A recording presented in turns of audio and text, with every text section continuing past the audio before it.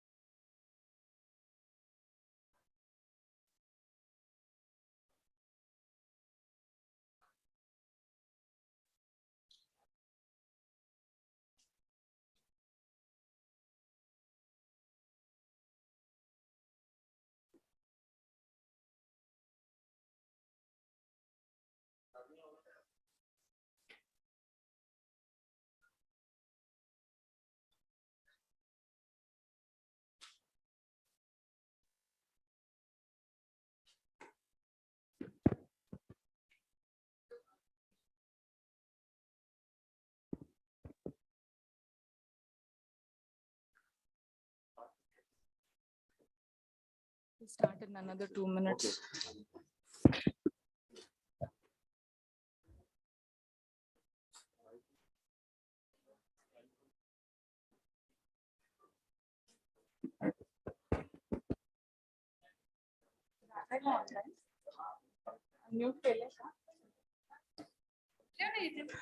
A very good morning to all.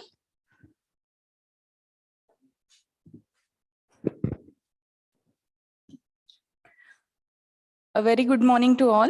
I, Dr. Prajakta Shitore, welcome you all, teachers, seniors, and my dear friends, on behalf of SOGS for the conference on Revisiting Ultrasound. Almost 25 years back, this technique of ultrasound and machines was so new to us, and we were unaware where will it lead to. And today, we are in the world of ultrasound with Dopplers, and fetal medicine goes hand in hand. But even after 25 years from today, I am sure we will be at such a conference with the same name, Revisiting Ultrasound, with newer techniques and high-end machines. I again welcome everyone and hand over the mic to Dr. Ashwini Pawar and Dr. Priyanka Kade to start with our first session of Revisiting Ultrasound. Good morning all. We are starting with our first session. Chairpersons for our first session are Dr. Sadhna Deshmukh.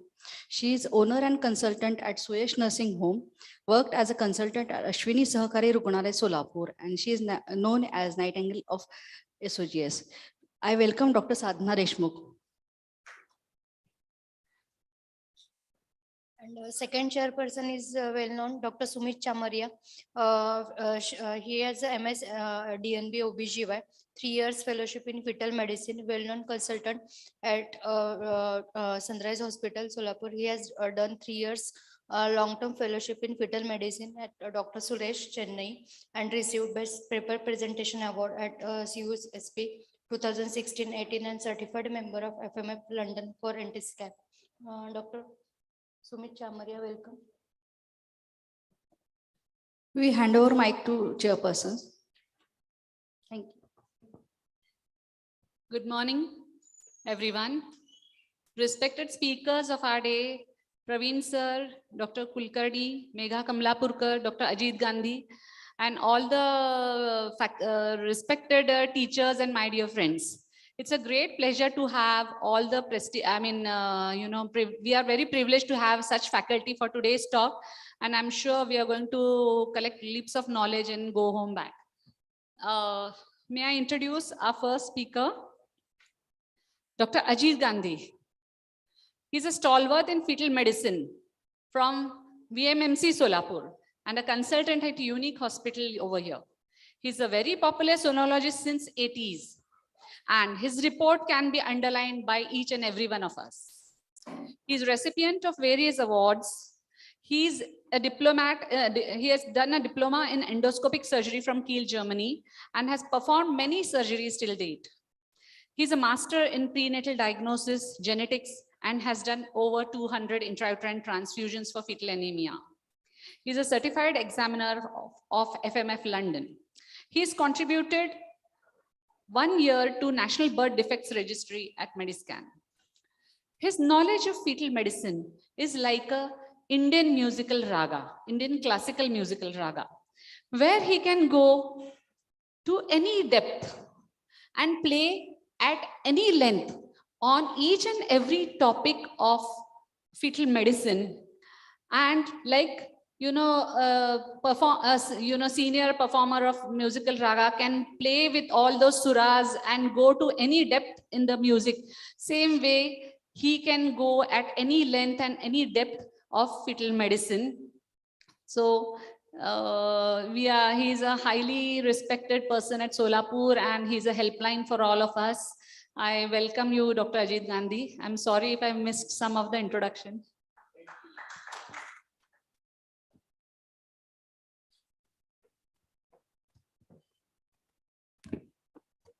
Thank you, dear Sadhna, Sumit, and all the august audience.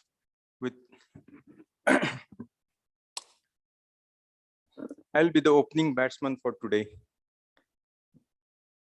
I'm going to speak on first trimester screening. It's a panoramic view of what has happened in the past, where we are and where we are heading. It's something which perhaps we are going to have more of a dialogue rather than a one-way speech. Okay. Today, I bring you a bunch of roses, as this program has coincided with the Valentine Day. Today is not the Rose Day, today is the Kiss Day. Kiss is a sign or symbol of a passionate empathy, passionate affection. It's a great coincidence that today this conference is held, and this passion and affection as a professional we must use towards the fetus. We see to it that we make his journey in the womb comfortable and make him see the light of the day on this earth. We are meant to facilitate him to be born for a sick fetus, for a problematic fetus. And it should not be something like what I say, the NOC. See, this reminds me of our hospital license. 25 years back, when we opened the hospital, just what we did is we got a piece of paper stating that you can run the hospital. This is your hospital license. Now, if you have to run the hospital, you have to have hundreds of NOCs. This is something similar the fetus is also going through. 25, 35 years back when I started the practice, there was no much worry. Just we had to see that patient goes through a safe labor and gets a baby. Now today, the fetus has to get so many NOCs. Is that I'm not a Down syndrome baby. No, I don't have the heart disease. No, I don't have the renal problem. No, I don't have the CNS problem. And then only after clearing all these NOCs, the fetus sees the day of the light. So it should not happen this way. We should, yes, we must exercise a judgment where there is no quality of life, or where there is no chance of a successful life. There we must take the painful decision of terminating the pregnancy. There is no doubt about it. But it should not be like you see a cleft lip and you jump to the conclusion of terminating the pregnancy. So there are so many conditions which are manageable, which are treatable, where the baby can have a good quality of life, can have a longevity of life. Yesterday, I was reading about a journal in a December 2021 issue of SOG. There was one article on the diagnosis of bicuspid aortic valve. And the authors had proposed that we should proceed with the diagnosis of the screening for the diagnosis of bicuspid aortic valve. Now, this is that way is a condition which is compatible with life. This condition gives some morbidity, some mortality after 50s, in the 70s. So are these 50 years of life are wasteful years of an individual? What right we have got to kill such babies where the anomalies are compatible with life, or they create, because these all things are now manageable. You have all surgical remedies for this. A person can have a near normal life. So is this justified? So it should not be. We should have a balance where the baby should benefit, the mother should benefit, and overall the society should benefit from what we are doing. And it should not be excesses where we just keep on killing the babies for these small trivial reasons. Now I come down to my topic is the first trimester screening. Now the very word first trimester. What is first trimester?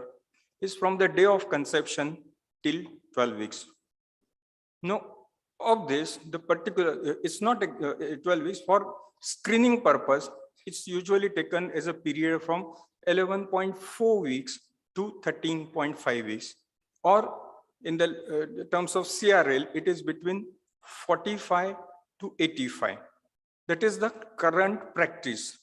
Now there are some papers, there is some literature where the focus is now shifting from 8 to 10 weeks for diagnosing major anomalies, for diagnosing chromosomal defects, for diagnosing genetic defects, but still they are in the research stage, and still these things are not yet ready for the clinical practice. But maybe that after a few years, we will be doing so, we don't know.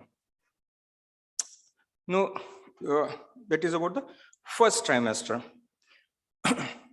Now, next slide is a screening. Now, everybody knows the meaning of screening. Screening means we suspect some condition and we take out a population or a cohort of individuals who are likely to have a particular condition. Now, it doesn't mean that all which we have taken out or we have screened out are affected. Is few of them are affected, few of them are not affected.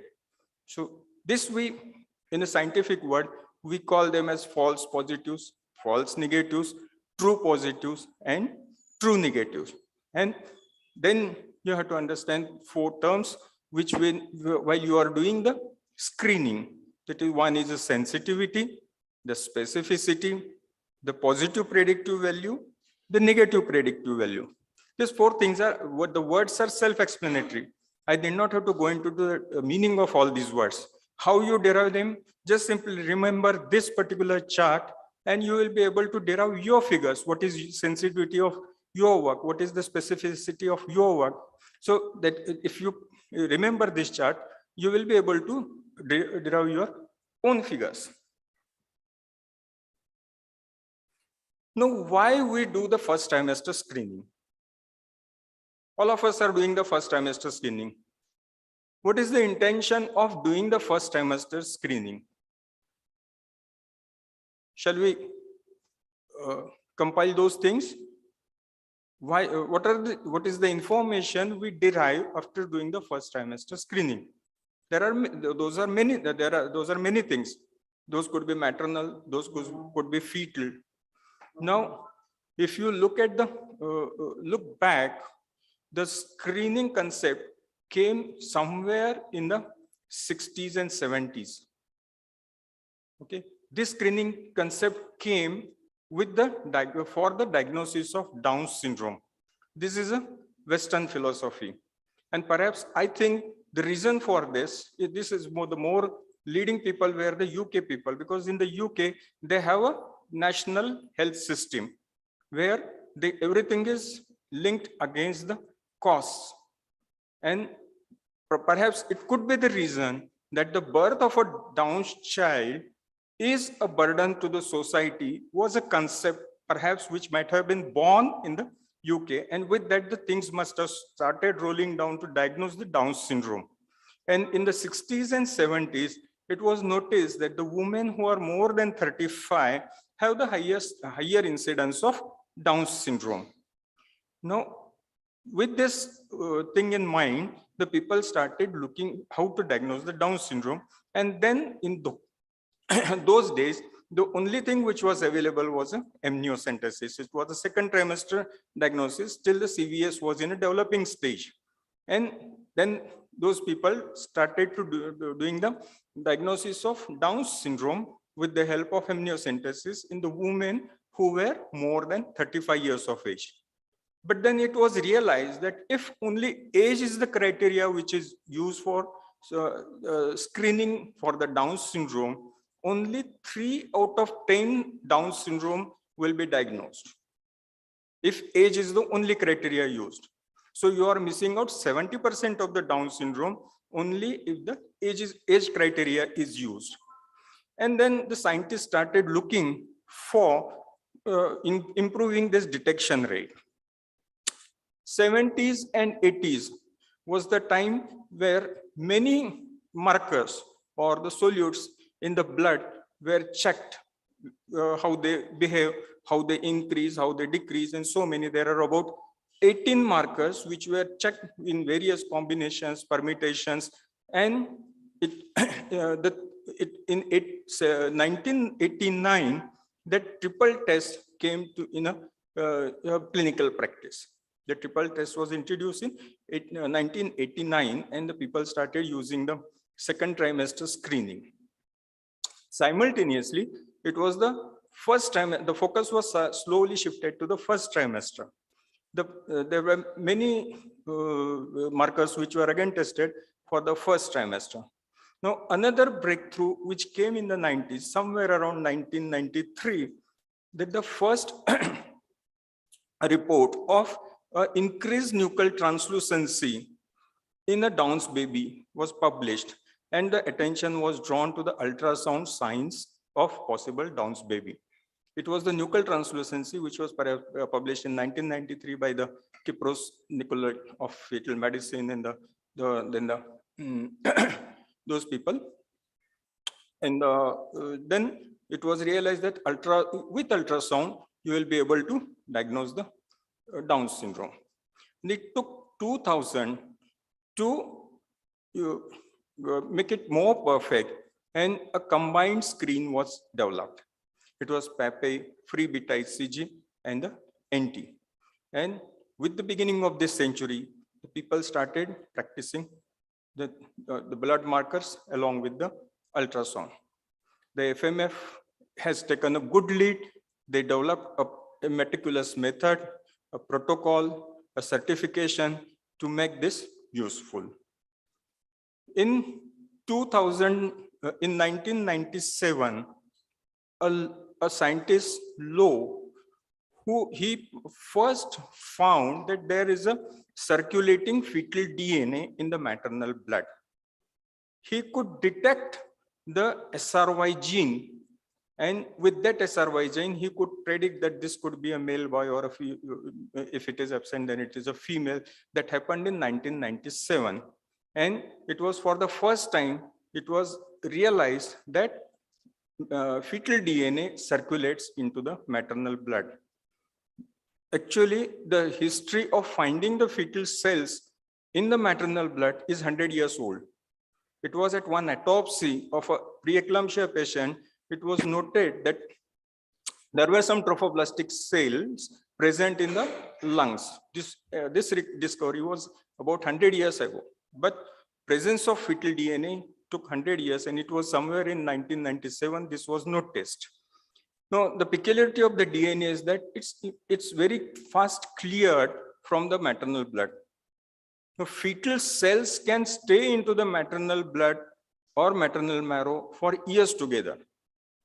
So if you want to use the fetal blood, there would be a confusion, because if it is a second pregnancy, you would not know whether this fetal DNA, this cell has come from the first pregnancy or a second pregnancy. If there is an abortion which was unnoticed, then you will have a confusion. So those all things were there when people were looking for the fetal cells. But now this was not the problem with the DNA. DNA, it gets cleared from the maternal blood very soon. So that was one breakthrough. And after that, this was particularly used for the diagnosis of sex.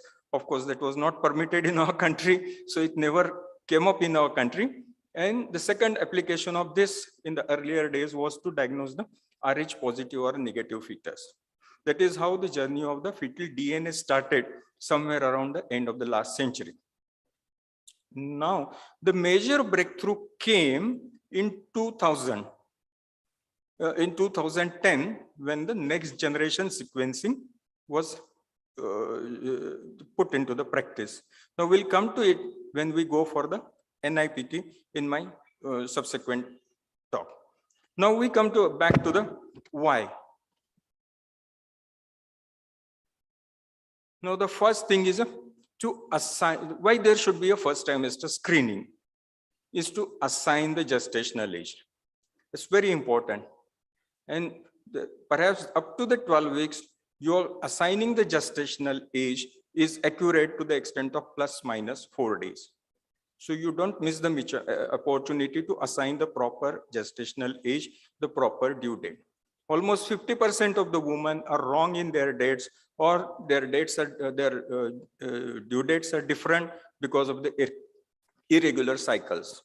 So this is very important. And the next very important thing is stick to that assigned date till the end of the pregnancy. We still find so many reports, gestational age so-and-so, EDD so-and-so.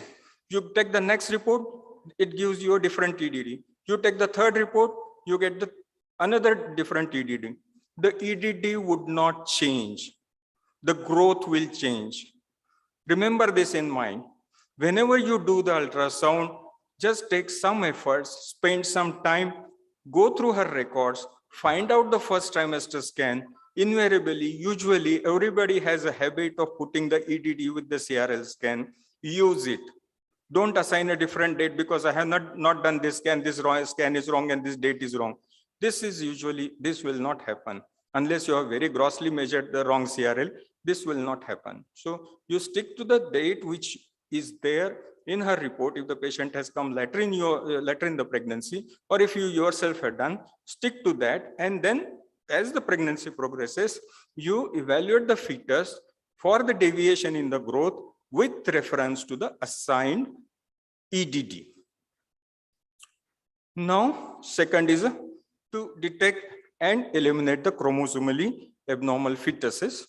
That is something where the screening started, and now we'll be elaborating more on this after we finish off this slide. Then, prediction of PIH. We'll come to that again. And lastly, it is the diagnosis of multiple pregnancies, its chorionicity and subsequent management. This is very, very important.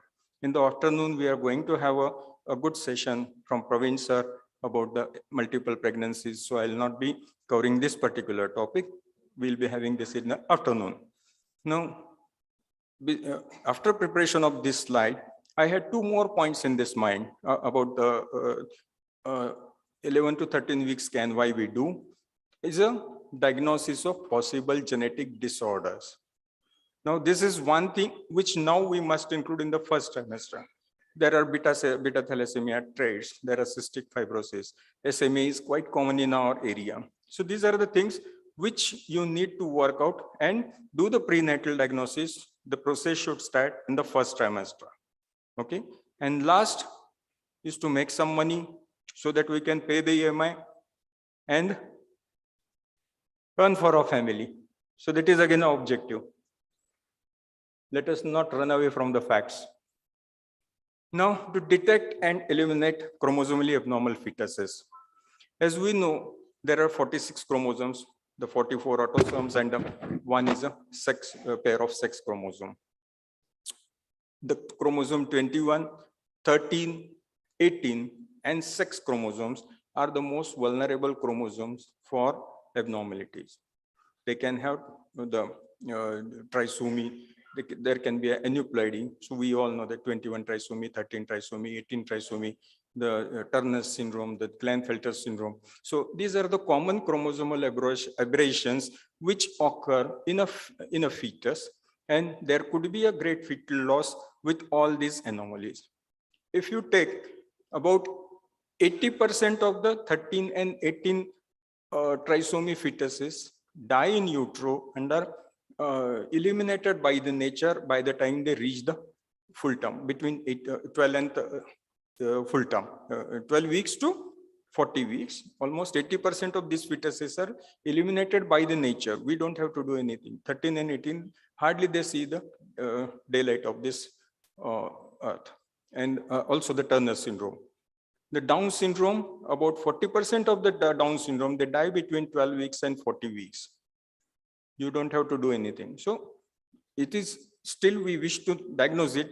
Perhaps this particular thing has got a little medical legal angle, because if there is an intrauterine death, unexplained, the things the patient, the relatives, they keep on troubling us why this has happened. If we have an answer about it, yes, this is the particular cause. That could be one reason.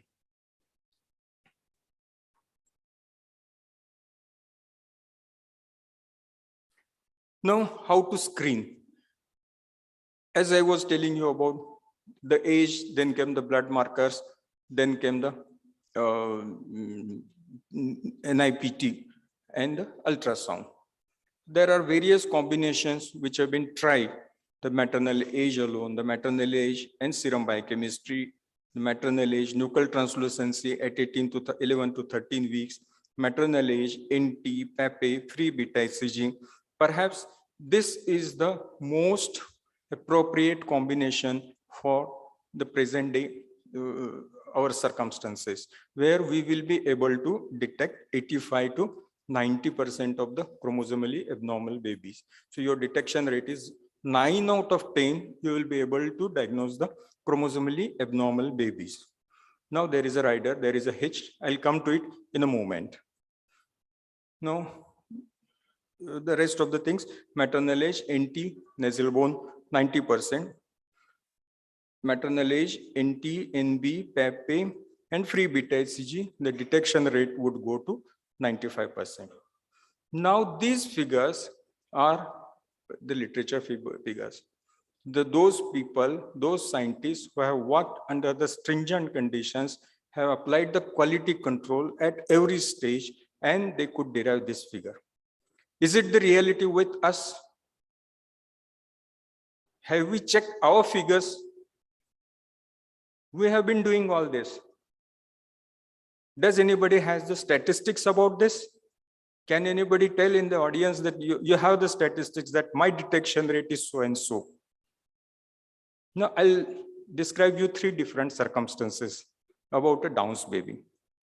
One circumstance was with a very senior gynecologist family, where in her family, there was a Down's baby born after doing the, the antenatal care is given by herself by the senior colleague.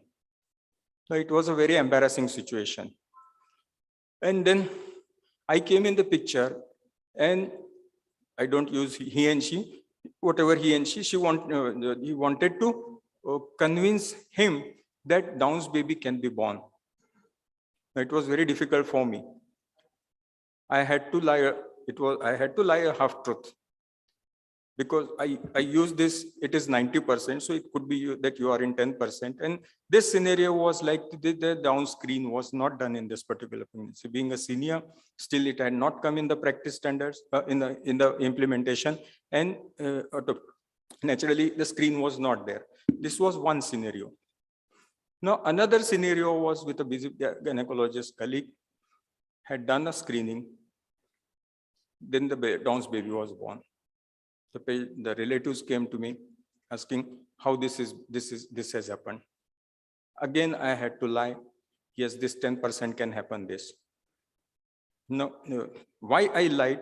I'll show you one example after this slide. Then you will realize what is happening, what we are doing, and what we are supposed to do.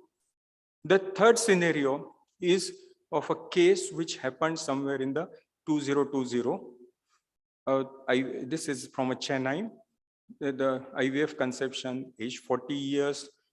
Then she was offered the NT scan, which was being done in 2020. Now remember that there is a lot of change in the quality of the NT scan. What was being done in the 2020 in 2000 and 2020 is quite different. Now this case landed up in the consumer court. Gradually it moved to the apex, the national forum, and national forum one day mailed me that I want your opinion about this particular case, that whether this particular doctor is at fault for not doing the justice to the patient.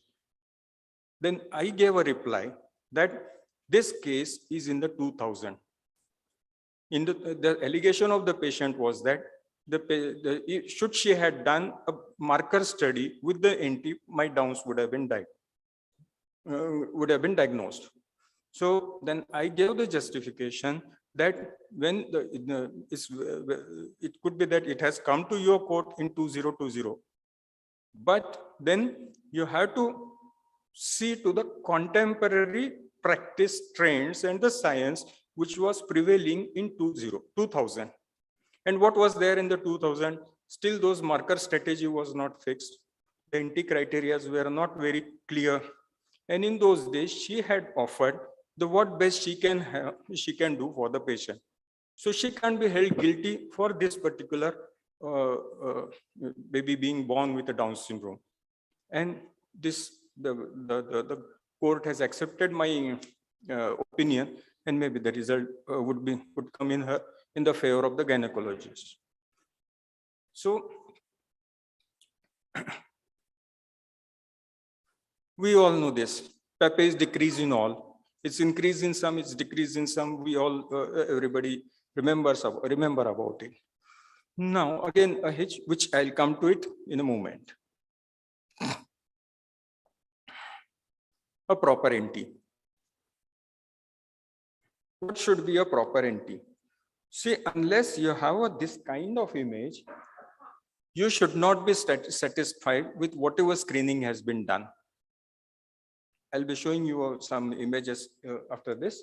See, there are some criterias, like should be a mid-sagittal section, should have some pocket of liquor, baby should be in the neutral position, you must use a magnification, should be able to see the amnion. You put the caliper end to end. And once you are satisfied with such kind of image, then you look at the anti-measurement, which is being included in your screening calculations. You can use any statistics. You have the FMF statistics, you have the perinatology.com statistics. So you can calculate the risks and come to the conclusion that this could be a high risk or a low risk. But remember, at the background, the quality of the anti-image is very, very, very important, which we forget. We see very funny images. I don't want to show all this. I have a collection of almost 1,000 images which I had done, but then it would be something discouraging for the audience. It's not, that is not the intention of this particular conference. But then we must do a proper NT. And for this, the most important thing is a time. You must give adequate time to get such kind of pictures. It takes about 10 to 20 minutes to do a proper NT scan. The other day, somebody was telling that some medical officer from corporation, I do 25, 30 scans in 1 hour. It's something, it's a gross injustice, a criminal injustice to the patient. How you can do 30 scans in 1 hour? That is just not possible. Why you are doing this? Why you are cheating the patient? Better you don't do, you tell that I don't do it. What is wrong in it?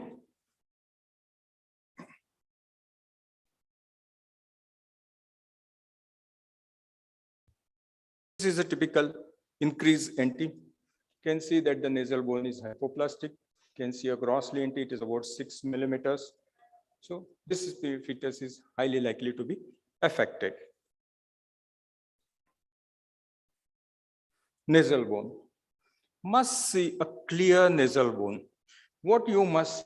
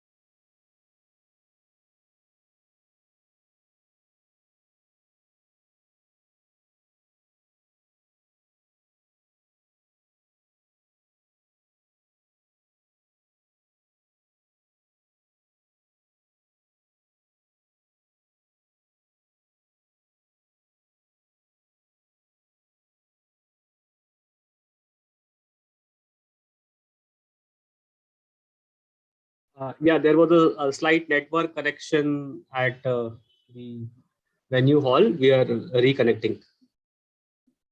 Sorry for the inconvenience. Apologies.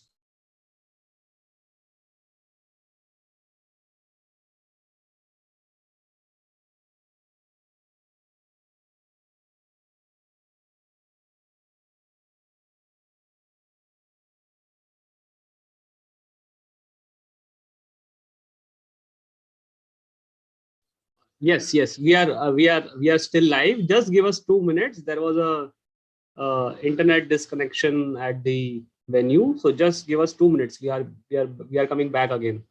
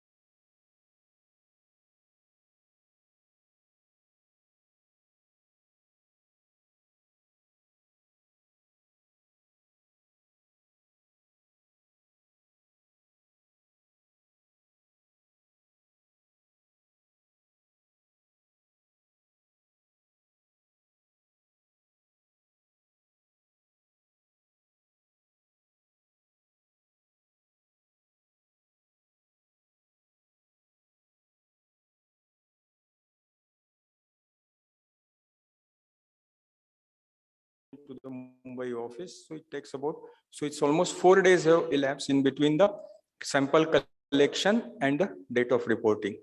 Now, PAPE and free beta HCG are heat sensitive, are time sensitive. If they are not properly stored, if they are not properly frozen, the values would change. If there is if the sample is not, ideally it should be processed within 6 hours, if not at least 24 hours. If it is delayed beyond that, the PAPE would decrease. The free beta HCG component would increase, and then you would get a wrong calculation. Is this likely in this particular case? This is one error which has happened in this case. Now, let us go to the next slide. Now, here is the report. Can you see this NT image? Chairpersons, will you pass this image?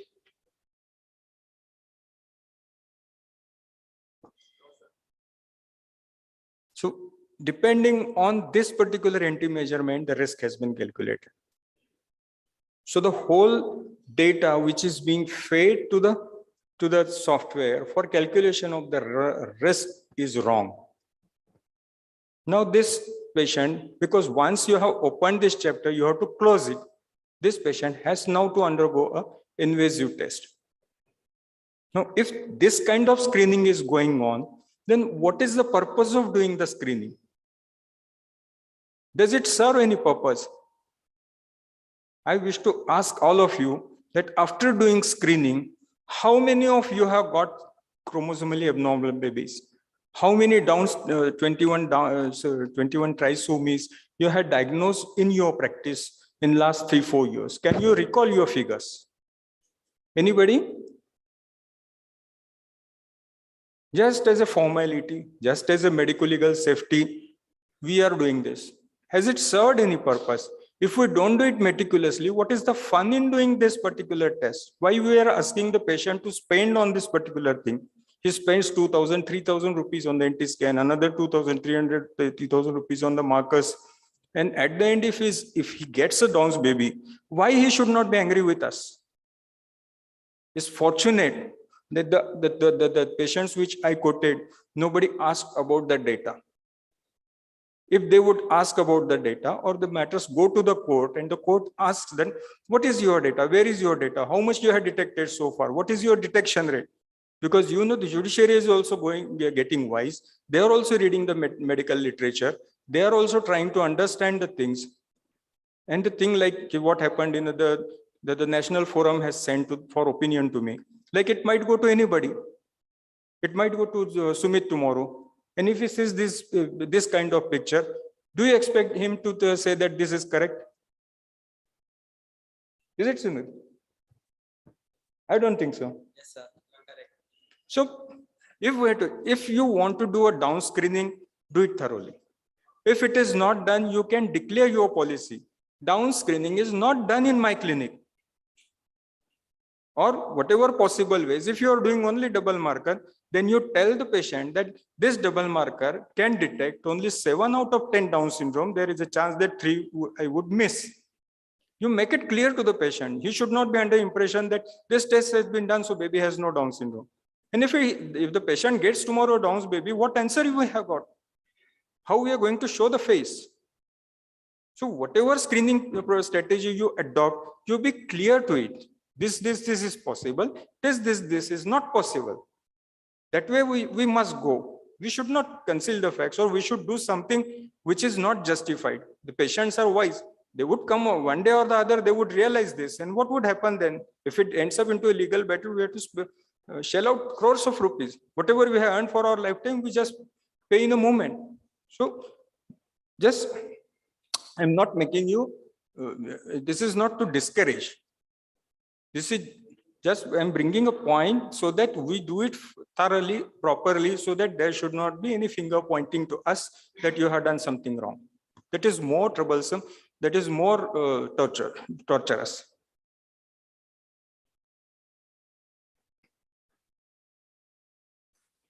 Now I come down to so what I said about the screening, the present day strategy for us, if we, now this brings me to one more point, that if we are going to do a kind of marker screenings, we must do two things. That is what I believe, and organizations like ours should take a lead in developing such things. Number one is to pool the data.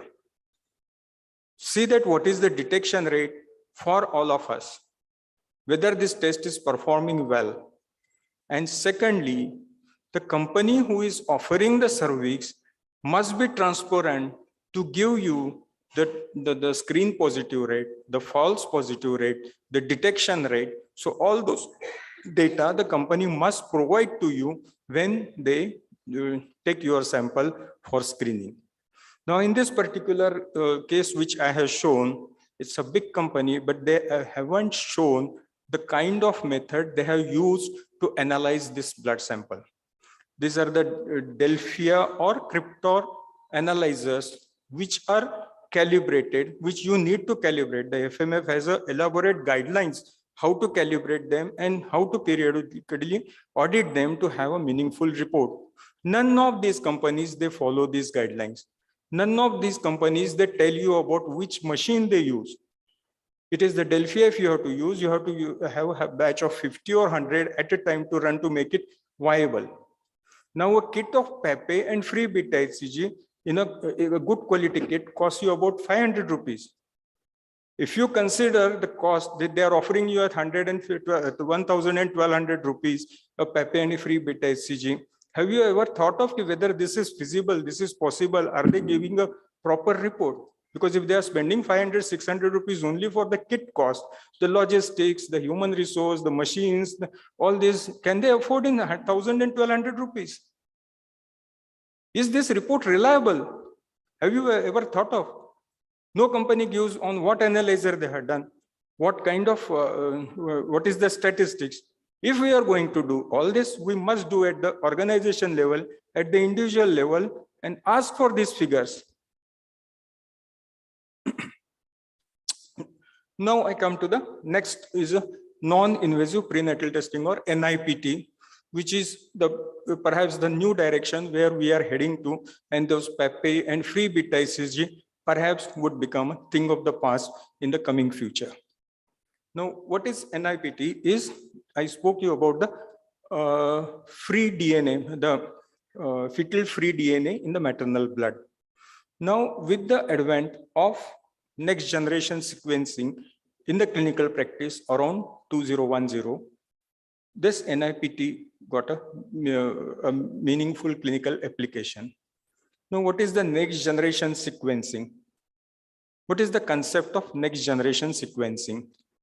Just to make it very simple, I would put this way. Now, see, we have 46 chromosomes. All these 46 chromosomes will have some material, circulating material in the maternal blood. Okay. Now the fetus is also there.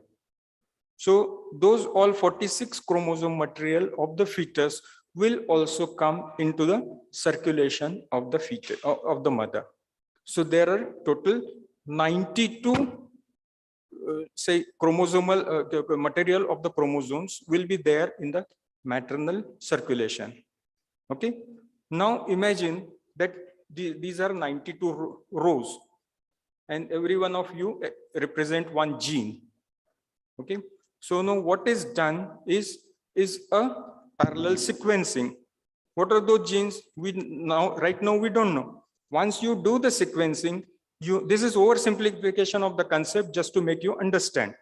What you do in sequencing is just you identify those sequences and just see to it that from which chromosome those sequences have come. The Human Genome Project has defined all the 46 chromosomes and the gene mapping. So you know which gene comes from which chromosome. So now this all 92, those are mapped. You put it on the rack properly on the chromosome 1, 2, 3, 4, 5, 6, 7, 8, and like that. The 92 are over, and still there are 2, 3 are left. Now that extra material is something which is a trisomic material. Now from the sequence, you know that this is a trisomic material. So that extra material tells you that this is a trisomy. Now there are two methods. One is a massively parallel sequencing. Massively parallel sequencing is what I described just now. It's just you sequence all those things which are there in the circulation. That is a massively parallel sequencing. Now there is another method, is a targeted sequencing. Just you do the sequencing of a particular gene which is there on the chromosome 21 because you want to know whether there is chromosome trisomy 21. Now there is one PLCA4 gene on the chromosome 21 which is very unique, and you do a sequencing for that particular gene, and if you find that there is an extra genetic material, that means this is a targeted parallel sequencing, and you find that this is a trisomy 21. So this is a very simplified concept at what is a massively parallel sequencing. Now there are other methods which are evolving, but they haven't come much to the practice. Even the understanding about all those, about all these techniques, mine is also not very good. So I'll not be describing those. So can you please go ahead a bit fast? We are running short of time. Yes, this is the okay. Okay, Sorry to interrupt you. How much time is left for me? You can take 5 more minutes. 5 minutes. Okay, ठीक है, चलो. Thank you. Restart. क्या हो गया ये? Restart को क्यों गया? चलो, ठीक है. Major congenital anomalies, just I'll put in 2 words. At 11 to 13 weeks, you will be able to diagnose all the major congenital anomalies. 2-3 tricks or 2-3 important tips are: do a transvaginal scan. Transvaginal scan gives you a more clear resolution, a better resolution because of high frequency and the closeness to the fetus, so that you will be able to pick up the cardiac anomalies, the CNS anomalies, the limb anomalies, the trunk anomalies. So all these major anomalies, almost all of them should be diagnosable at the 11 to 13 week scan. Cardiac anomalies, yes, you can diagnose, but with a pinch of salt. That don't make a hurry to terminate them. A thing which looks like fellows in the first trimester may turn out to be a DORV in the second trimester. So these things may happen. So when you pick up something, you keep it under follow-up, do it, repeat it every 2 weeks or 3 weeks, and complete the diagnosis by 16, 18, 20, depending on your expertise and the comfort level and your quality of machine, and then only take a decision. There is no hurry. You have a limit now increased to 24 weeks. But before that, you must see that this is an anomaly. Number 2 is whether this anomaly is solvable. Now, about the cardiac anomaly, not all cardiac anomalies are bad anomalies, or all the anomalies you need to determine. The anomalies like Fallot's tetralogy, they are now surgically very correctable. 80, 90, 95% of the good results are there with anomalies like Fallot's tetralogy. So your counseling must include all these plus and minus things when you deal about an anomaly.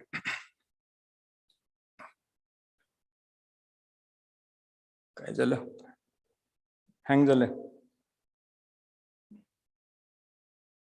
पुढे सरकत नाहीये.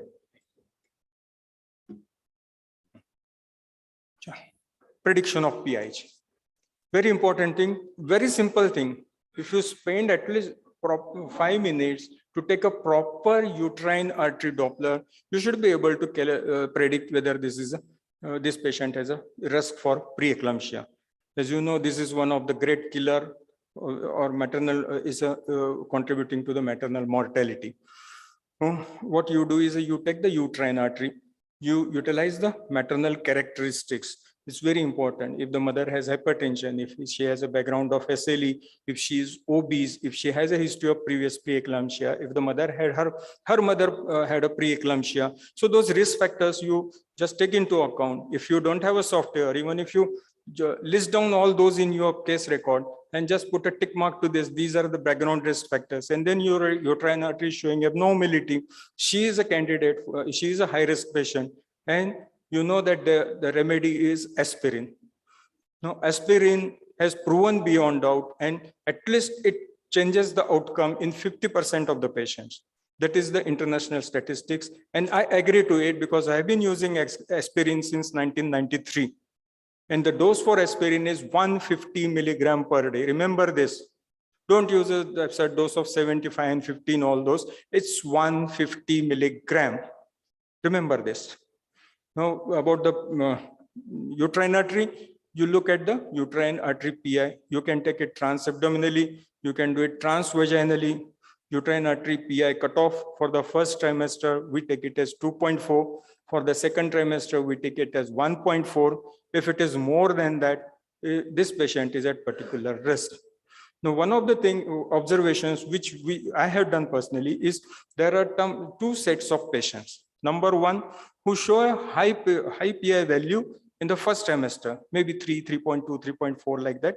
In the second trimester, there is a subset of patients who will continue to have a high PI value, 1.82 like that. These are the patients who would subsequently develop a bad preeclampsia. Now, there are other group of patients where the first trimester shows 1.8, 1.7, 1.9. So it essentially is in a low risk or is below the cutoff. But then the same resistance continues in the second trimester. Now, these are the patients who would develop a preeclampsia, but not like the first group.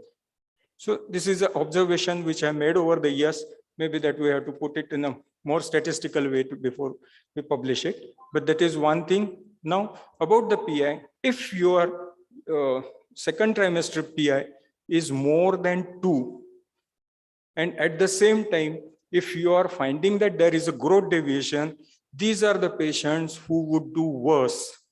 They will develop the severe preeclampsia very early, maybe 23, 24, 25 weeks, become bad proteinuric, will have a fetus which grows to hardly 405 grams and will end up in intrauterine death, severe preeclampsia, HELP, and all those things. So this is a particular subset of patients which you must pick up, because these are the patients who will have a high morbidity. They will have a 20 times more mortality compared to the late onset preeclampsia. So yeah, at least if you fail to detect the other patients, the patients who have a PI value more than 2 in the second trimester, don't neglect them. Those are the very highly vulnerable population. Yes, this I spoke already. Aspirin is the remedy. This is the meta-analysis of a very large trial which was published long back in 2013, and now is beyond that the aspirin must use in the practice. Multiple pregnancies we are going to have in the afternoon, so I'll skip this totally. I think I have finished. Thank you. Thank you, sir. That was an eye-opener for all of us. And I'm sure people will become more aware and understand their responsibility. So there are a couple of questions for you. Someone has asked, which lab do we send dual marker and triple markers? Sorry? And do we need to know what machinery they are doing it, and how, if something wrong happens, will be the culprit for the same? How to decide which lab we should send dual markers?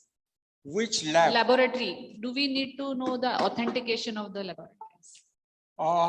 See, after doing all those things, I have now stopped doing the double markers. Oh. I rely only on the nuchal on the proper NT scan, and there I use all those parameters: the NT, the NB, the ductus, if it comes to the FMF angle, and then I calculate the risk, which gives me more accurate risk calculations than adding to the markers, because I have used all this and I haven't satisfied with any of the labs which are available around us.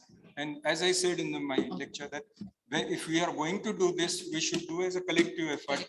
We should have at the organizational level, ask some data, some statistics for ourselves. We do our do the data collection and see all the false positive, false negatives, and all that. And in the current practice, would you be liberal to do NIPT than going for dual markers and this directly? What is the future role of NIPT? About the NIPT, which test to choose? Okay, see, I heavily rely on the NT scan. If I find something is abnormal in the NT scan, I would prefer to go for a microarray than a NIPT. Okay, if I find that there is only an increased risk because of the NT, NB, and DV, then I would prefer to go for a NIPT. Now you have to understand something about the NIPT. NIPT, number one, it has come from the commercial segment of the world. No government has done this research. This has come from all the private laboratories who have invested a huge amount and they have come out with the NIPT. That is number one.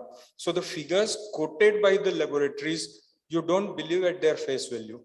What the literature states, for trisomy 21, the NIPT detection rate is to the tune of 99%. For trisomy 13 and 18, it is somewhere between 92 to 95%. And for the sex chromosomal aneuploidies, the detection rate may be as low as 89 to 90%. NIPT does not recognize balanced translocations.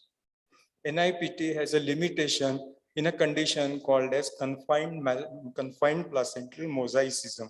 What is confined placental mosaicism? Is the while development of the embryo, some of the cell lines, they develop the aneuploidy and they just grow only in the placenta and not in the fetus. So the placenta would show you a mosaic picture of an aneuploidy, and this is one limitation where the NIPT may not detect the abnormality. Then the NIPT has another limitation. If the by chance if the mother has any other abnormalities, like if she has a tumor, or it's a very hypothetical condition, if mother has some chromosomal abnormality, then the NIPT may give you a wrong report. So these are all limitations of the NIPT. So to take home message, if there is a fetal abnormality you detect, prefer microarray and not NIPT. Hello. It was an excellent presentation, Dr. Ajit. There are certain things that I wanted to make sure. There is one was the question whether we are liable. If we suggest a lab and there is something wrong with the lab report, I don't think we are liable for that. There was a question stating that are we liable? We are not liable because the responsibility lies with the lab which does it. You are only a sample giver. You have given the sample. That's all. Beyond that, you have not done anything. So we are not liable for it. In this particular scenario, then it would be the patient who should select the lab. Then the responsibility would go to the patient. If I recommend a lab or I send to a lab, I think the captainship responsibility lies on me and not the lab. It will be a sort of a if you say that it's a vicarious responsibility, yes, but then basically I don't, I think we are not bound. Principally, yes. That is one. Second important thing which I want to tell about NIPT is the present thinking is that what we do is what is called as the NIPT. Yeah, NIPT is nowadays being done even before the first times, that is almost about 8 to 10 weeks of gestation. The reason is that if you do an NIPT and you say that, or there is a high risk pregnancy where you did an NIPT and proves to be positive, which is almost 99% sensitive, in those situations, there is no reason why the pregnancy should be continued. First point. Second important point is that there is what is called as developed as a pre-NIPT scans.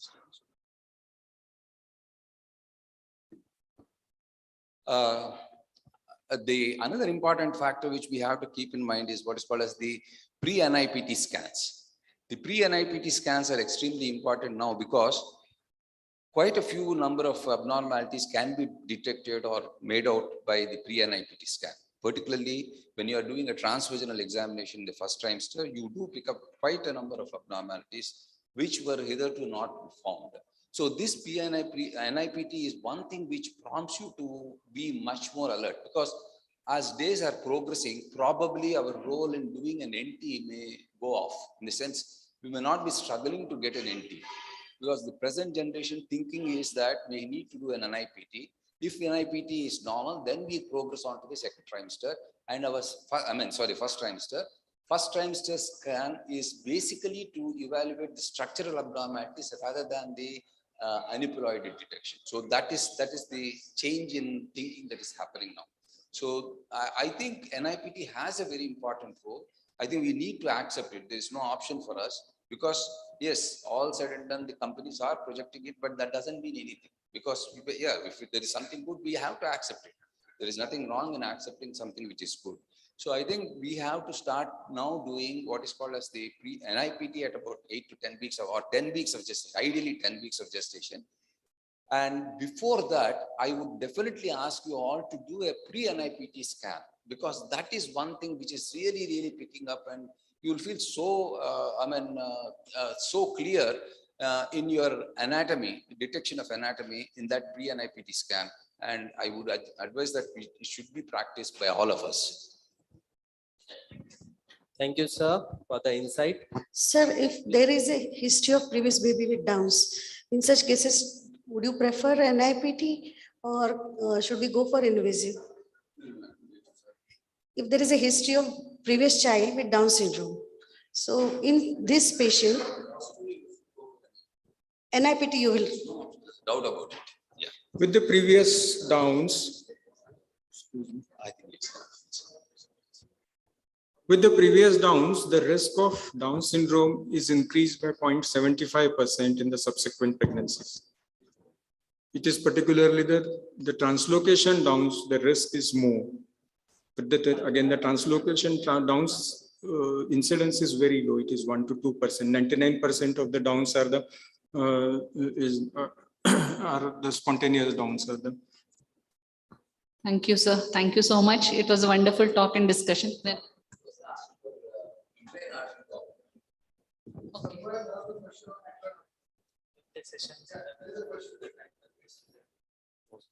We can have it later on, or because we are running short of time.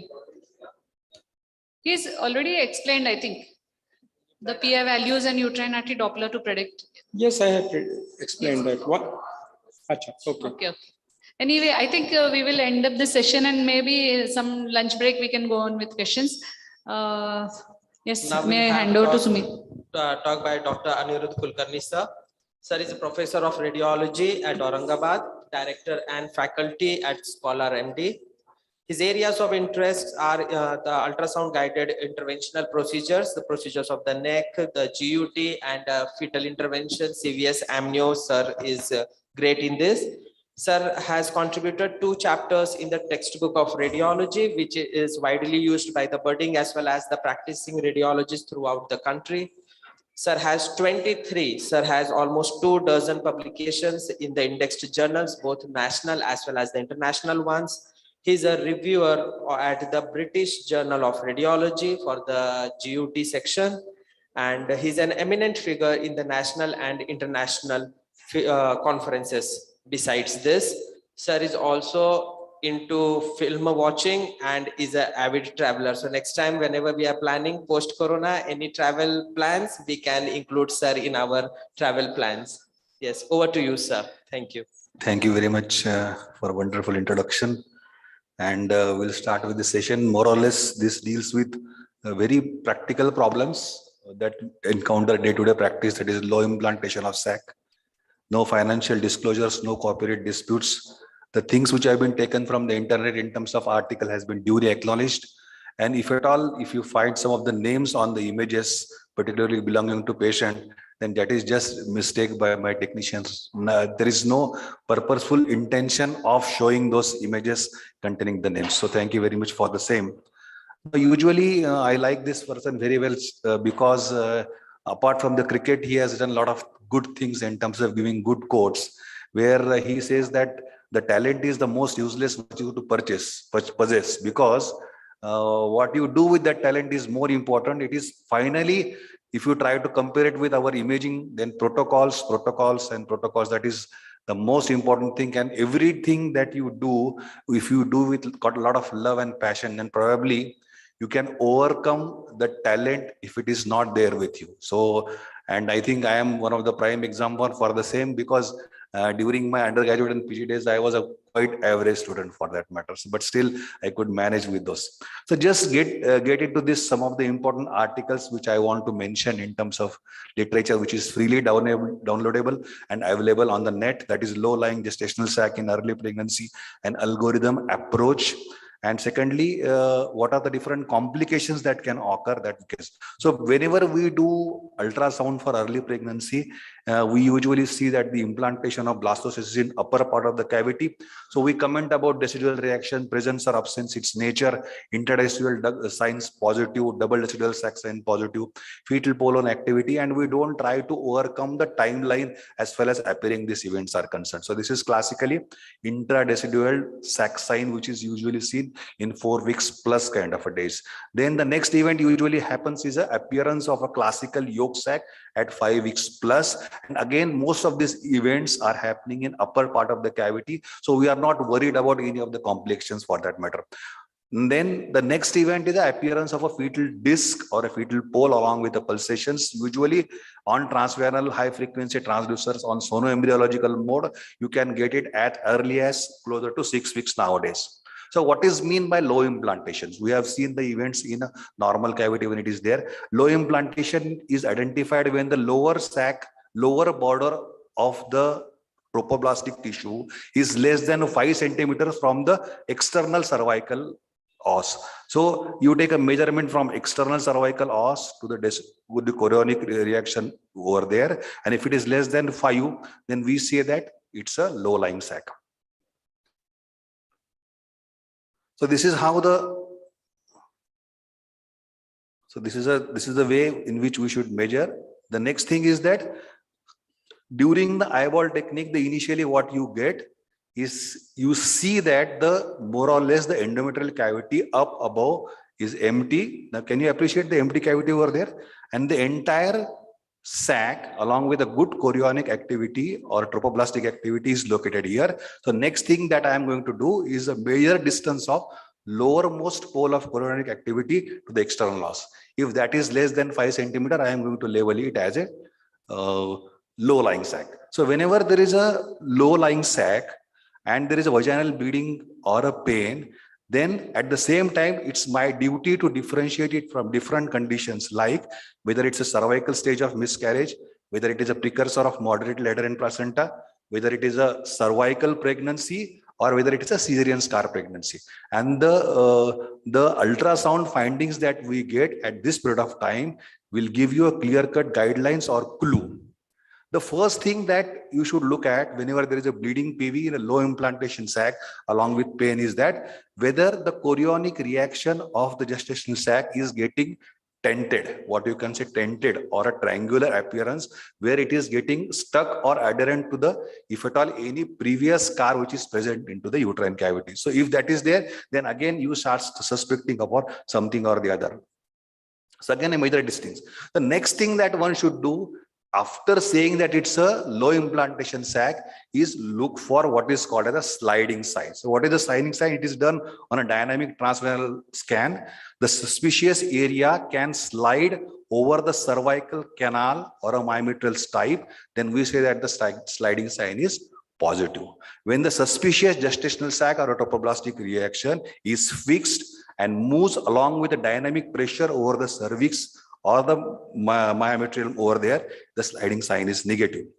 So the inability to displace the gestational sac from its position at the level of internal os or the scar by gentle pressure, either by the transducer or a bimanual examination, will say that it's the sliding sign is negative. And when we say that the sliding sign is negative, then again we need to look into that pregnancy with great details. So there is an absence of peritropoblastic activity, then we are not worried much. The sliding sign is positive, that means probably we are dealing with cervical stage of miscarriage.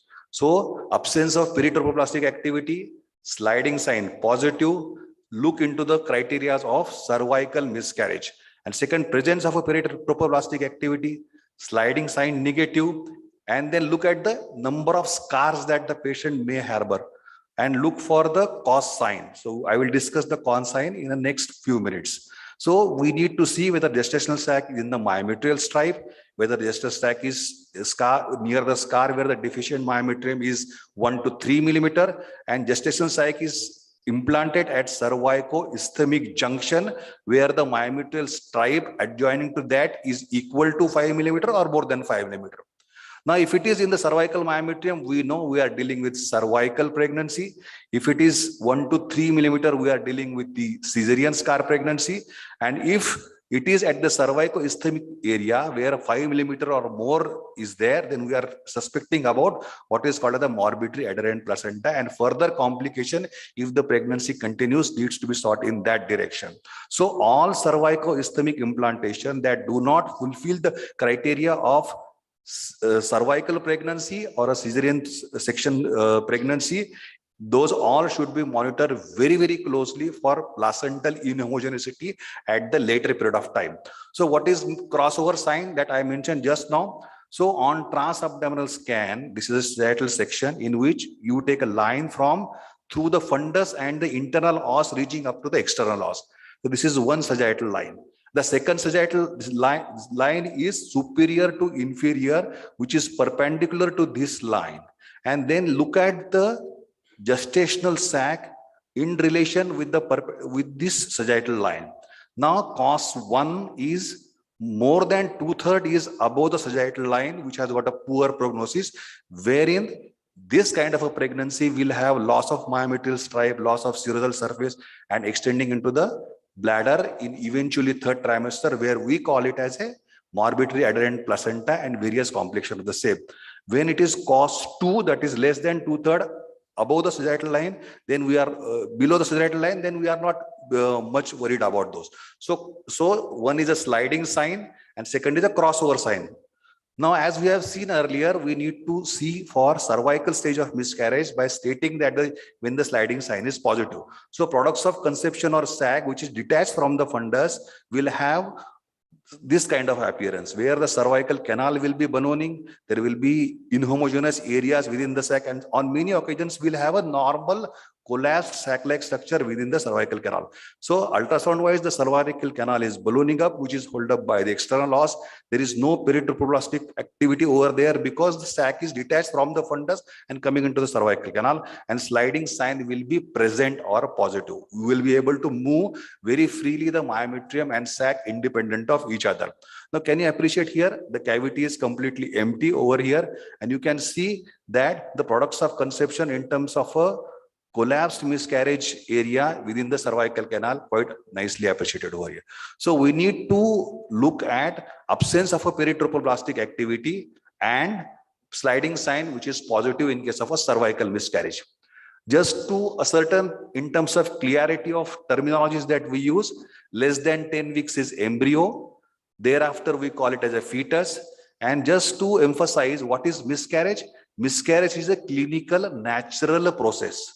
And what is abortion? It's a patient's choice to termination. So these are the clear terminologies. So we will not say inevitable abortion while reporting ultrasound. We will say products of conception in the process of miscarriage within the cervical canal. And in case of post-MTB patient, when you want to label it as a RPOCs or enhanced myometrial vascularity, that will be complications of abortion process for that matter. So clarity in terms of terminologies that we use for while reporting is very important. Now, in terms of a cervical pregnancy, the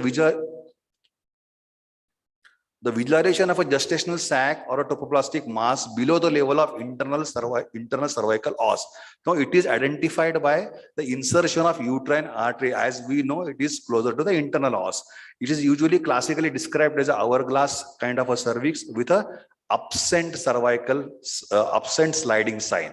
So presence of a sliding sign, absence of a topoplastic activity is a cervical stage of miscarriage, but absence of a sliding sign with presence of a topoplastic activity and a peritroplastic flow in cervical region is cervical pregnancy. So we need to differentiate cervical pregnancy from sometimes polyp. If they degenerate, there may be few cystic areas within the cavity that should not be taken into that consideration.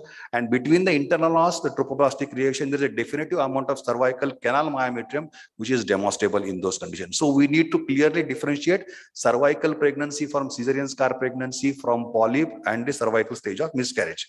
Now coming down to cervical pregnancy complications, bleeding due to severe uterine artery rupture can occur in such patients, or on many instances, you will find that they present with a hemoperitoneum, and it is very difficult to comment whether the pregnancy was there previously in the cervical age or not. So extreme complications of cervical pregnancy are quite known.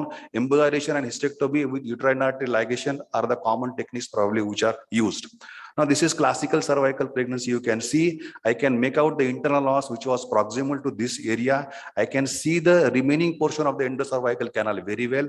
I can also document about the good amount of myometrial stripe which is anterior superior to this lesion. This is a classical, what is called as a cervical pregnancy. Here again, peritrophoblastic activity was quite nicely demonstrated and the sliding sign was negative. So it is a classically cervical pregnancy. Now coming down to lower segment scars, it is very important whenever there is a low implantation sac, we should train ourselves to identify how does the normal lower segment scars they look like. Now here you can identify very well. Can you see this scar over here? Now, these are multiple other features also in terms of adenomyosis and endometrioma, but we need to train ourselves to identify single uterine scar, 2 uterine scars or multiple uterine scar more than 2 in a normal non-pregnant status, because that only will enable us to demonstrate when there is a low implantation sac, what is the relation of low implanted sac with the previous multiple scars. So this is how the various scars they look like. On the left side, you can see there are only 2 scars. Here you can appreciate only 2 scars, but here you can appreciate 3 hypoechoic stripes which are extending from the serodal surface more towards the internal os region. So these are the 3 scars. This is different, but here you can appreciate 3 hypoechoic lines. Here you can appreciate 2 hypoechoic lines. So 2 scar, 3 scar, or multiple scar for that matter. There are various morphologies which are described in the literature, which are starting from just indentation from the serodal surface up to a teardrop sign where an anechoic area will be seen as if it is a what you can say at the level of internal os or just proximal to internal os, which is nothing but a classical lower segment scars. So identifying normal lower uterine scars, single or multiple, is very, very important. Now coming to cesarean scar pregnancy, it can be partially or fully embedded into the scar area. As the number of sections goes on increasing, again the probability of low implantation along with cesarean scar pregnancy is very high. Again, it is a common precursor for presence or absence of a morbidity adherent placenta in due course of time. What are the ultrasound features that you can expect in case of a cesarean scar pregnancy scar? Is an empty uterine cavity, empty cervical canal. There is a gestational sac or a topoblastic sac embedded in the lower segment cesarean scar with a heterogeneous irregular thinned out myometrial stripe, which is ranging between 1 to 3 millimeter. When it is 5 or more, still the pregnancy can continue and get converted into morbidly adherent placenta. Again, the sliding sign will be negative. So gestational sac that fills the niche of the scar completely with or without presence of a fetal pole and negative sliding sign also favors cesarean scar pregnancy. So these all criteria, if they fulfill, particularly thinning of the myometrial stripe anterior superior to the scar area over there, will fit into that. So there are 2 types of cesarean scar pregnancy, what is endogenous and exogenous. In terms of endogenous, the implantation on the scar with growth more towards the uterine cavity. And if it is exogenous, it is deeply embedded into the scar with growth more towards the bladder area. When it is endogenous, means going towards the uterine cavity. Exogenous means more going towards the, so thinning, absent, heterogeneity and irregularity of a mass effect, which is extending into the bladder area, that is the area where we are more worried about.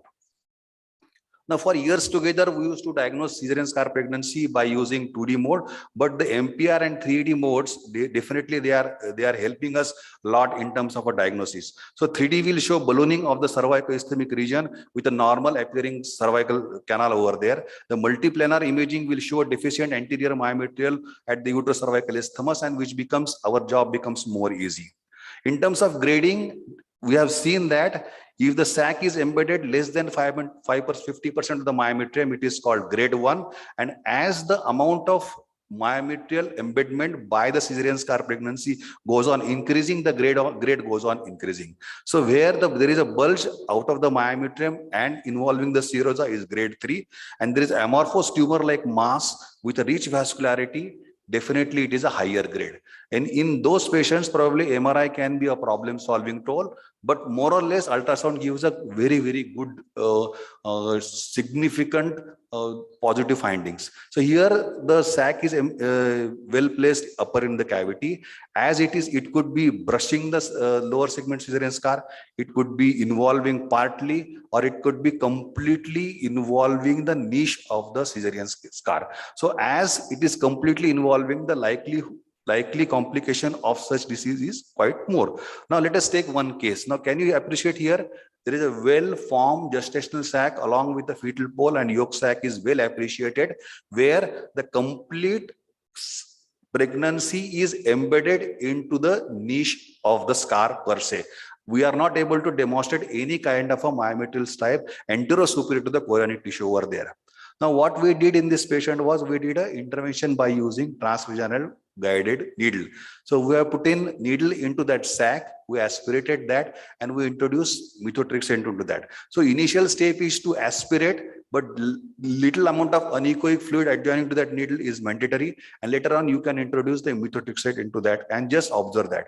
Now here you can appreciate little bit of nibbling will destroy the gestational sac along with yolk sac over there. And again, the methotrexate will, if you do a little bit of nibbling, the absorption of methotrexate locally from that area also will be good. So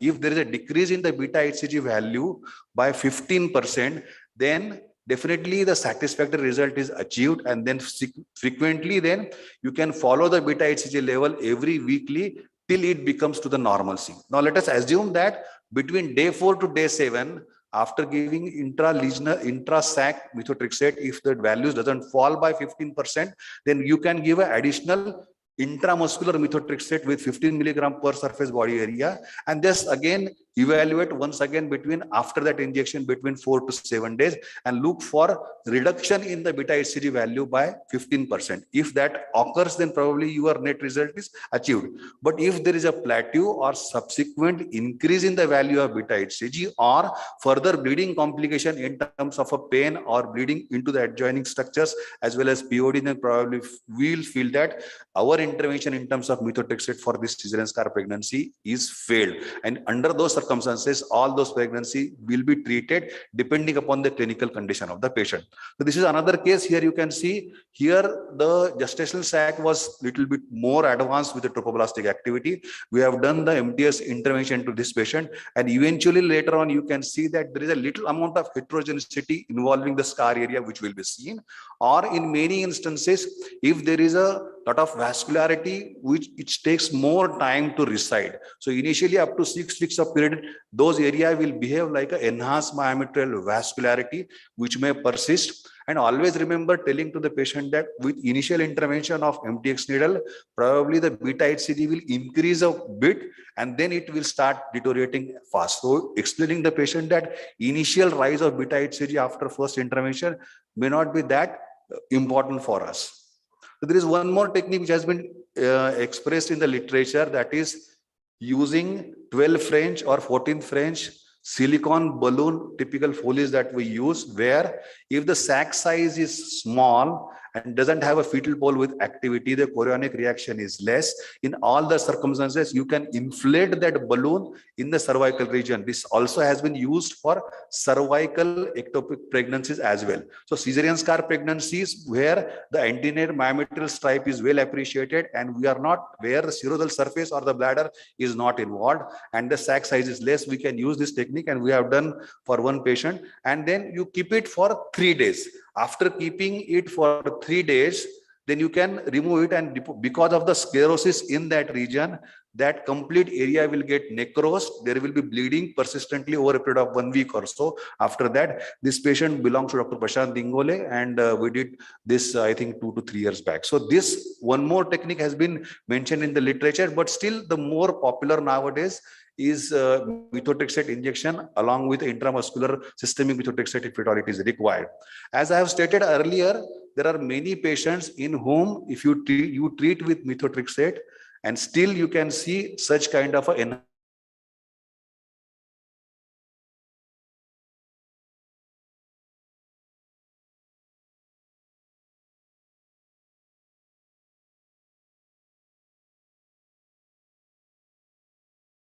having higher levels of beta HCG, it was a plateau and eventually landed with total hysterectomy. And on hysterectomy, we proved that it was nothing but a scar pregnancy involving the anterior lower segment.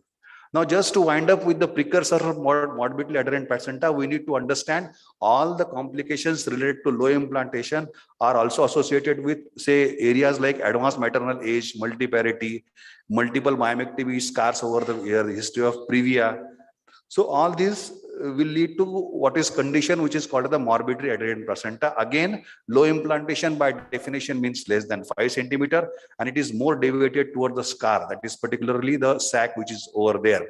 Now we have seen already about the crossover sign. I will just once again mention the same. The line, that is a sagittal line from the fundus to the external os, which is going to the internal os and the sac region. And again, if it is 2/3 above the sagittal line, the other line, that is the superior inferior line within the gestational sac, which is perpendicular to this sagittal line.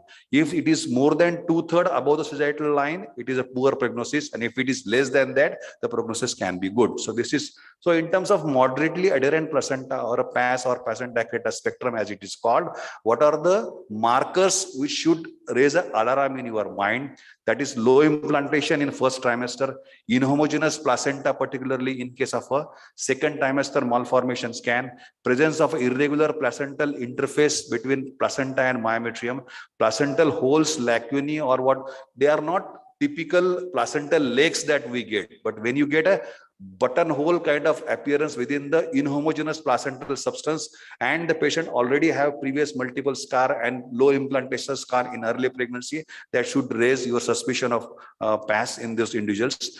Myometrial thinning, bulging of placental tissue into the bladder, and a chaotic verticular branching kind of vascularity from the mass into the bladder. Again, this is higher grade of, that is what we call the placenta increta or percreta.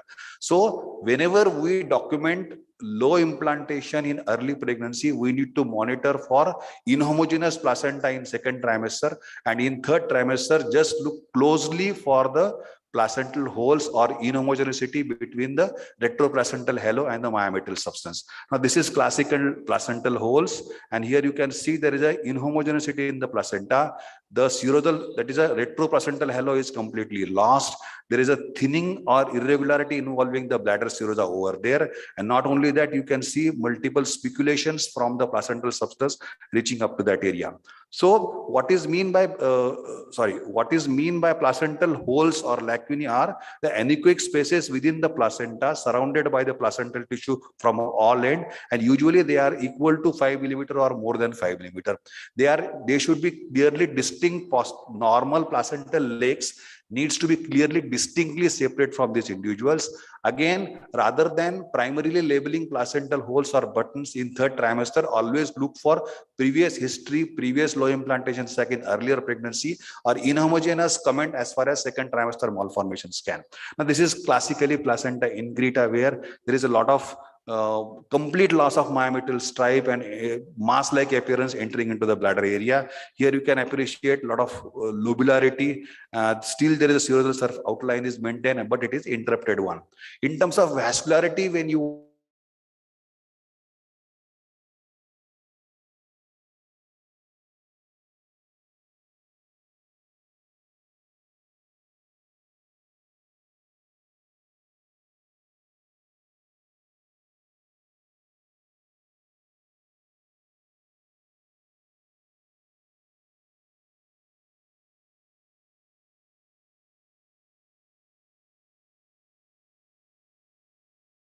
within the placental substance, which is extending into the myometrial stripe. And when it is in creta, you will find that this is also extending beyond the surface of serosa of the bladder into the bladder lumen. So this vascularity, if it is parallel, don't worry about the same. When it is perpendicular, the placental substance branching and entering into the myometrial stripe and serosa of the bladder, then we are worried more for that. So these all are the ultrasound suspicious criteria for encreta or morbid bladder. What are they?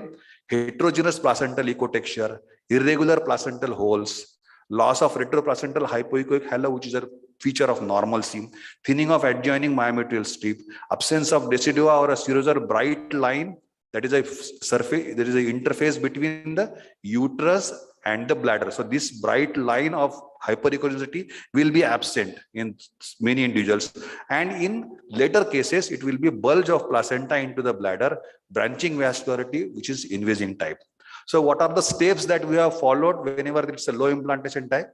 So we have seen with eyeball technique stating that the upper part of the endometrial cavity is empty. It is not showing any features of gestational sac. The sac is in the lower part. So then look for any history of scars or placental abnormality in this pregnancy or previous pregnancy. And then we measure the distance. When we measure the distance, if it is less than 5 centimeters from the external os, then we are sure that it's a low implantation sac. As soon as that we see, we look for what is sliding sign and crossover sign.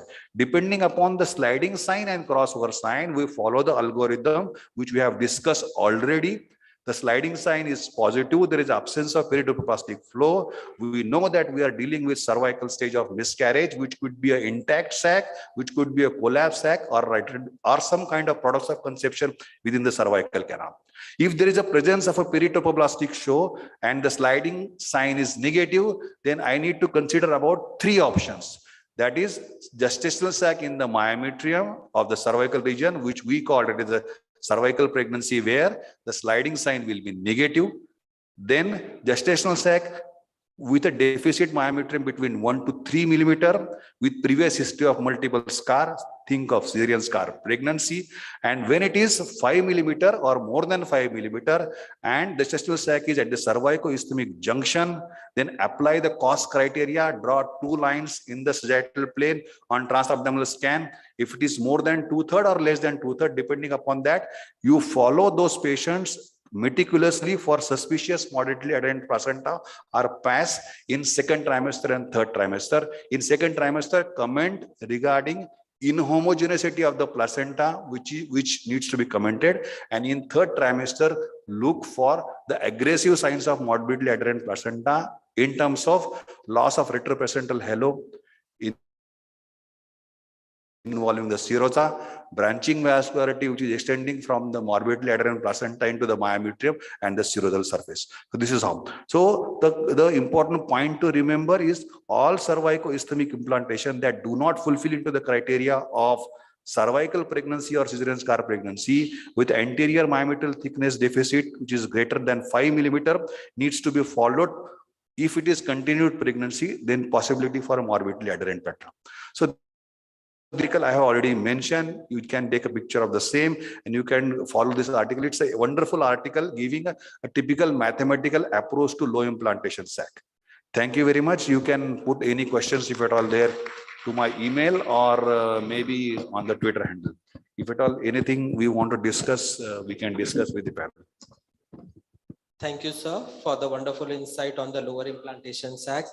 So first, the take-home message is in the earlier for our dating scan, we should be doing the transvaginal scan. Still, we see a lot many times that the transabdominal scan has been done. So transvaginal scan during the dating scan is a must. And we can now, as a take-home message, start following simpler rules, which sir has told us about: the 5 centimeter length rule, the crossover sign, regarding the sliding sign. So we should start implementing these in our day-to-day practice, and will be useful to us as we see the increasing number of cesarean sections, scar pregnancies these days.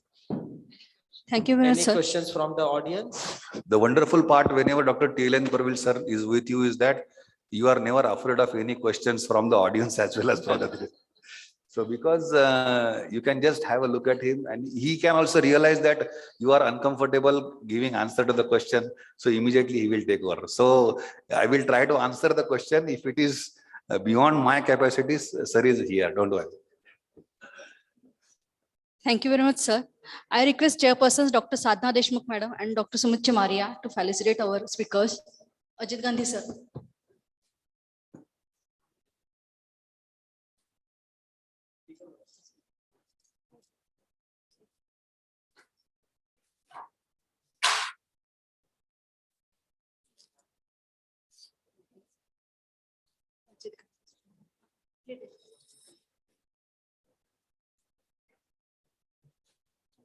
Correct, thank you.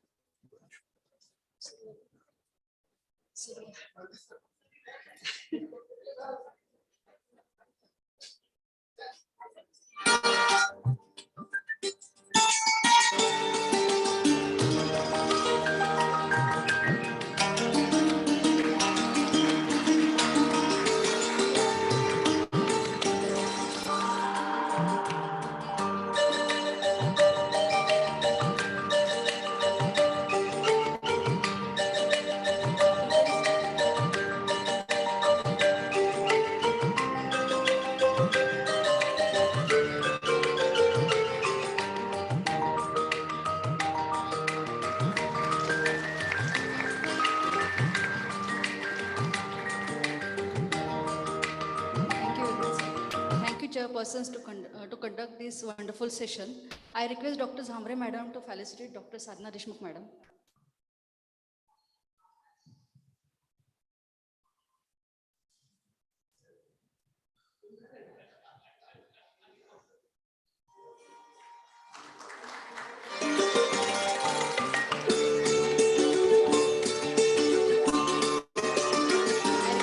Kivankar madam to felicitate Dr. Sumit Chamaria.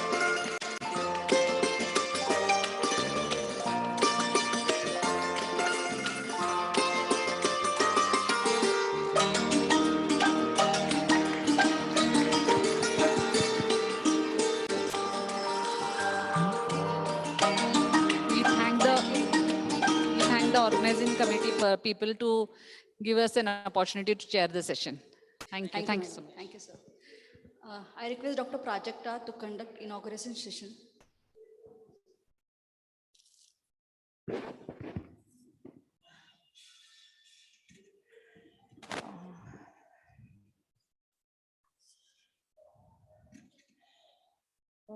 I request our MOH, Dr. Basavaraj Lohare sir, to please join us on the dais.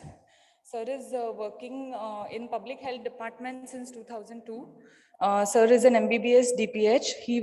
He has worked as a superintendent in sub-district hospital, Panvel, and as an MOH at Panvel Corporation. And at present, he is a MOH of Solapur Corporation MOH, working here since last 5 months. I welcome you, sir, on the dais. Please come.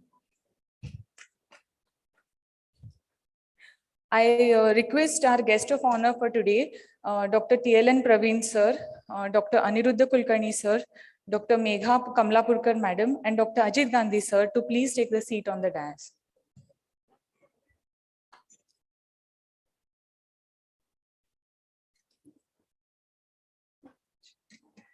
I request our SOGS President, Dr. Aboli Velankar Madam, and our Secretary, Dr. Archana Shah Madam, to please accompany our guest and take a seat on the dais.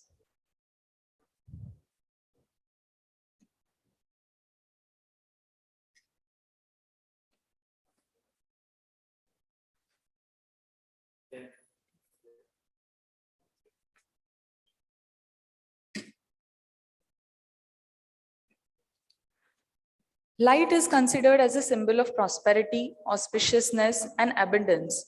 Light brings brightness with it and dispels the darkness. So I request all the dignitaries on the dais to please come forward for the Deepa Prajwalan, the auspicious lamp lighting ceremony.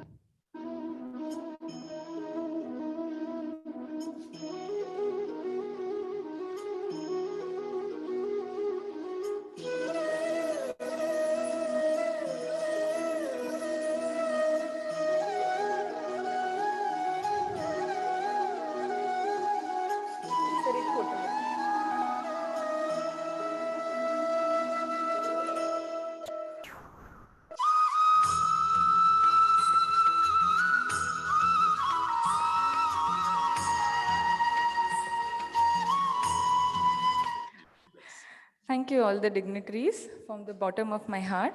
Now I request our President of SOGS, Dr. Aboli Velankar Madam, to say a few words.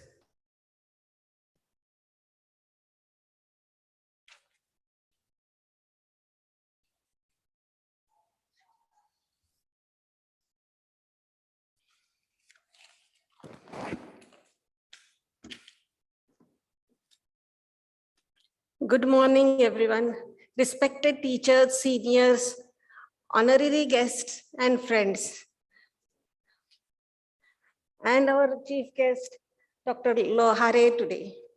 Today, I feel very much privileged to be here on the dais to speak a few words as the president of our prestigious Obstetric and Gynec Society.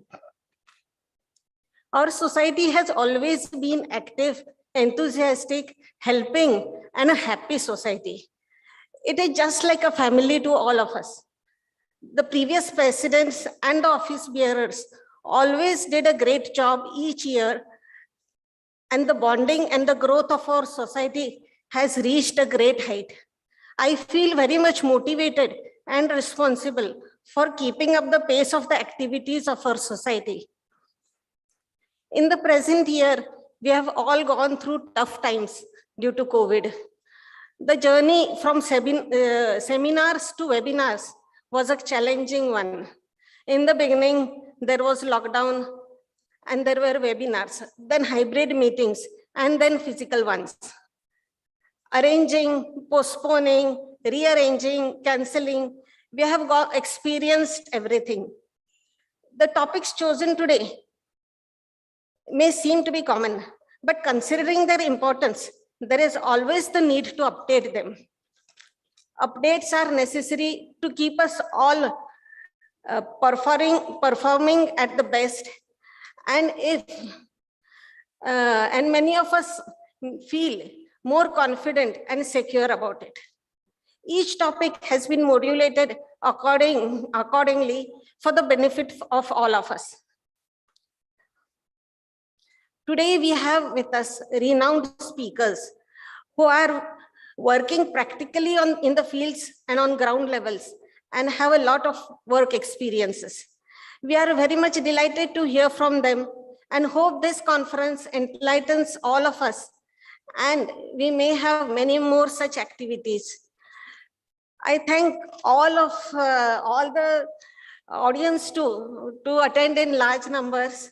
And I hope that you will be with us hereforth.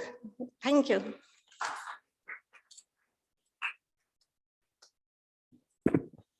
I request our MOH, Dr. Lohare sir, to please say a few words.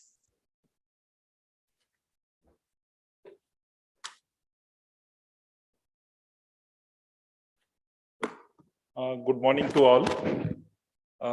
आज खरं तर मला Velankar मॅडमने phone केला की आपली CME आहे, तर मी आपल्याशी संवाद साधण्यासाठी खास आज आलेलो आहे. आपल्याला माहितीच आहे की बऱ्याचशा गोष्टी आपल्याला माहिती आहेत, पण त्या गोष्टी रिवाइज करणे आणि थोडंसं रिफ्रेश करणं गरजेचं आहे असं मला वाटलं, म्हणून मी एक 5 मिनिटं आपला वेळ घेईन. आता सध्या आपल्याकडे शहरामध्ये धडक मोहीम चालू आहे. इन्स्पेक्शन आमचे डॉक्टर्स येऊन करतायत. पण त्यामध्ये मी पण ज्यावेळेस गेलो 5-6 सेंटरला व्हिजिट केली, त्यानंतर बऱ्याचशा त्रुटी आढळून आल्या ज्या की डॉक्टरांना माहितीच नाहीत. हे असं होतं की असं वाटतं की माहिती नाही का मुद्दाम करतायत, असं व्हायला नकोय. आणि it is not expected from the educated persons. Such mistakes are not acceptable. अशा काही मिस्टेक आहेत ते मी इन्युमरेट करतो की ज्या it is quite unacceptable mistakes I have seen after inspection of the some sonography center, which is very serious and it has to be taken very seriously. But on lighter mode, I have just informed them, you don't do such mistakes again. I will enumerate that mistakes. First is the machine is kept without any board display. No certificate has been displayed. Nothing is there. Only machine is, they are using the machine. Such kind of practices are happening in some hospitals. I have informed them, don't do such activities. The second thing is people are filling the F form, but not signing the report.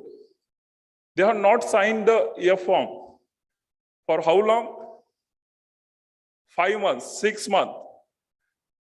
They have not signed a single F form. It is very serious offense. An incomplete F form is also taken as an offense, and in PCPNDT Act, there is no minor and major offense. All offenses are considered as an offense. It has been treated equally. There is no administrative or other offenses. Such separation has not been done yet. Other thing is that I have noticed some people are using the machines in portable mode, which is very serious. It has been stopped year back. And they are also asking me how we can use the 2D echo machines if we are having a serious baby, all the things. If such provision is available in PCPNDT Act, then I will give a permission to you. But after the amendment, portable mode of sonography has been stopped.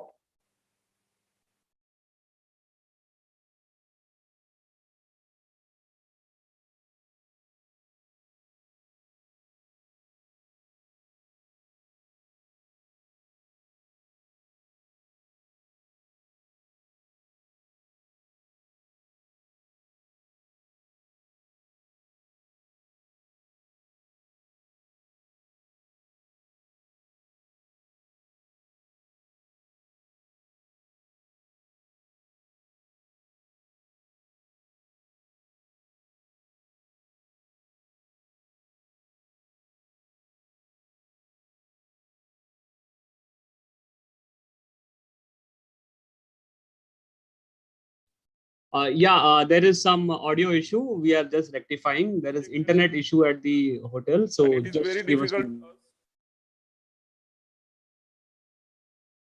We also short of manpower. A registration certificate which has been issued to you in duplicate. One has to be displayed at the reception area, another at the where the machine has been kept. But in institute, they have to take a color Xerox or either a normal Xerox, and they have to display where is the machine has been kept. If they are having multiple machines, more than 2 machines, 8, 10 machines, so they have to take a Xerox of that certificate and display there. And the person who is doing the sonography, who has been mentioned on that certificate, they are only authorized to handle that machine. No other person can handle that machine.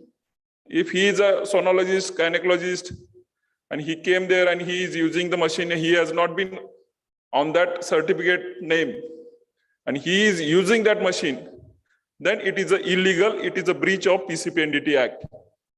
That time you can say doctor लगेच विचारतात. आपल्याला बुद्धिजीवी लोकांना जास्त प्रश्न पडतात. असं होतं की ते म्हणतात की आम्ही आता पेशंट बघतोय, हे करतोय. You take extra names, you put extra names, no issue. आपल्याला असं वाटतंय की आपल्याला ह्या डॉक्टरांची नावं कमी पडतील, डॉक्टर बाहेर जातील, तर तुम्ही 10-12 डॉक्टरांची नावं टाका, काही प्रॉब्लेम नाही. You take a consent, you take a affidavit, submit that, will give a permission, no issue. But don't allow to use unauthorized person. One thing. Then apply for renewal at least 1 month prior of expiry of registration. Then carry out procedure only by doctor whose name has been written in Form B. Then conduct procedure only at an approved place. आता जे place approve नाहीये, तुम्ही जर place change करणार असाल तर you have to take the permission. Then other thing which I have seen in inspection, that some doctors are sending the machine to the for repairs without taking permission of appropriate authority. That person also taking the machine for repair, which I have seen only in Solapur city. It is not like that. You have to take a permission of appropriate authority while handing over your machine, which has been mentioned on the certificate. It has to be, you have to take a permission, and the person who is taking a machine for the repair, he also submit his PCPNDT registration certificate. He has to apply to appropriate authority. He has to take a permission, then he can repair the machine. After repairing machine, he can give to that doctors. But without intimation, if you are handing over the machine to repair, then it is also a violation of the act. Then you will be punished under PCPNDT Act. Then previously it is like that की एक doctor दुसऱ्या डॉक्टरला sonography machine विकू शकत नव्हता. पण आता act मध्ये amendment झाल्यानंतर आपण डॉक्टरांमध्ये मशीन विकू शकतो. पण विकताना त्यासाठी तुम्हाला MOU करावा लागतो, एक ऍफिडेविट करावं लागतं. म्हणजे लिहून देणार, लिहून घेणार, आणि जे डॉक्टर विकत घेत आहेत त्यांची सही आणि ज्यांनी विकतायत त्यांची सही लागते. त्यानंतर ते ऍप्लिकेशन तुम्ही सबमिट केल्यानंतर आम्ही परमिशन देतो and it is valid, so you can sell the machine.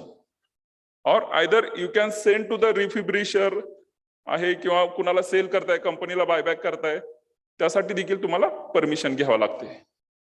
नंतर दुसरी गोष्ट अशी लक्षात आली की काही ठिकाणी आम्ही MRC नंबर दिले होते, पण MRC नंबर लावले होते, पण नंतर ते खोडून टाकले कोणीतरी, आणि त्यांना MRC नंबर ही माहिती नव्हती आणि स्क्रॅच केले होते ते नंबर.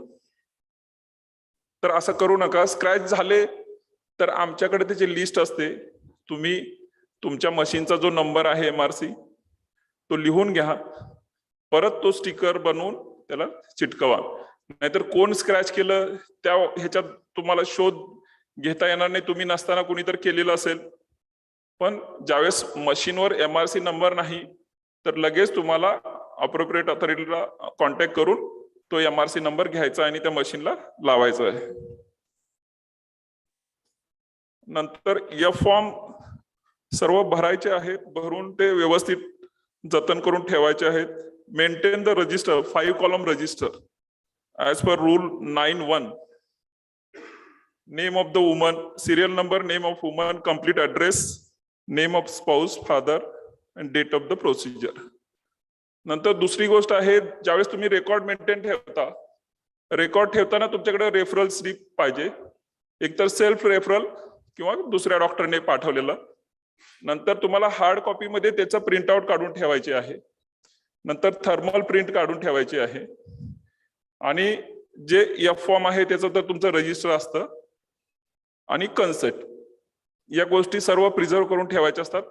कारण उद्या चालून काहीतरी असे कॉम्प्लिकेशन होतात, कुणीतरी तक्रार करतं, आम्हालाही माहिती मागतं, तुमच्याकडेही कधी कधी अशा तक्रारी येतात.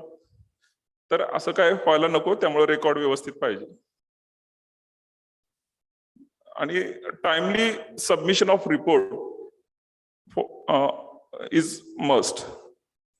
Preserve record for 2 years, and if any case is going on in court till it disposed of. हे रेकॉर्ड तुम्हाला 2 वर्षापर्यंत ठेवायचंय, पण जर केस जर फाईल झाली असेल एखाद्या केसमध्ये तर ती केस डिस्पोज ऑफ होईपर्यंत त्याचा रेकॉर्ड प्रिझर्व ठेवायचा. नंतर तुमचे बोर्ड आहे ते इंग्लिश आणि मराठीमध्ये पाहिजे, बाहेर पण पाहिजे रिसेप्शनच्या तिथं आणि जिथं सोनोग्राफी मशीन आहे तिथं पण. नंतर जर तुमचं समजा ओनरशिप चेंज झाली, एखादं हॉस्पिटल बंद झालं तर तुम्ही ते सर्टिफिकेट ट्रान्सफरेबल नाहीये. You have to surrender that certificate to the appropriate authority. The person who is taking over, he has to apply fresh.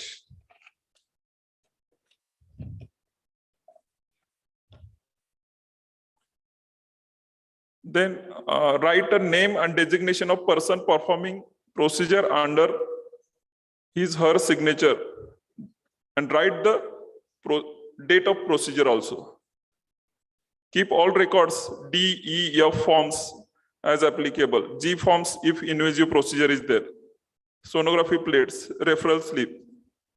Do provide record for inspection to appropriate authority or a person authorized. Ask copy of inspection report to appropriate authority after inspection is over. Do make appeal to state appropriate authority under Rule 19(2) if agreed by decision of district or corporation appropriate authority. Then these all are the points which you have to follow, because I have seen so many cases that they are not maintaining the records, and that's why, because of lack of records or not proper records, the cases has been filed. So be careful and follow all the rules. Thank you for calling me, and thank you all.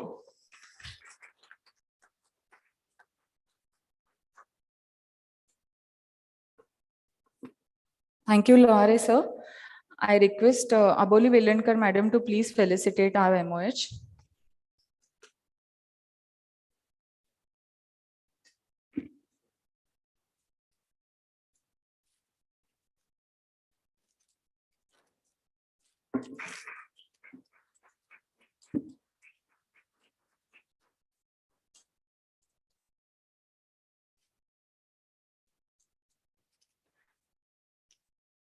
Thank you, madam. Thank you all the dignitaries on the dais. We move on to our second session. I request Dr. Ashwini Pawar madam and Dr. Priyanka Kade to take over. Thank you, Prajakta. We are starting with second session. Chairperson for our next session is Dr. Rohini Deshpande. She is consultant obstetrician and gynecologist in Solapur. Since last 28 years, she is having main interest in imaging in obstetrics and gynecology, endoscopic surgery for infertility, perinatology, adolescent medicine. She has contributed chapters in various books. She has presented lectures, papers at various conferences. She is president of SOGS 2018 to 2020.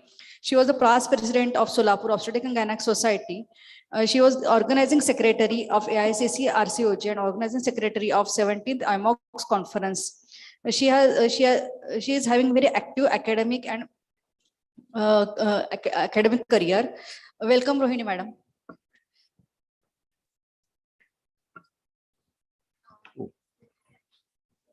I ask Dr. Vaibhav Meru sir to come under us. He is a radiologist, chairperson. Dr. Vaibhav Meru sir, he is a radiologist. He has a work experience last 22 years in field of radiodiagnosis and specifically in ultrasound, digital X-ray, CT, MRI, mammography. His qualifications are MBBS from Amravati and DMRD from Belgaum. And he is a FM operator for anti-scan, Doppler study, preeclampsia and cervical lens assessment. And It's there. Aapko marzi.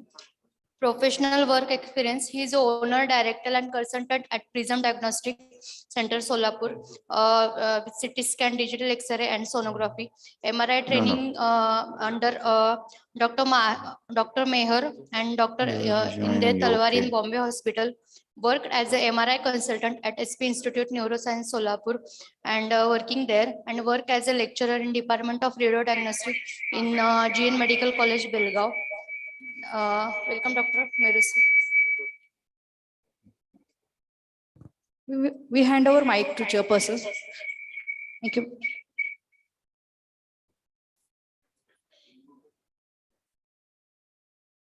Hello, hello. What did you press? Hello. Volume. Asha. Good morning, everyone. Welcome back to the second Am session. I this thing? My job is to I'll share. introduce Shall Dr. I share? TLN Praveen sir, which is, I suppose, it's an opportunity for me because he's such a towering person in the Who's field disabled? of radiology and imaging. Hello. I will Disabled. give it short introduction. Disabled. He is not new to the Solapur medical fraternity. He is visiting Solapur since 2017. He's briefed us about various topics on ultrasound. He's been here for a couple of times. We know him all. Yeah. Actually, he works Yeah, I know. as a director to the Abhishek Institute of I'll do. Imageology, Hyderabad. He is passionate about the fetal medicine, working in fetal medicine last for 35 years.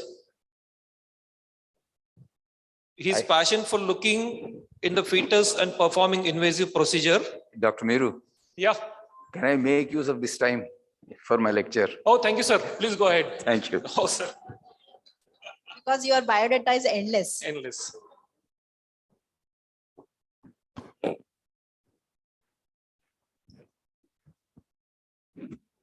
Where is it? It's not.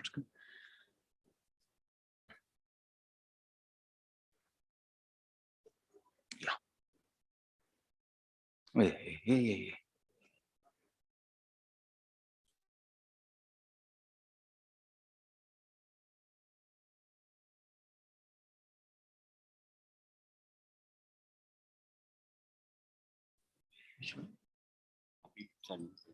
Okay. Shall I go? Yeah. Good afternoon. And before I start, I would like to really thank the SOGS for giving me this opportunity, all the office bearers. And most important thing is that, I'm sorry, I didn't realize. Most important thing is one of the major attractions for me to come to Solapur is Aniruddha. I always enjoy his company and he's a great brainstormer. He gives a lot of ideas and that makes me work and go ahead. Now, today, one of the important topics that we are going to talk to you about is the ectopic pregnancies. As we all know, it's one of the terrible clinical situation that all of us will get into, and which definitely needs a complete holistic approach in evaluation, diagnosis, as well as the management of these ectopic pregnancies. So keeping this in mind, let us first start off with the definition of ectopic, because quite often we have to be very clear what we really call it as an ectopic pregnancy. The most important thing is that the implantation of the embryo, if it happens outside the endometrium, then only you call it as an ectopic pregnancy, as we all know that one. That is the definition which has been proposed by the ACOG. Then what is the holistic approach which we are going to take? We need to understand the clinical presentation. We need to understand the biochemical parameters which we are going to take into consideration in evaluating this, and at the same time, the ultrasound features and management strategies that are available with us. The reason why we need to know all these things is, as we all know, diagnosing an ectopic pregnancy is definitely associated with a lot of apprehension to the patient, to the clinician, to the imageologist. At the same time, unless we have a holistic picture about the whole of the total scenario, clinical scenario, it becomes very difficult for us to come to a conclusion as far as the ectopic pregnancy is concerned. That is the reason why we need to have a holistic approach. Now, we all know that there are classically clinical triad, which is called as the period of amenorrhea, lower abdominal pain or cramping, as well as the spotting or vaginal bleeding. And associated with it, whenever there is the pregnancy test or the urine pregnancy test comes positive, you need to demonstrate the gestation sac in the uterine cavity. And then if you don't demonstrate, then you start thinking in terms of a possible ectopic location of the gestational sac. Now, this sort of a presentation, clinical presentation, can be seen in various other conditions like early pregnancy. Maybe the implantation is the pre-implantation, where you may not have been able to make out the gestation sac within the uterine cavity. Then also patients will come and present to you with lower abdominal pain, some amount of implantation bleed, as well as period of amenorrhea. And then there can be a failing intrauterine pregnancy. That is, it could be a product of conception. And at the same time, it can be a PUL, pregnancy of unknown location. It could be a persistent PUL, or it could be a failing PUL. All these conditions also will have a similar clinical presentation. And of course, most important thing, ectopic also has to be kept in mind. Now, we need to know a little bit about the hormonal evaluation. Particularly, the present scenario is that most of the women, when they miss their period, the first thing they do is to get a urine test done at home.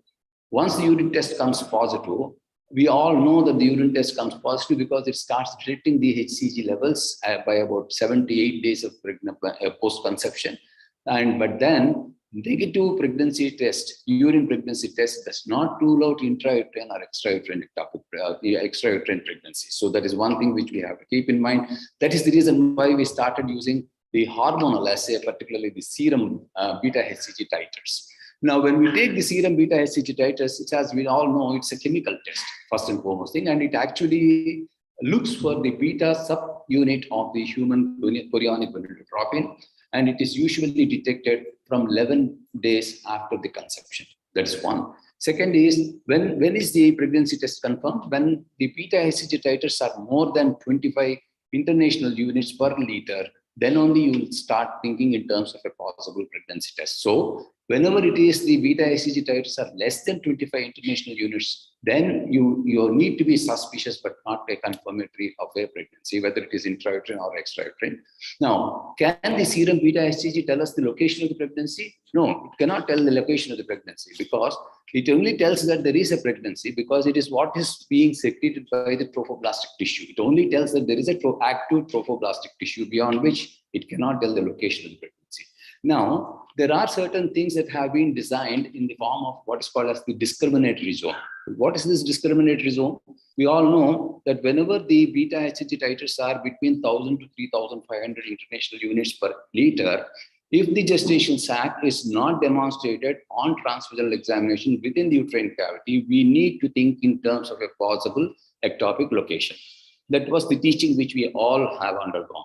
But the recent bulletin being published by the ECOG very clearly says that no more we are going to follow this discriminatory zone. The reason is that there are umpteen number of papers that have been published stating that the gestational sac could be demonstrated as early as 800 international units per liter. Not only that, the gestation sac could not be demonstrated even at about 3,500 international units of per liter. So keeping this in mind, the relevance of discriminatory zone in identifying an ectopic pregnancy has gone out of vogue. That is one important point, that message that you need to carry out. Now, the second important thing is what is called as the doubling time. We all know that whenever there is an intrauterine gestation, there will be doubling. That is the reason why we start doing what is called as the 0-hour and 48-hour beta HCG titers. Whenever we do a 48 hours beta HCG titers, we expect it to double the 0 hours beta HCG titers. Actually, to be very appropriate, it should be about 66%, not the double. That is not the 50%, but it is 66%. But then there are recent papers that have been published which say that the raise or the doubling or the raise in the beta HCG titers depends on the initial beta HCG level. That is, at 0 hours, if it is, let us say, it is about 1,500 or less than 1,500, the doubling occurs about 49% in 48 hours. Whereas if you have the initial beta HCG is 3,500, the raise is not that much. It is only about, let us say, it is about 33% only. So again, this doubling time cannot be taken into consideration as far as deciding the location of the gestation sac is concerned. So that again is not a very useful tool. The only tool that has been of some use is the decline in the beta hCG titers. If there is a decline by about 13% in the beta hCG titers, we know that there is a pregnancy. We don't know the location of the pregnancy, but one thing we know is that it is a failing pregnancy. At least that way we are much more sure. So that to that extent, the beta hCG titers are going to help us. Not only that, now we have what is called as the PUL protocols, wherein we try to use the progesterone along with it, so that in the first initial stages itself, you do a progesterone, and if the progesterone is more than 20 nanograms, we know that it's a viable pregnancy, and if it is less than that, we know that it's non-viable pregnancy. That itself will prove that either it is a failing pregnancy, intrauterine pregnancy, or a failing extrauterine pregnancy, or a failing PUL, right? So this is the basic concept that we need to carry as far as the biochemistry is concerned. Now, coming to the ultrasound and identification of ectopic pregnancy. Before we go into evaluating the ectopic pregnancies, we need to define what exactly is intrauterine pregnancy. As I said, whenever you have a gestation sac within the uterine cavity, that is within the endometrium, you call it as normal intrauterine pregnancy. And the endometrium, as we all know, is basically between the interstitial tubes, that is the intercornal region to the internal os, is the endometrial lining of the uterine cavity. And the gestational sac should be implanted within the endometrial cavity. That means that whenever there is a breach in the endomyometric junction, then you think in terms of an ectopic pregnancy. So the basic criteria that is required in order to label a pregnancy as an ectopic pregnancy on ultrasound is whenever there is a breach in the endomyometrial junction. Without the breach in the endomyometric junction, you should not label it as an ectopic pregnancy. Right. Now, so we have an ultrasound examination and we have the positive pregnancy test. There are 5 clinical scenarios that you are going to get into. One is that it could be a definite intrauterine pregnancy, where you can demonstrate a gestation sac, fetal node, yolk sac, cardiac activity within the uterine cavity. That is one. Second is the probable intrauterine pregnancy, where you have a pre-pregnancy hyperplasia or thickening of the endometrium, it shows that there is a priming up of the endometrium. Along with it, you may find a gestational sac-like looking structure within the primed up endometrium, which also is a possibility that it could be because of a probable intrauterine pregnancy. That is 2. 3, a definite ectopic pregnancy, where you can definitely demonstrate a gestational sac, fetal node, and the yolk sac or the cardiac activity outside the uterine cavity, which is the third possibility. Fourth possibility is that there is an inhomogeneous mass in the adnexal region, extrauterine, extra-ovarian, which could be a probable ectopic pregnancy. And the fifth one is PUL, where you cannot demonstrate the gestation sac either in the uterine cavity or extrauterine location, or there is no products of conception within the uterine cavity, then you label it as a PUL. So these are the 5 clinical scenarios that we come across whenever we find ultrasound examination plus the positive pregnancy test. Now, how do we classify them? There are various methods by which you can classify ectopic pregnancies. You can say usual, unusual, intrauterine, uterine, extrauterine, as well as tubal and non-tubal heterotropic pregnancies. All these things based on the location, you can classify them. So these are the various things. You take the extrauterine, I just show you the images. I'll take you through each one of them, and I'll give you a detailed explanation for each one of them. Now, we know that there are various ectopic pregnancies, and 95% of them are tubal ectopic pregnancies. So we will start off with the tubal ectopic pregnancies. First and foremost thing is, as far as the tubal ectopic pregnancies is concerned, not only that, any ectopic pregnancy for that matter of fact, the management strategies that are available with us is the expectant management, or we have a conservative management in the form of systemic methotrexate or an intrasac methotrexate, minimally invasive methotrexate, intrasac methotrexate, as well as the surgical management, that is the laparoscopy or laparotomy. So these are the various management strategies that are available with us. Now, after thinking about these things, let us get into extrauterine ectopic pregnancy, the commonest being the tubal ectopic pregnancy, which accounts to almost about 95% of the cases, in which quite often the uterine size will be normal or slightly enlarged. There will be increased thickness of the endometrium, basically because of the decidual reaction. It is very difficult to differentiate between an endometrial hyperplasia, different decidual reaction, as well as the pre-pregnancy hyperplasia. So just because of that, you cannot say. Only thing is sometimes you do find what are called as pseudo-sac or a pseudocyst formation within. You can see this pseudocyst formation within the uterine cavity, which may prompt you to think in terms of a possible residual reaction. Now, the other situation is that there will be a pseudosac formation within the cavity, as you can see here.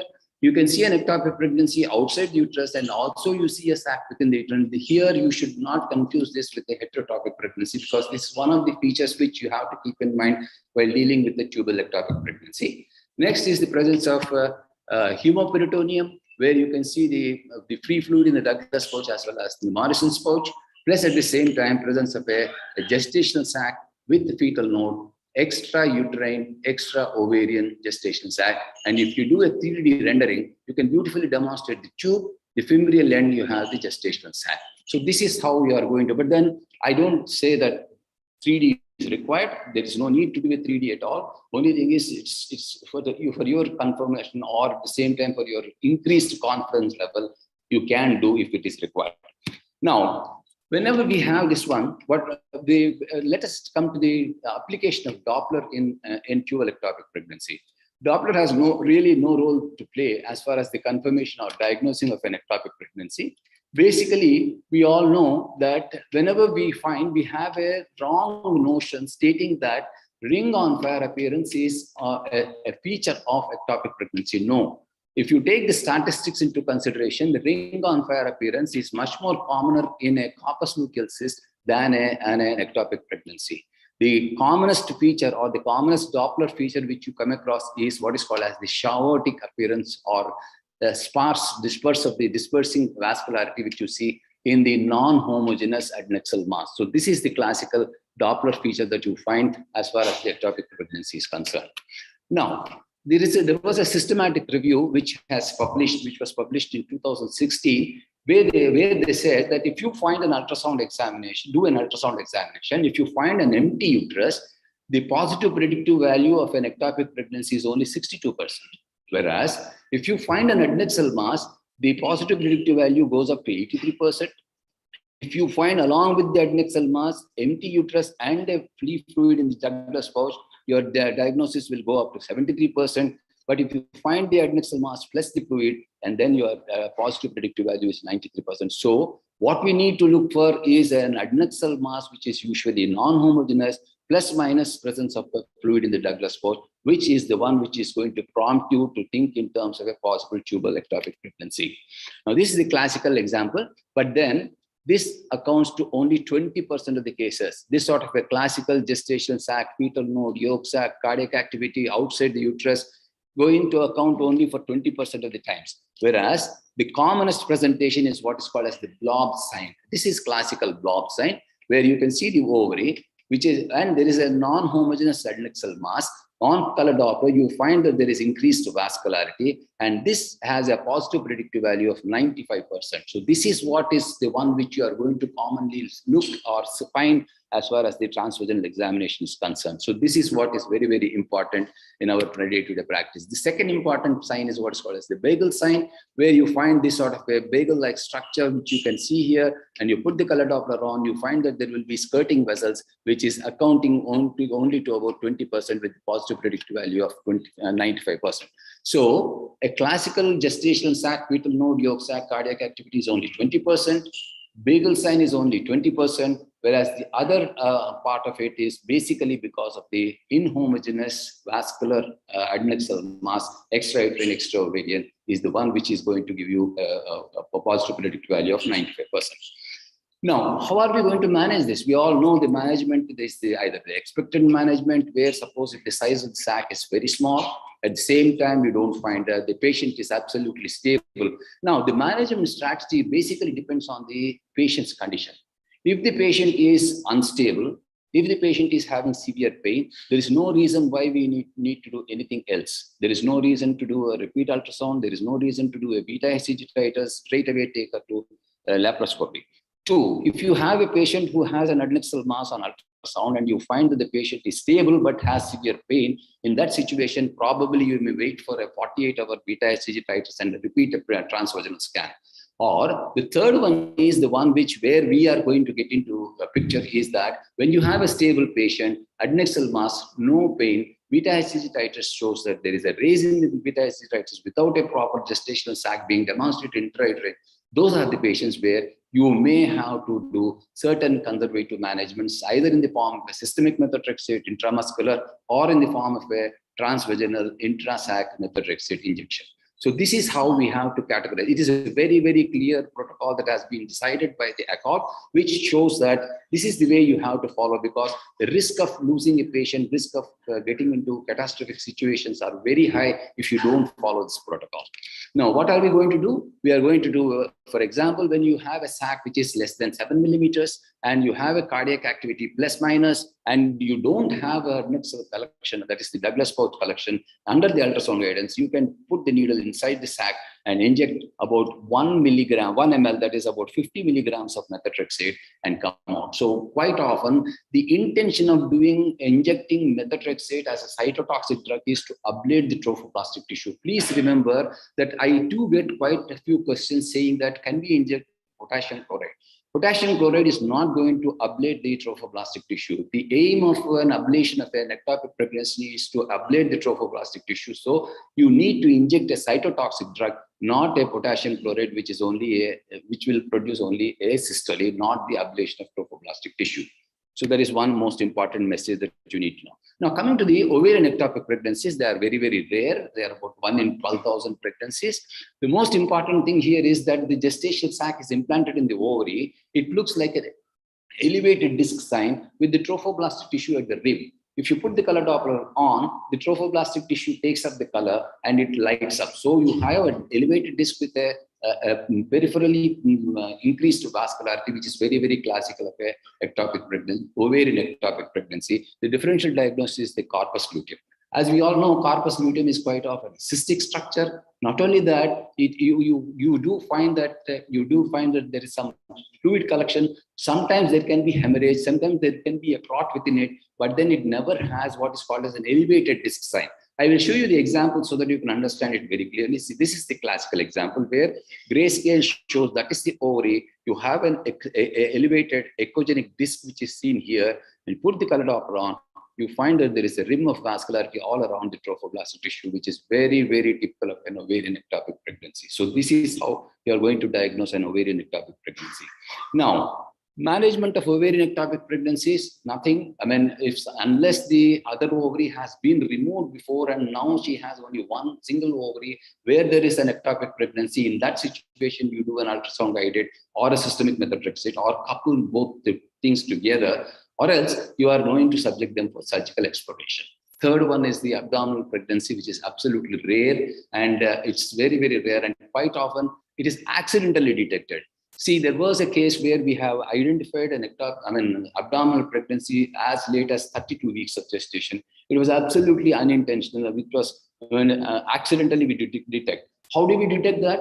The reason why we detected it or we suspected it was unusual presentation, persistent unusual presentation, persistent unusual lie, and at the same time very superficially placed. And we were fortunate that we could demonstrate we could not demonstrate the myometrium, and at the same time we could demonstrate some sort of a myometrial structure which was within the pelvis. So these are the things that we made us think in terms, but then we didn't diagnose an secondary abdominal pregnancy, but we said that it could be a possibility.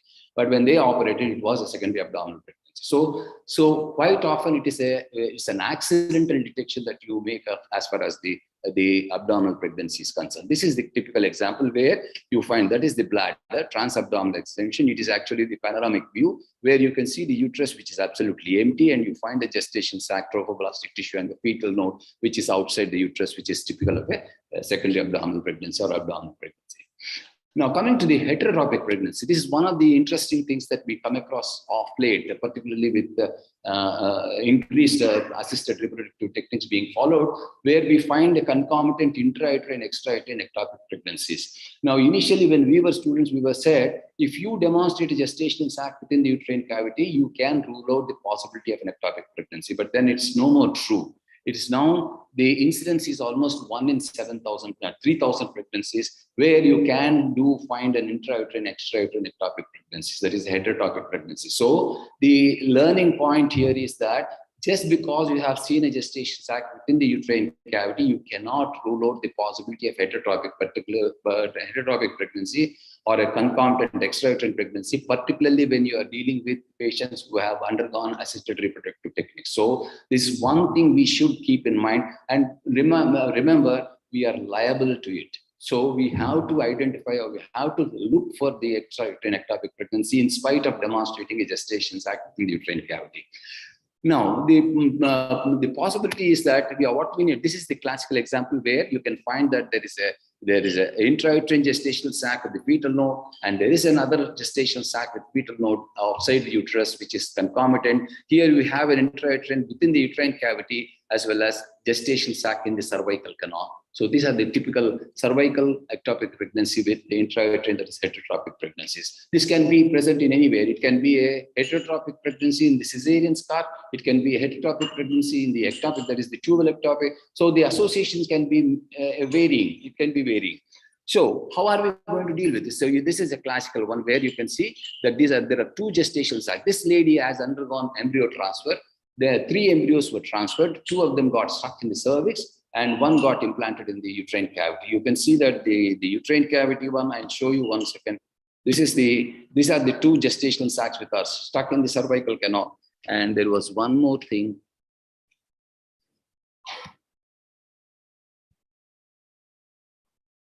Yeah.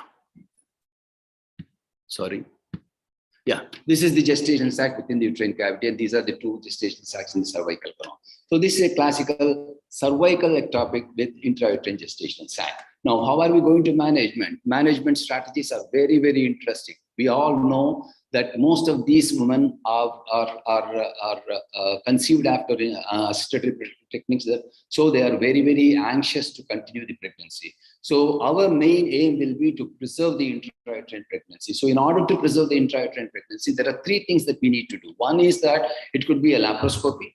But then whenever we use laparoscopy or a laparotomy, the possibility of surgical mortality or morbidity, as well as the anesthetic morbidity, we have to keep in mind. Second thing is we cannot give a systemic methotrexate because it's a cytotoxic drug. Third thing is to do a transvaginal ablation. In this, previously, what we used to do is under the ultrasound guidance, we used to put the needle in the gestational sac and aspirate the gestation sac completely, make it collapse, then introduce hypertonic saline in order to produce sclerosis, so that hoping that the sac gets sclerosed and so that the trophoblastic tissue gets ablated. But there are umpteen number of instances, that is, at least in my experience, I have done almost about 18 cases of heterotopic pregnancies, of which 4 of them came back with a very vascular trophoblastic tissue in spite of doing all these things. Now, the latest literature says that you still can do what's called as intra-sac methotrexate injection. The reason is that the concept is that as you are putting in within the sac and there is no systemic distribution of the methotrexate, you still can do an intra-sac methotrexate ablation rather than a systemic methotrexate ablation, which can go into systemic circulation, which can result in cytotoxicity. So that is the reason why of late there are some workers who have practiced it in almost about 4 cases. The literature says in which they found that there was no cytotoxic effects of the viable fetus, which continued to deliver. So these are the things. Here we can see that there are the 2 cervical ectopic pregnancies you play under the ultrasound guidance. You put the needle inside, aspirate the sac completely, and then put hypertonic saline so that you know that it is available. Now this is the one. Post-ablation, you can see that the cardiac activity is still persisting within the intrauterine pregnancy, and this lady continued to term and delivered. Now, the second thing is uterine ectopic pregnancies. Now, coming to uterine ectopic pregnancies, based on the location, you can categorize them, or based on the common occurrence. The interstitial ectopic is the one which is very common. Next comes the cervical scar as well as the corneal and intramural. Now, coming to the interstitial ectopic pregnancy, we all know that the tube has got 4 parts. That is the interstitial part, isthmus, and then the ampulla and the fallopian tube. Now, the location of the gestational sac within the interstitial portion. The interstitial portion of the tube is about 8 millimeters in diameter and 2 centimeters in length. If there is a gestational sac which got implanted in that particular area, then only you call it as an interstitial pregnancy. That is one most important thing that we have to keep in mind.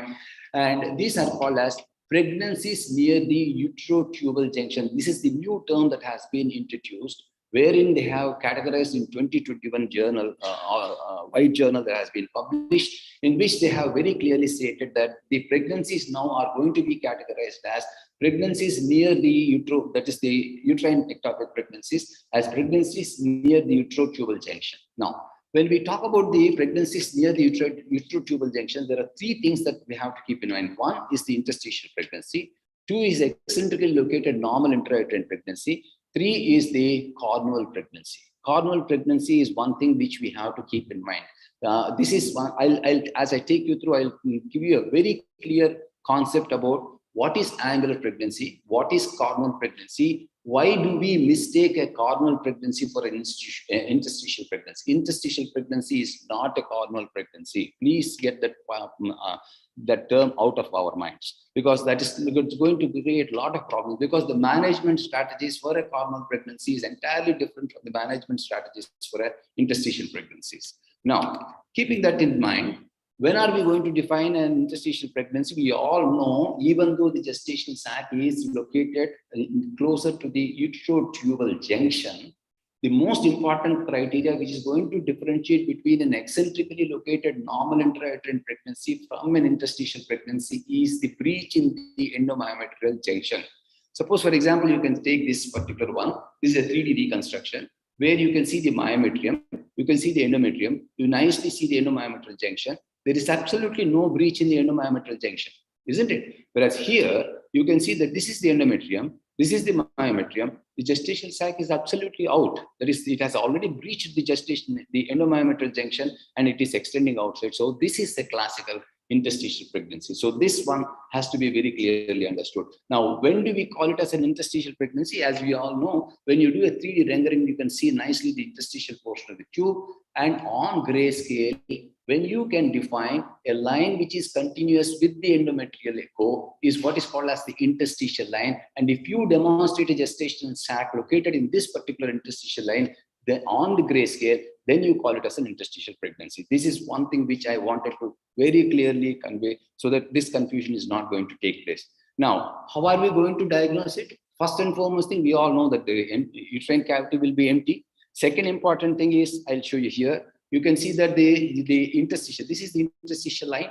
You can see the gestational sac which is located in the interstitial line. You do a 3D rendering, you can clearly demonstrate that the gestational sac is outside the endometrium.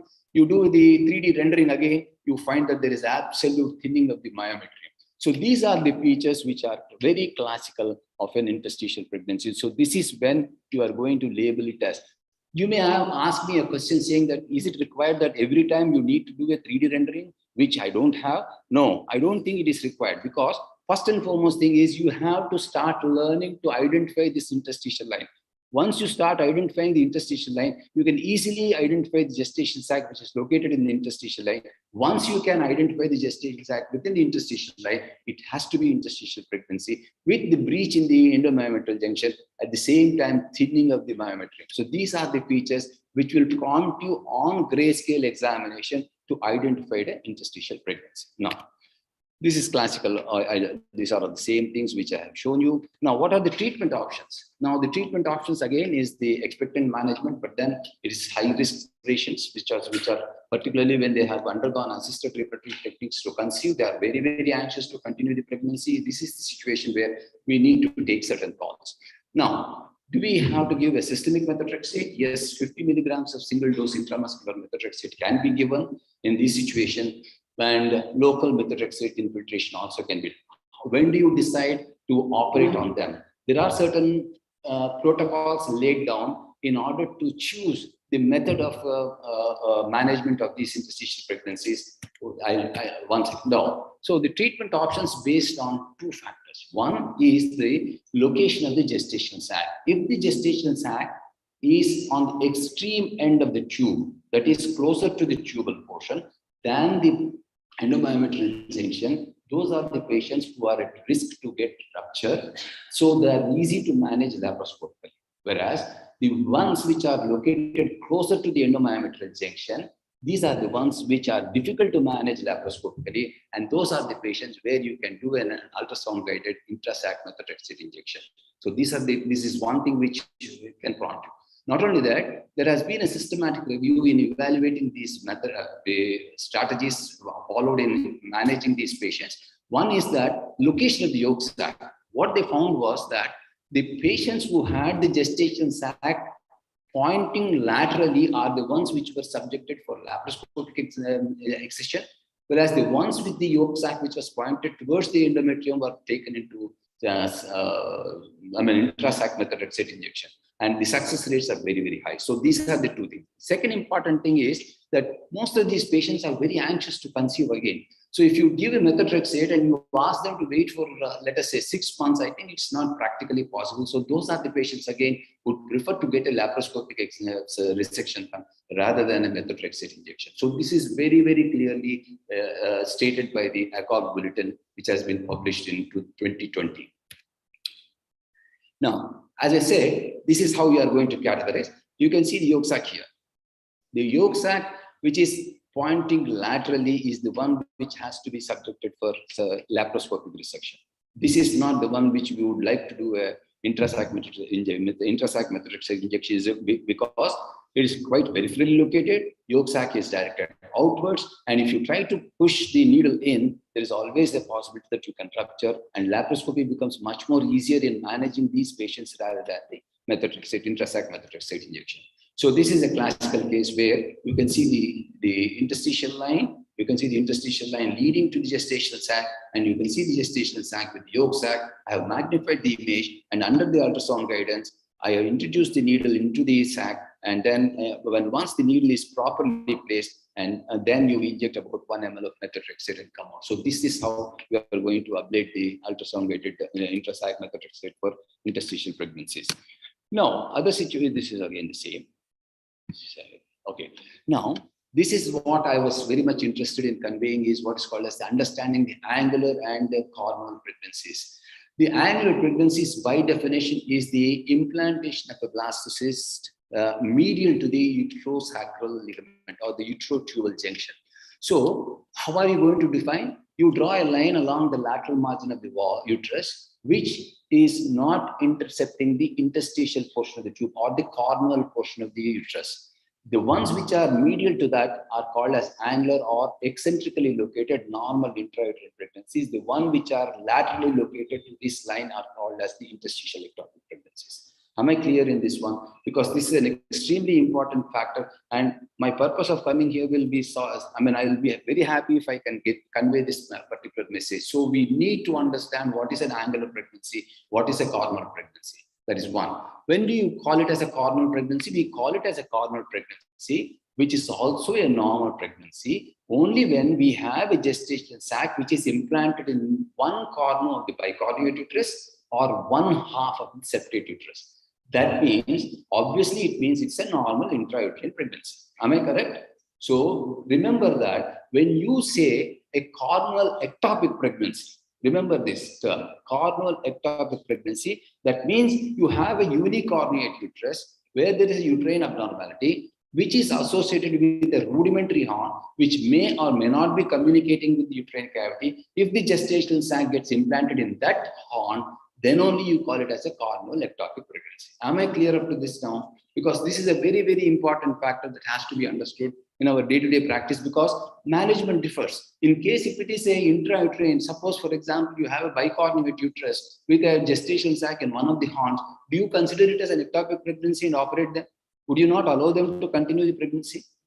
In the same way, if there is a septate uterus and you have a gestational sac in one of the halves of the uterus, Will you not allow them to continue? You don't ablate them. So your definition of these things have to be very, very clear. So when once you say a coronal ectopic pregnancy, it means that there is a rudimentary horn where there is a uterine abnormality, particularly in the form of a unicornuate uterus, and that horn may or may not be communicating with the uterine guide. So they have designed this way. So if you keep this picture in mind, it is very clear. This is a classical interstitial ectopic pregnancy, isn't it? That is one. Two, this is a rudimentary horn, unicornuate uterus, which is not communicating with the uterine cavity. And this one is a rudimentary horn, unicornuate uterus, communicating with the uterine cavity, gestational sac located. All these things are ectopic pregnancies. Okay. Whereas here you have a bicornuate uterus with a gestational sac, a gestational sac and a septate uterus, eccentrically located, a normal intrauterine gestational sac. These are all normal pregnancies. Am I clear? So this image, if you remember, I think you'll be very, very sure about what you are dealing with. Now, as I said, the coronal pregnancy, that is coronal ectopic pregnancy, where you can see that that is the horn, and that is the communicating horn where there is a gestational sac. This is the rudimentary unicornuate uterus or a unicornual uterus, and you have a gestational sac which is there, which is a 3D rendering which we could do. Now, cervical pregnancy. Again, cervical pregnancy is an item. Ma'am, do I have time? Can I continue? Is that okay? Yeah. Sorry. I think I will be overshooting because there are a lot of things to be told. That is the reason I'm sorry to take a little more time. Okay. Whereas the cervical pregnancies are quite often iatrogenic, the classical features are very clearly when you do a grayscale imaging, you find that the gestational sac is located beyond the internal os. That is one. But then you may ask me, how do I know which is the internal os? So in that situation, what we can do is when you find the gestational sac, within the cervical canal, that is the one which you have to think in terms of a possibly beyond the front. That is one. Two, whenever you find this sort of you find that the uterus is not enlarged, cavity is clear, empty, uterine cavity is empty, but at the same time, the cervical canal is obliterated and there will be ballooning of the cervical canal, ballooning of the cervix. So this is a classical 3D rendering of the same patient where you can see the uterus is normal, the endometrium is clear, thin, thick, but at the same time, you can find that there is a ballooning of the cervical canal with a ring-like echo and the gestational sac. And if you put the color Doppler on, the trophoblastic tissue takes the color and you can see the cardiac activity also in this one. So this is a classical cervical pregnancy. Now, again, this is again another case of cervical pregnancy where you can see the cervical canal, you can see an empty uterine cavity, cervix, ballooned up cervix, you can see the ballooned up cervix with the fetal count. So these are the classical examples of a cervical management. The management, as Aniruddha has shown us, that there could be a dilatation curettage. Not only that, you can use a Foley's bulb to obliterate. The major problem which we found, because I think in late 90s and early 2000, we used to do this technique of inflating the bulb and leaving it. But then patient used to have severe pain, lot of discomfort. And then ultimately they used to result in necrosis, pain, fever, sloughing, all those complications were there. So that is the reason why we stopped using that one. And now at present, what we do is we practically go into the cervical canal. See this one, this is the gestational sac with the fetal node. And under the ultrasound guidance, you can easily put the needle in, aspirate the sac, put methotrexate into it, and ablate the trophoblastic tissue. So this is how you try to do it. Now, coming to the cesarean scar pregnancy, I will not take much of the time because Aniruddha has very nicely told about the various aspects of the cervical scar pregnancies. Most important thing which I want to convey is that the thing is that cervical scar pregnancies are two types. Pardon me? Oh yeah, I'll finish off in the time. Oh, yes. There are two types. One is the exogenous variety, the other one is the endogenous variety. That is what you need to first and foremost define. The exogenous variety is the one which is going to cause rupture. The endogenous variety is the one which is going to develop into normal pregnancy, but with associated problems like placenta previa or placenta accreta spectrum. So this is very, very clear. Now, how are we going to define it?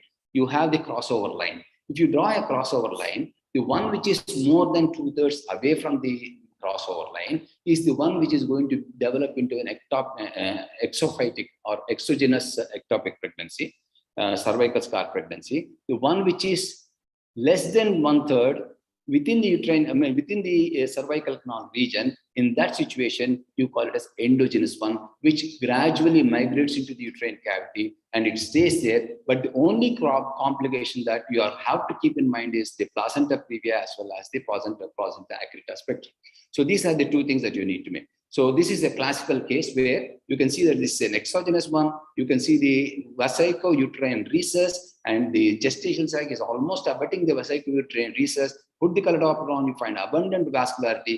These are the ones which are going to rupture. So this is one thing which you have to know. Now, if you have the endogenous one, you can see here, you can draw a line, the crossover line, and you know that this gestational sac is gradually migrating into the uterine cavity. And this is what is called as the endogenous variety of the ectopic pregnancy. So this is one. You can see the uterine cervical canal.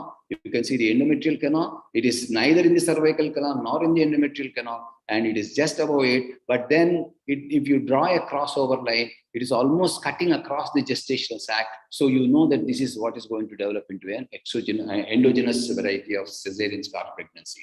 So this is again absence of the vascular. Okay. So this is now what are the differential diagnoses? Differential diagnosis is the cervical pregnancy as well as the abortion in progress. Now, Aniruddha has very clearly told us how to differentiate between, so I don't want to waste time on that.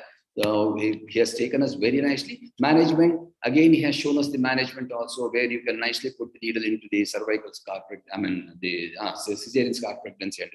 Now, the last one is the intramural ectopic pregnancy. Again, it's an iatrogenic one.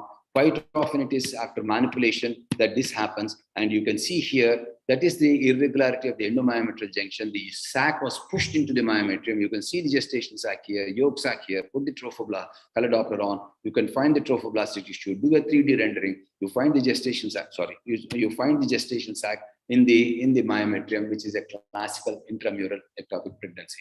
So these are the various ones. And then quite often we don't need to do anything for these patients. They just over a period of time, they get ablated by themselves. In case if we don't, then you can do an intrasac methotrexate injection or a systemic methotrexate injection. Quite often, remember, I would prefer to you, there is one cutoff point which I definitely want to tell you is that when you are trying to do an intrasac methotrexate injection, if the beta HCG titers are more than 15,000 international units, please combine it with systemic methotrexate. Multiple dose of systemic methotrexate plus intrasac methotrexate are the ones which are going to. If you use isolated systemic methotrexate or an intrasac methotrexate, the results are very poor. So you need to couple them up, and then only the results are very good. Now, keeping all these things, summary is the same thing which I have already told. So this one flow chart which I wanted to really put across is the missed period, urine pregnancy test positive, the pregnancy clinic, do a transvaginal examination, definite intrauterine pregnancy, ask the patient to come back for a dating scan, aneuploidy screening, anomaly scan, growth scan, and delivery. If the transvaginal scan shows a definite endometrial ectopic pregnancy or a probable ectopic pregnancy, first and foremost thing is the diagnosis, beta HCG, discriminant interferon, no sac in the cavity, search for the ectopic pregnancy, adnexy, heterotopic, uterine. If it is the management, methotrexate, systemic, as well as intrasac and cassial laparoscopy. Now, if you don't find the gestation sac either in the uterine cavity or in the extrauterine, you call it as PUL, then you need to do endometrial biopsy. No more is done. We are not going to practice that. We either do a progesterone and single beta HCG ratios, and we have what's called as M6 mathematical models, which are going to be of great help in identifying the risk for ectopic pregnancy. Because in a PUL, the most worrying factor which we are all worried about is only the ectopic pregnancy. So if you can identify or stratify the risk for ectopic pregnancy, your job is done. So that is how you have to approach it. Thank you very, very much for your patience here.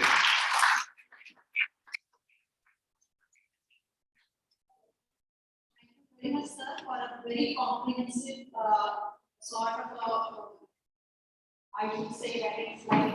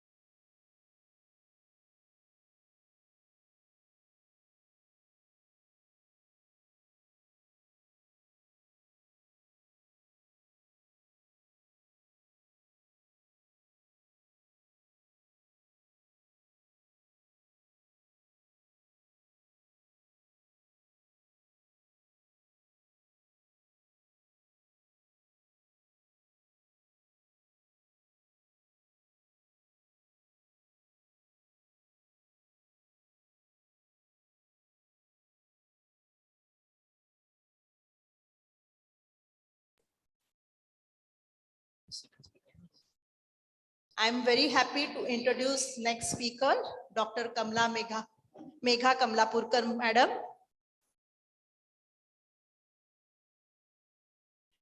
Dr. Megha Kamlapurkar, she is a director of Devta Hospital at Kalburgi in Karnataka. Very good friend of mine. I'm very happy to introduce Dr. Megha. She has been in obstetric practice for last 20 years and she's been practicing fetal medicine and high-risk pregnancies. She has been faculty at state and national levels at many places and delivered many talks on fetal ultrasound. Fetal echo is very much near and dear to her, and she's going to enlighten us on this subject.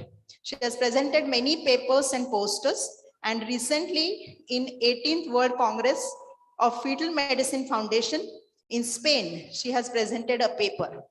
She's been certified, UK certified Fetal Medicine Foundation member for NT and anomaly scan. She's also she has got Foxy recognized ultrasound center and she's very much interested in training. She is no doubt a very good singer as well, especially she specializes in Hindustani classical music. Wow. I think at the end of her presentation, we would like to hear something from you, Megha.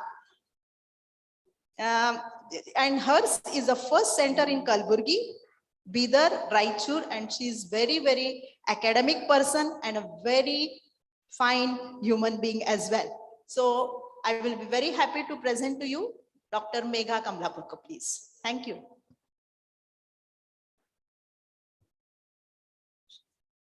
She is going to talk on 4-chamber view, but till the time that we actually get on to her presentation, she's getting prepared for it. So we will have some questions for Dr.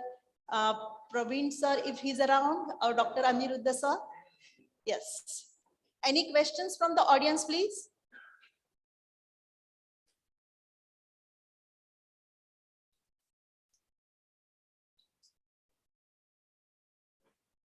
I think we are trying to see the online chat as well. Dr. Prajakta is going to help us on that. No, I will ask you, sir. We will be very happy to ask you, sir. So you demonstrated, sir, in 2-3 this thing like in cervical pregnancy, the aspiration of the contents. So can you just highlight on what kind of needle that you have used and how you have performed it, like abdominally, and how you have prepared the patient, and what is your counseling methodology? The first and foremost thing, you are all well versed with the oocyte retrieval needle. Yes? Yeah. So the same needle I use. Okay. Only difference is that the tubing is very, very long, isn't it? When it comes to a oocyte retrieval, no, I'm not audible. Oh, you want me to come now? The tubing of that needle is very, very long, as you know, because it has to be connected to a test tube and it has to be connected to an aspirator and all.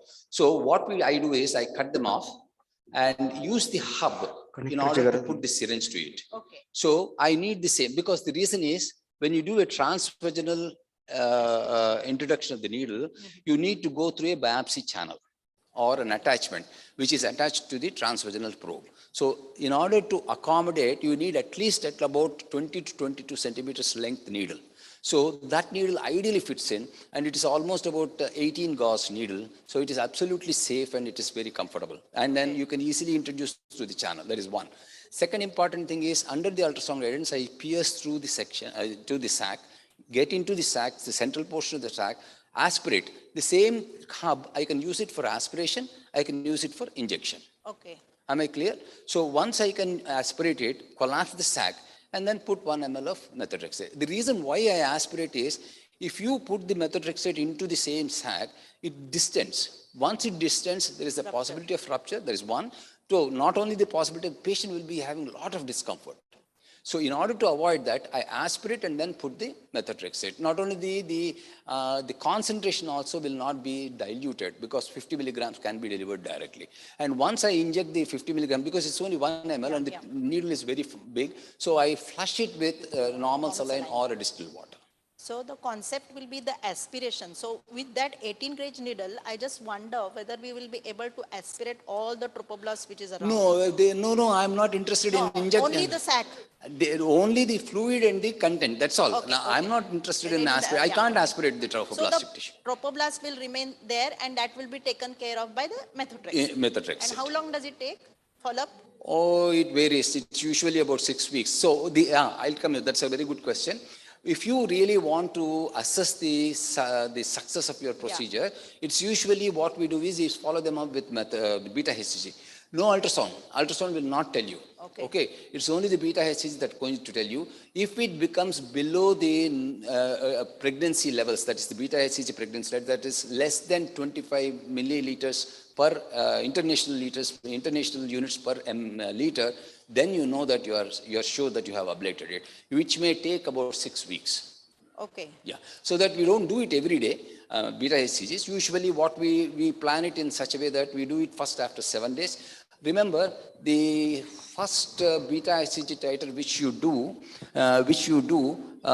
after the ablation, 48 hours, there will be a raise in beta HCG. Remember, don't get worried about it, because you are actually flushing that one into the circulation. So there will be a raise in the beta HCG titers. Don't get worried. So wait for another 7 days. And if the patient is stable, nothing to worry. Just follow it up with a 7-day beta HCG titers. Quite often it starts dropping down. And if the drop is by 13%, we are absolutely happy. Okay. We again do it only after about 1 month, 4 weeks. Okay. That's a great thing, sir, because you have clarified now what exactly. I know, to I do. understand, And that because is, these are practical with problems. the full bladder or partially full bladder. Transvaginal, Yeah. no transabdominal. Nah, that is No, what I no, was no wondering, transabdominal. because the needle is coming straight like that. No, So no, I no. just wonder. Everything is transvaginal. Transvaginal. Transvaginal. That Oh, is what sorry, I wanted I to get. was not clear. Yeah, so Yeah. I wanted to clarify that. Yes. So this needle, the picture that you had shown it was a transvaginal. Yes, same one, same needle. Same. Okay. Right? Okay. Thank you so much. Right. Sir. Now, see, only one thing which probably I think just want to add to that is that after putting the needle, if you immediately aspirate everything from the gestational sac, you will lose the track of the needle on the vision as far as the screen is concerned. So usually what we all do is that around 80% of aspiration we do, so that we have an exact clue where the needle tip is lying on the screen.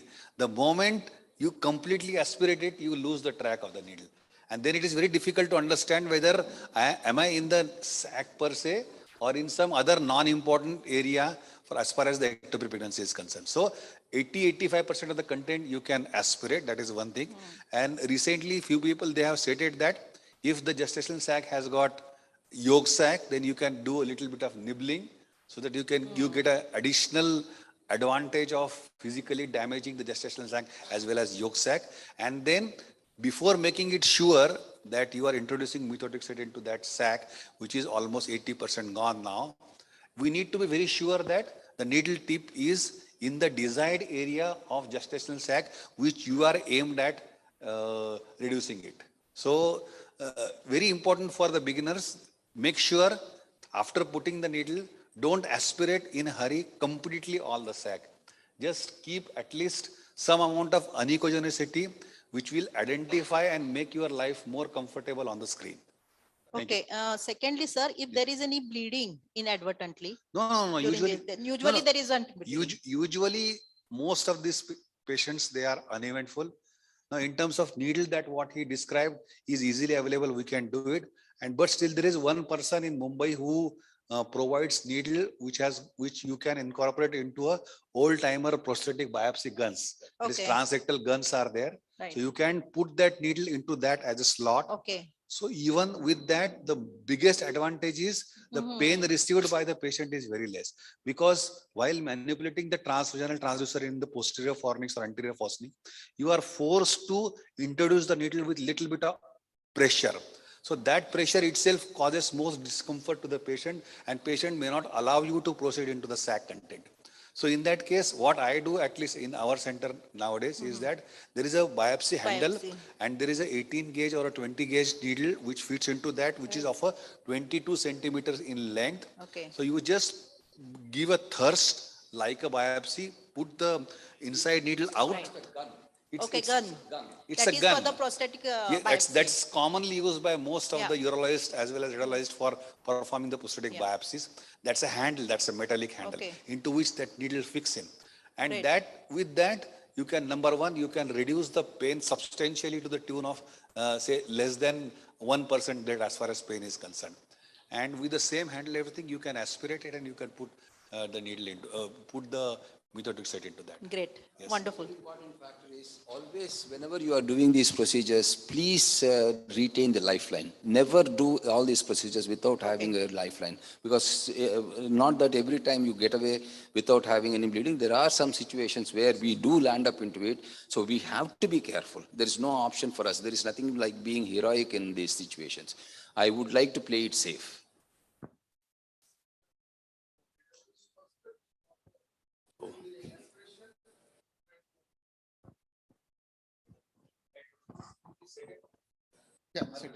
Yeah, I know the presentation is already, yeah, it's certain. I'll not take more than 2 minutes. This was the radiologist perspective. But as a gynecologist, you can all train yourself in this aspiration of the gestation sac. Whenever you have a patient reporting to you with residual cysts, day 2, you need not waste another 21 days giving her OC pills and allow that cyst to resolve on its own. Okay, these cysts you can aspirate, so you know what is the thrust that you have to give so that you get yourself trained in aspirating one follicle. If you can aspirate one follicle, you can do all home pickups for any IVF cycle. Point number 1. Point number 2, nowadays we get double lumen needles. Okay, so that also came into IVF. Whenever we aspirated the fluid and if we did not recover the oocytes, we would push little bit of the culture media in the same follicle and again aspirate. So whatever the oocyte was still lying in the follicle would get aspirated. So these double lumen needles, one part of the needle would aspirate the fluid, the other would inject that. Only thing we have to make sure that the lumen through which we are going to inject the methotrexate, the entire lumen should be filled with the fluid. Otherwise, that vacuum or the air content in that needle first gets pushed into the cavity, and then once the air is there, we lose the sight. Visibility, yeah. Thank you very much. But then I would definitely not prefer the double lumen. Sorry, sir? I would definitely not prefer the double lumen. As such, you are using a 18 gauge. If you use a double lumen, the double lumen also has the same gauge. gauze, but They don't come in extra size. We do the aspirations, oocyte retrievals, but then it is much more thicker in the outer margin than this thing. It's much more easier, and we are comfortable doing this. So, I mean, of course, as you said, it is safer. You have been doing for years together, sir, but for those who would like to start it doing, it was for, Thank you very much, Dr. Dabde, for illuminating on this aspiration technique, one of the techniques that you are using.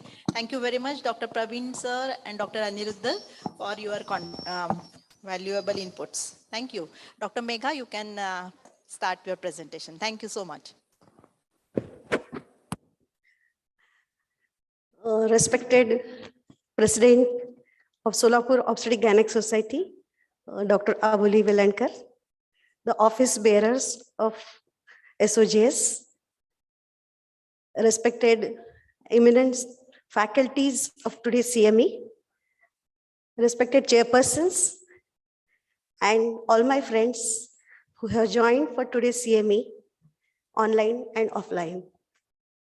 A very good afternoon to you all.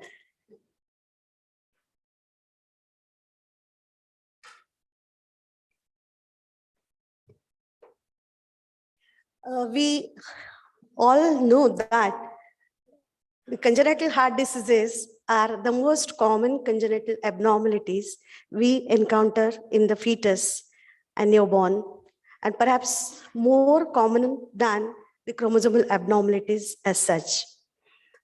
And when I talk about the fetal heart, I always introspect myself. Whenever I get cases for referrals, second opinion and third opinion, this is a topic of my introspection. What's going on in the society and how we can reach the obstetricians in their busy practice to look into the fetal heart. I love these words. C is common for all. Some take pulse, some take fish, some come out with just wet legs. At 4-chamber view, though easy for all, is same. We get what we want, what we know, and what we look for. We know that the 4-chamber view was proposed as the first screening view in the cardiac abnormalities screening, and it was introduced in 1980. And though recently, the other sequential segmental analysis of the heart has been recommended by various societies like ISFAG and American Institute of Ultrasound, the diagnostic range is still very wide. Can I get a help? Because I'm getting this on my slide.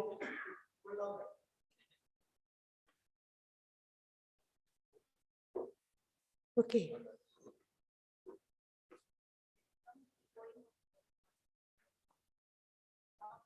So moving forward.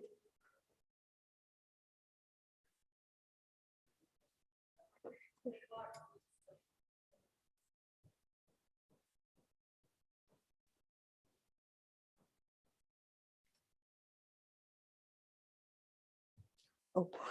And this difference in the detection rate of congenital heart diseases depends upon the population we screen. Is it a high-risk population, or is it the screening which is offered to low-risk women? It depends upon the expertise of the examiner, the experience of the person who is doing the fetal ultrasound. It depends upon the differences and accuracy of postnatal follow-up. The difference in detection of congenital heart diseases depends upon the examination time when it is done. Is it done before 15 weeks, or is it done at 18 to 20 weeks, or at terms?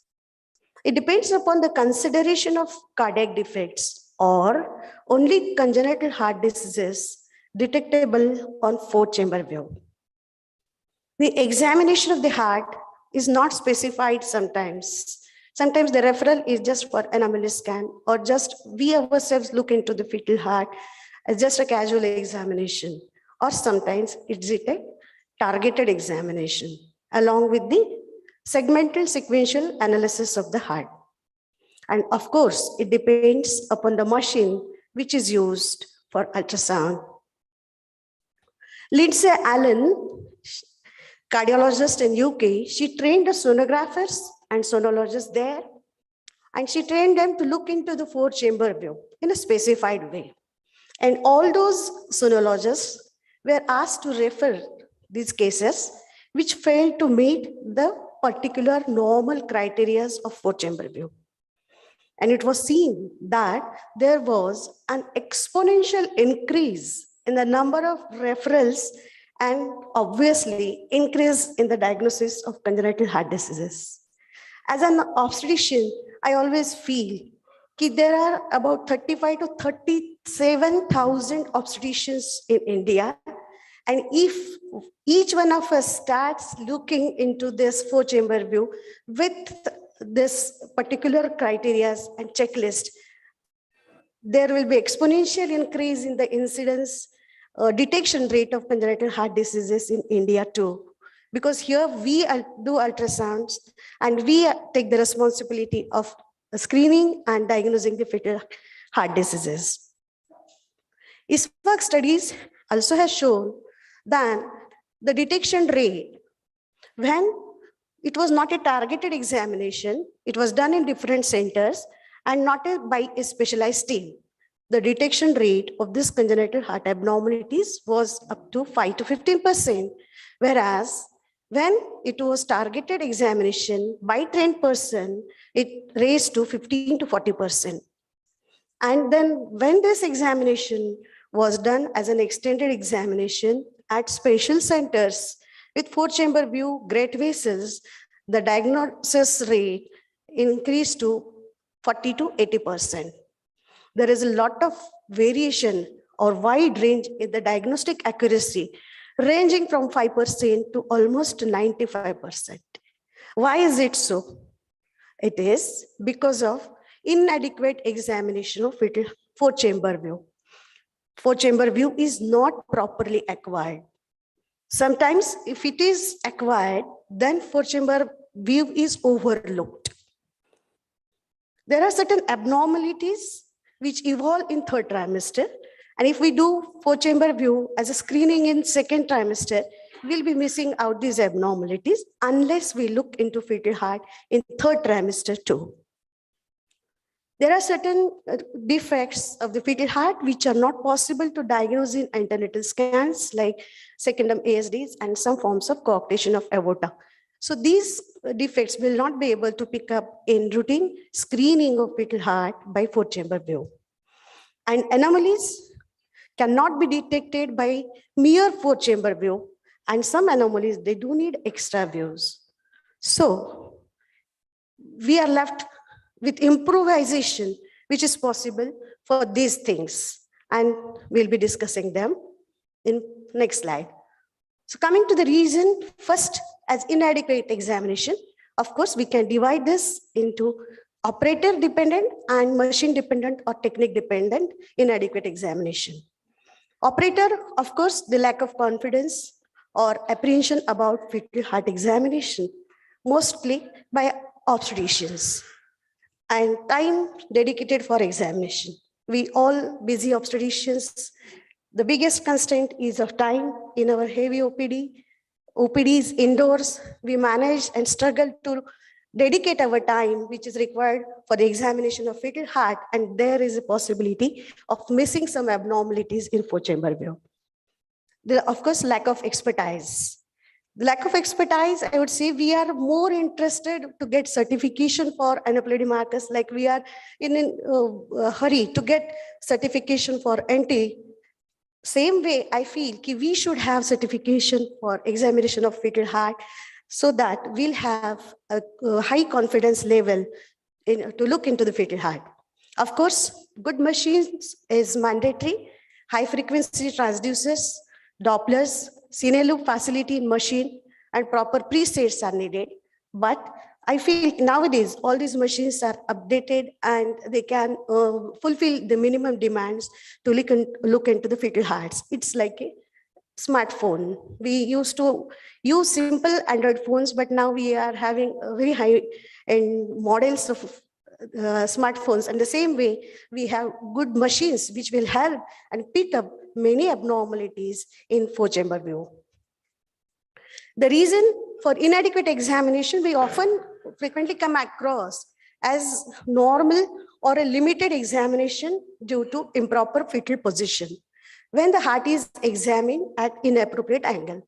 Suppose if this is the case, the rib shadowing, the thick abdominal wall of the mother is concealing the details of the fetal heart. And if you try to comment upon the checklist of four-chamber view in this view, I'm sure you will get demoralized and you will leave the attempt to look into the fetal heart. So never try to comment for the fetal four-chamber view unless it's in a very proper position. Four-chamber view is not mere counting of the chambers and mere heart beating, isn't it? At whatever time of gestation we are looking into fetal heart, try to learn and try to catch maximum findings in four-chamber view, which are mentioned there in our checklist. As I said, auditing of aneuploidy markers and certification is always a major concern than our fetal cardiac assessment or our expertise in fetal cardiac assessment. Sometimes examiner is not able to obtain four-chamber view. Spine is anterior, spine is at 12 o'clock position, casting shadow, completely casting the shadow. Sometimes placenta can be anterior, sometimes there can be late gestation, or there can be oligohydramnios, improper quantity of the liquor. So these things, they will pose you the technical difficulties. But what we can do, we can overcome these difficulties, and particularly in your learning curve, we need to choose the optimum time for examination. At 18 to 20 weeks. If you are an obstetrician busy and interested to learn the fetal cardiac examination, I would say to look into the fetal heart, especially between 26 to 28 weeks. If you see good spine at 6 o'clock position, heart at 11 o'clock position, never lose an opportunity to pick up maximum findings in four-chamber view.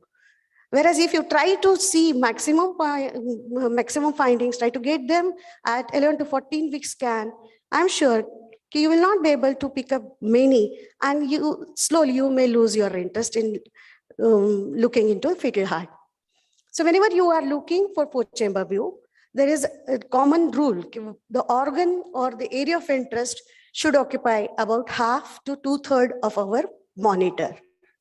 We should judiciously use cine loops for AV valve movements because heart is a mobile structure. It's in motion. We need to assess the heart in both systole and diastole. Despite of this, if spine is not in a proper position, if spine is not at 6 o'clock position and heart is not at 11 o'clock position, better not to look into the fetal heart, stop the examination, reschedule the examination, let her roam or let her come next day. And when the point is that you have to counsel and you have to talk to the patient that the things are not proper, let the baby change the position and I will again look into the fetal heart. We as an obstetrician have that added advantage that we can call our patients and they believe in our words and they will definitely come as per our advice to them. And always never forget to mention the difficulties in the examination whenever you need to refer them to the specialist. Echo presets are always available on our machines.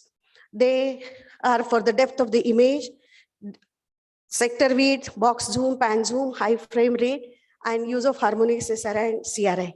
We are often afraid of getting lost if we change these presets, isn't it? But what I would say, you have to just play with the machine. You have to spend some time on the machine, change the presets. Even if you are lost, you can call your application engineer and get the things done. But you have to experiment as we keep on playing with our mobiles. You have to spend some time on the machines to know more and more features of the machines and learn the techniques of proper image optimization. We know that here we can see the transducer and the heart, fetal heart is here. The time taken for these ultrasound waves. The video is playing. To reach this fetal heart is definitely more than this. So what is happening here? The time taken for these ultrasound waves to reach this heart is definitely lesser. It will capture more and more events in the cardiac cycle than compared with the image on the left side. So what we do, we have to reduce the depth of the image to pick up more details.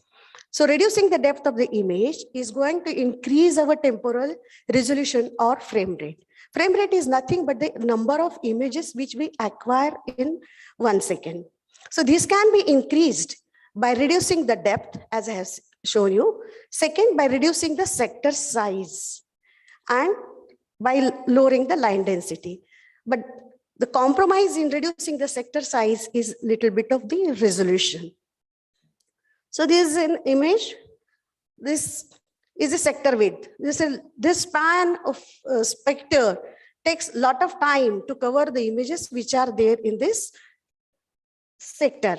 Whereas once we reduce the sector size, the time for ultrasound waves to capture the movements will be definitely less and we'll get more image details of the moving heart if we reduce the sector width. And line density is already, we need not change. Line density generally we need not change. It's there in the presets. Line density is nothing but how many lines per frame, and definitely lowering it will reduce the lateral resolution, but definitely it will increase the frame rate. Frame rate is important for fetal heart because it's a structure in motion. So this is a small video where we can see that this is a 13 weeks, 6 days gestation. I have reduced the sector width. And then we put the box, zoom box, and then we see the details of the heart. So this is how you have to do it manually every time, whatever may be your preset. So first you reduce the sector width, then put a box on that, reduce the depth, put a box, and then start doing the fetal examination.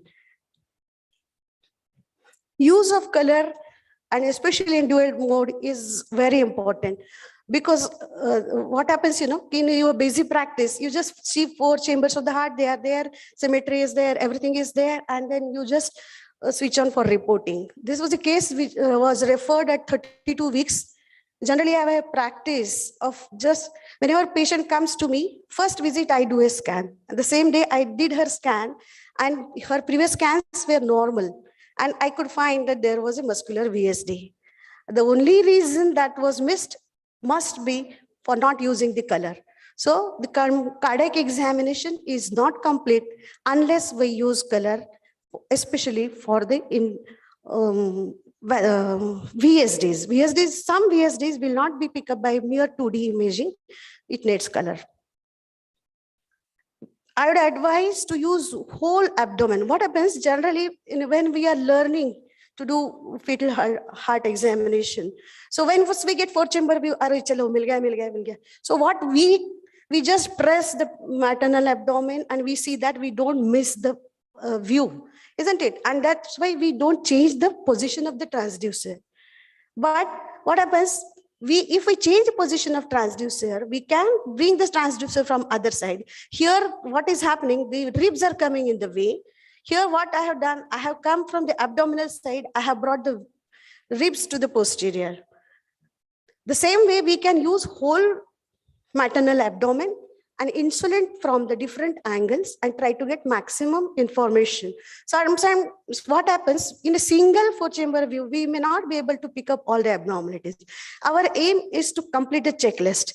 So what I do, I just complete the checklist. Maybe the number of images and the number of scenic loops we store may be more, but the complete checklist is we see that it is completed. When we talk about 4 chamber view, there are 3 types of 4 chamber view. Each has its own significance. So when we see one 4 chamber view, don't stop there. You have to just insulate from other angles. Take apical view. Apical 4 chamber is important for looking into the fetal heart apex. Is it formed by right ventricle, left ventricle? How are the AV valves? The motion of the AV valves is better seen in apical view, whereas basal view is very important for documenting the entrance of the pulmonary veins in left atrium, and lateral 4 chamber view is important for this interventricular septum, interatrial septum, foramen ovale, and even the ventricles. So these views should be taken, not only one 4 chamber view, try to get all the 4 chamber views and try to document whatever is expected in 4 chamber view. So this is a checklist. We can just, in initial days, we can just paste this checklist besides our ultrasound machine and try to see that you have seen all these points. Ask your assistant to remind you if you lose something, and always try to store images in cine loops, not only still images. So at least 1 or 2 10 seconds image, even if you store, you will be seeing the heart. Because if I store image in systole, I will not be able to see the image in diastole, what is occurring in diastole. So I would advise you to store the image as a cine clip and not as a still images. So after you cover the checklist in 4 chamber view, you can use heart biometry. Z-scores are now available, maybe on perinatalogy.com, or they are incorporated in the machines. Obviously, here there is a lot of discrepancy, which is very obvious, but sometimes the discrepancy is not very obvious. In such cases, or some diseases like coarctation of aorta or aortic stenosis, which evolve over the months. So that time, the documentation of the sizes by Z-scores is going to help you a lot. So here you can see the discrepancy between the right ventricle and left ventricle is not much.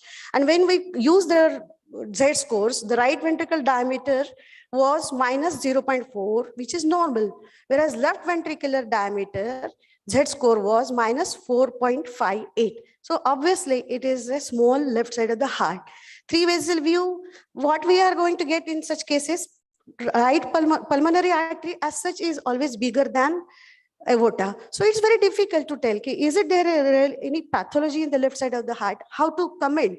So here we can see that this is the aortic arch. We can see here constriction of the aortic arch and post-constriction dilatation of the aortic arch. It was a case of coarctation of aorta. This is a biplane imaging which is available in this machine, and it can give images in same section.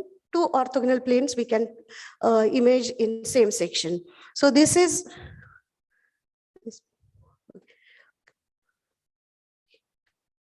okay. This is 3-vessel trachea view we can see, and then immediately same we can have a look for complete aortic arch.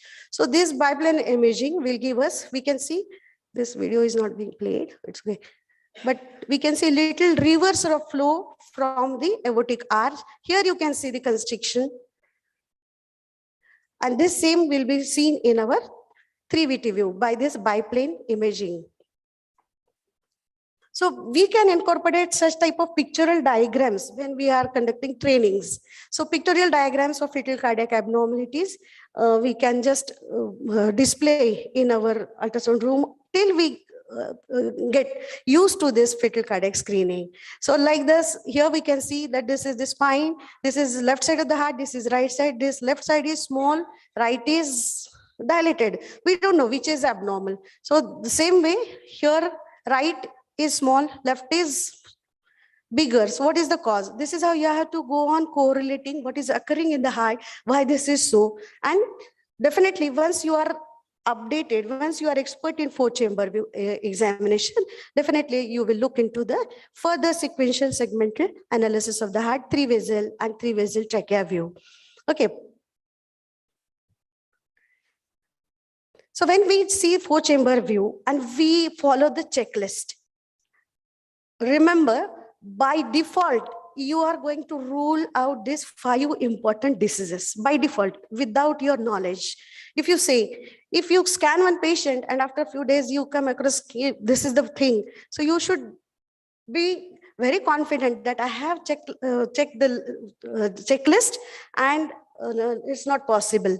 So these 5 diseases we should never miss on 4-chamber view. Of course, these cardiomyopathy and rhabdomyomas, they are seen in 3rd trimester, not in 2nd trimester. And then left side, hypoplastic right side of the heart, AVSDs and Ipstins. These 5 abnormalities will be ruled out if you follow normal 4-chamber checklist. Other potentials for 4-chamber view, if you are expert, then we'll be able to pick up the abnormalities of the myocardium, pericardium.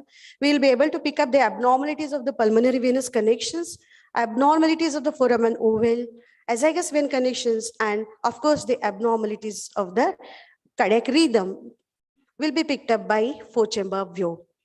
The reason second for failing the 4-chamber as in screening, remember in screening, not in examination, screening of the fetal heart. The 4 chambers are visualized, but the anomaly is not detected. Why this happens? It is because if the examination is hurriedly done, we may bypass the checklist. And most commonly picked up abnormality in 4-chamber is just asymmetry, and most commonly missed is the area behind the left atrium. We often miss the area behind the left atrium, and we may miss small VSDs and TAPVC like serious disorders even at the hands of experts. This is because the examination is done in a hurry and with the time constraints. And if we don't use the color, again, we are going to miss small VSDs which are not picked up by grayscale.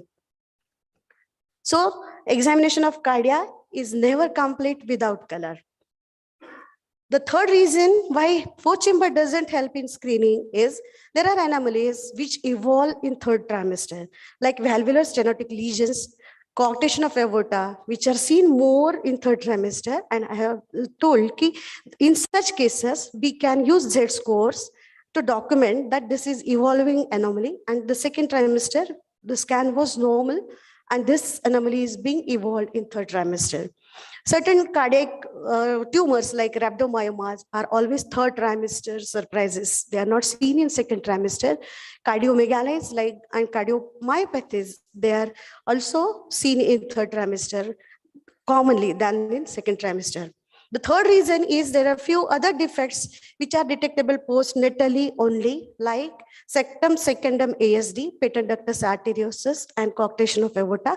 You cannot screen them in prenatal life by four-chamber view.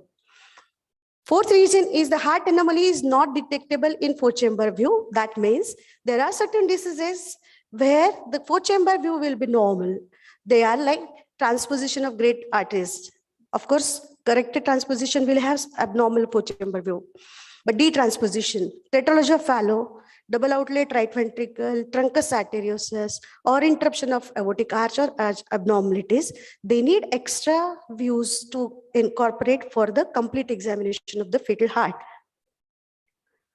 So this is one case. I will show you this case. She was a dentist. She came to me at 33 weeks one day, just for a second opinion, just inko chalo dikhayenge madam ko bolke. And then she came, the almost normal four-chamber view was seen. When this, I tried to take LVOT view, there was a like aortic override or single vessel, which was getting contribution from both the ventricles, right and left. And when this the color was put, I could see that this was a common arterial trunk.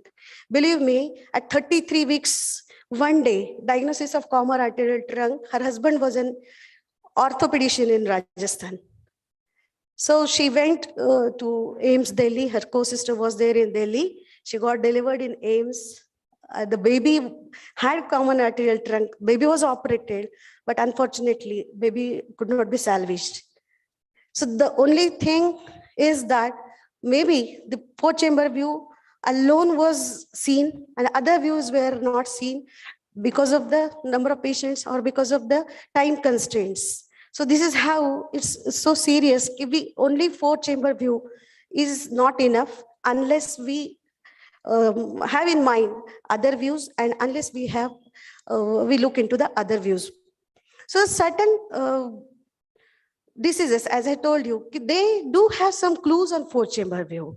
And these clues we have to pick up from four-chamber, like situs. Normal situs, as we all know, that it's levocardia, and reverse of this is situs inversus. Anything in between is situs ambiguosus. So when we are not well confident that this is situs problem is there, better some situs abnormality, refer them for an expert opinion.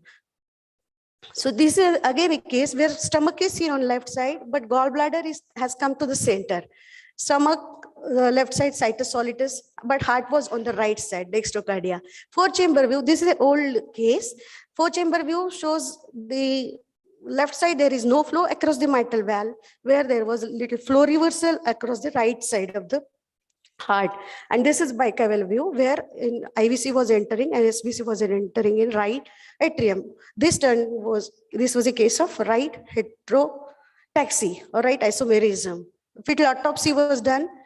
Then spleen was not there because left-sided structures are mirrored by right-sided structures in right isomerism. So spleen was absent, there was dextrocardia, and liver was in the center. What will happen in the lungs? Because on right side there are three lobes, the same symmetry will be there on the left side. So left side, instead of two lobes, there were three lobes.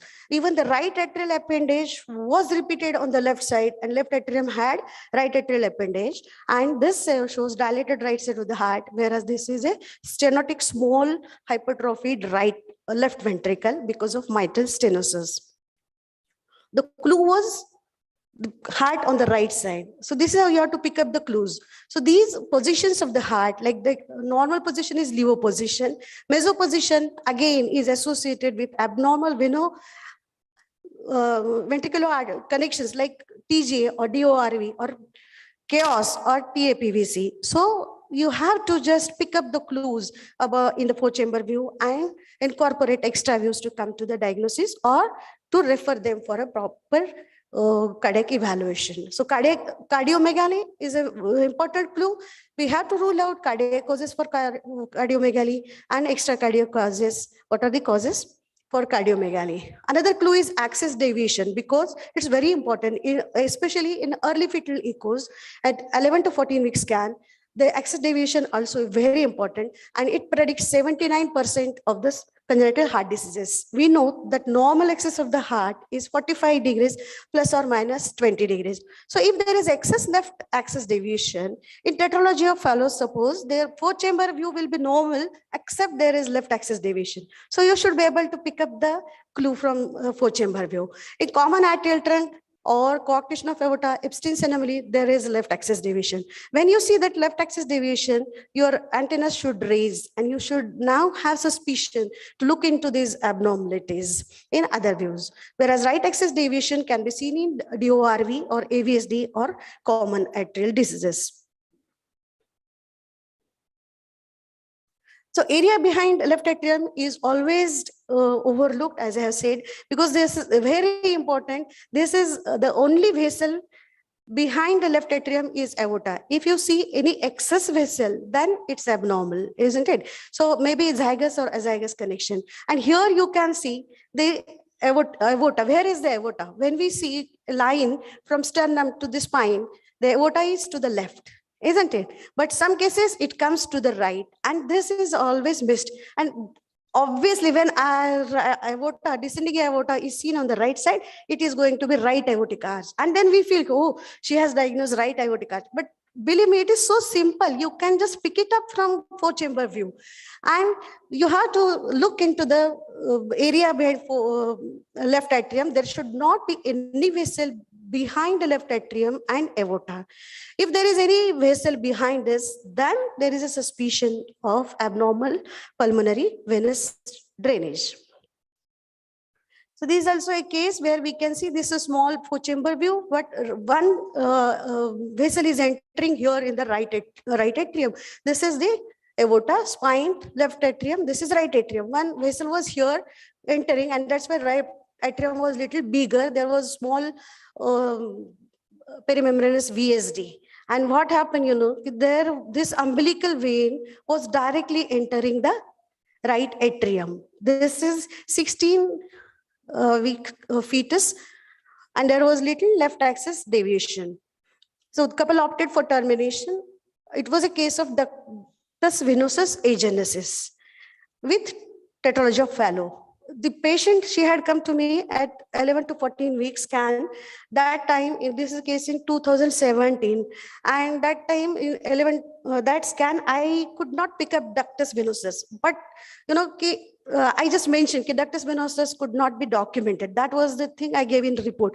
And then she came at later gestation, and when we saw we could see that ductus was entering. What I mean is, you have to follow the protocols. You cannot bypass. If you're not able to pick up or document something which is normal, then you have to mention it for your own sake, isn't it? Or the person to whom you are referring, the person will look into the matter. Ductus venosus is not seen, that person will look into ductus venosus and see where it is entering. So when we try to negotiate this probe from right atrium, it straightway came in the umbilical cord, confirming that the umbilical vein was directly opening in the right atrium. And here it was associated with TOF, where there is a small pulmonary artery and aorta is bigger, and aorta has come anteriorly and pulmonary artery has gone posterior.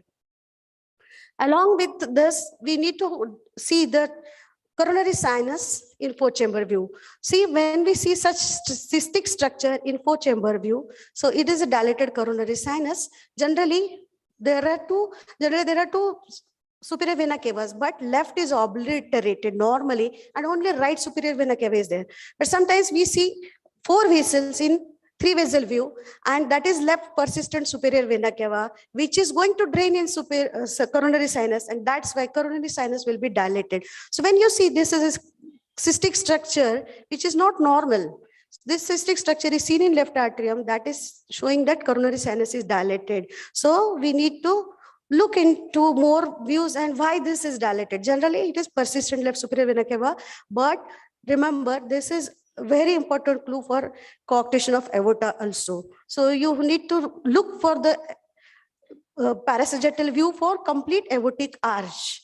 Sometimes we see that this is four chamber view, and when we take a view which is little lower than the AV valves, we take a view of coronary sinus, and then we feel that septum primum is absent, and we call this as a AVSD. So this is a false positive diagnosis for AVSD. Remember that you have to just again check the septum primum in lateral four chamber view. That's why the importance of all the four chamber view, like apical, basal, and lateral. This was a case which was referred for HLHS at 38 weeks for fetal bradycardia, and she was advised urgent cesarean section. And to hear what is seen, see the foramen oval, which is completely occupying the left atrium, isn't it? And that's why it has mechanically obstructed the flow across the mitral valve, and that's why the left side of the heart is small and right side was dilated. This is a color which is also showing more flow in the right side than the left. Hello. This was a case of foramen oval. 5 minutes more, ma'am, Okay, please. okay, sure. And patient delivered in government hospital. The patient again called back, took baby, and the baby underwent fetal echo, and the foramen oval aneurysm was confirmed. The baby is doing now, baby is now 1.5 years old, doing well. What I mean to say, the prognosis of HLHS and foramen oval is completely different. So had it been HLHS as a diagnosis, the management strategy would have been different, isn't it? So we need to look into the foramen oval also in four chamber view only. So four chamber view can help us to diagnose the foramen oval abnormalities. The third trimester surprise is always difficult to counsel to the patient. Always look for interventricular septum in diabetic mothers, where the ventricular walls are so thick that we are seeing very less amount of the blood in ventricles, and interventricular septum was also very thick. The cardiomyopathy in diabetes is reversible in these babies, and we need to counsel these patients that this is temporary effect of the maternal diabetes on the fetus, and soon the baby will pick up after postnatal life. So this was a case where we can see the right side of the heart is dilated, right atrium, and then the left atrium, isn't it? And otherwise the fourth chamber is normal. But why this was? Because the right pulmonary vein was directly going and entering the coronary sinus. Here you can see this is right pulmonary vein, which is in red color, and then coming back, entering in the coronary sinus, and the blood from coronary sinus is entering the right atrium, and that's why right atrium is dilated. So this is a case of partial PAPVC, partial anomalous pulmonary venous drainage. So this is simple diagnosis. If you are very keen to look into the fetal heart in four chamber view, you will be able to pick up these abnormalities. The take home message, I always feel the most important potential for four chamber view is that it motivates the operator to learn other views for fetal cardia. I'm sure if you are very expert in looking into four chamber view, you will not stop there. You will have inquisition to look into three vessel view, three veti view, and complete sequential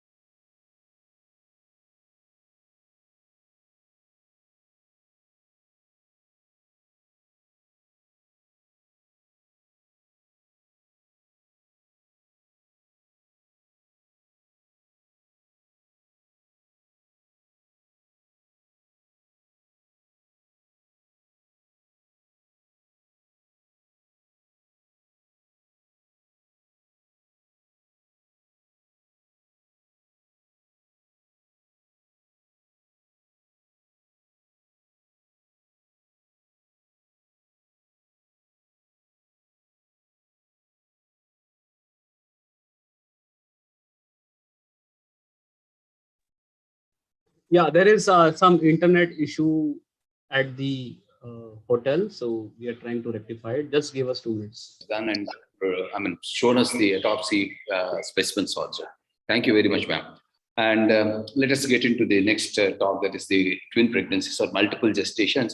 I made it twin because it becomes much more easier for me to convey the messages, because it becomes much easier to say twins because we are accustomed to it.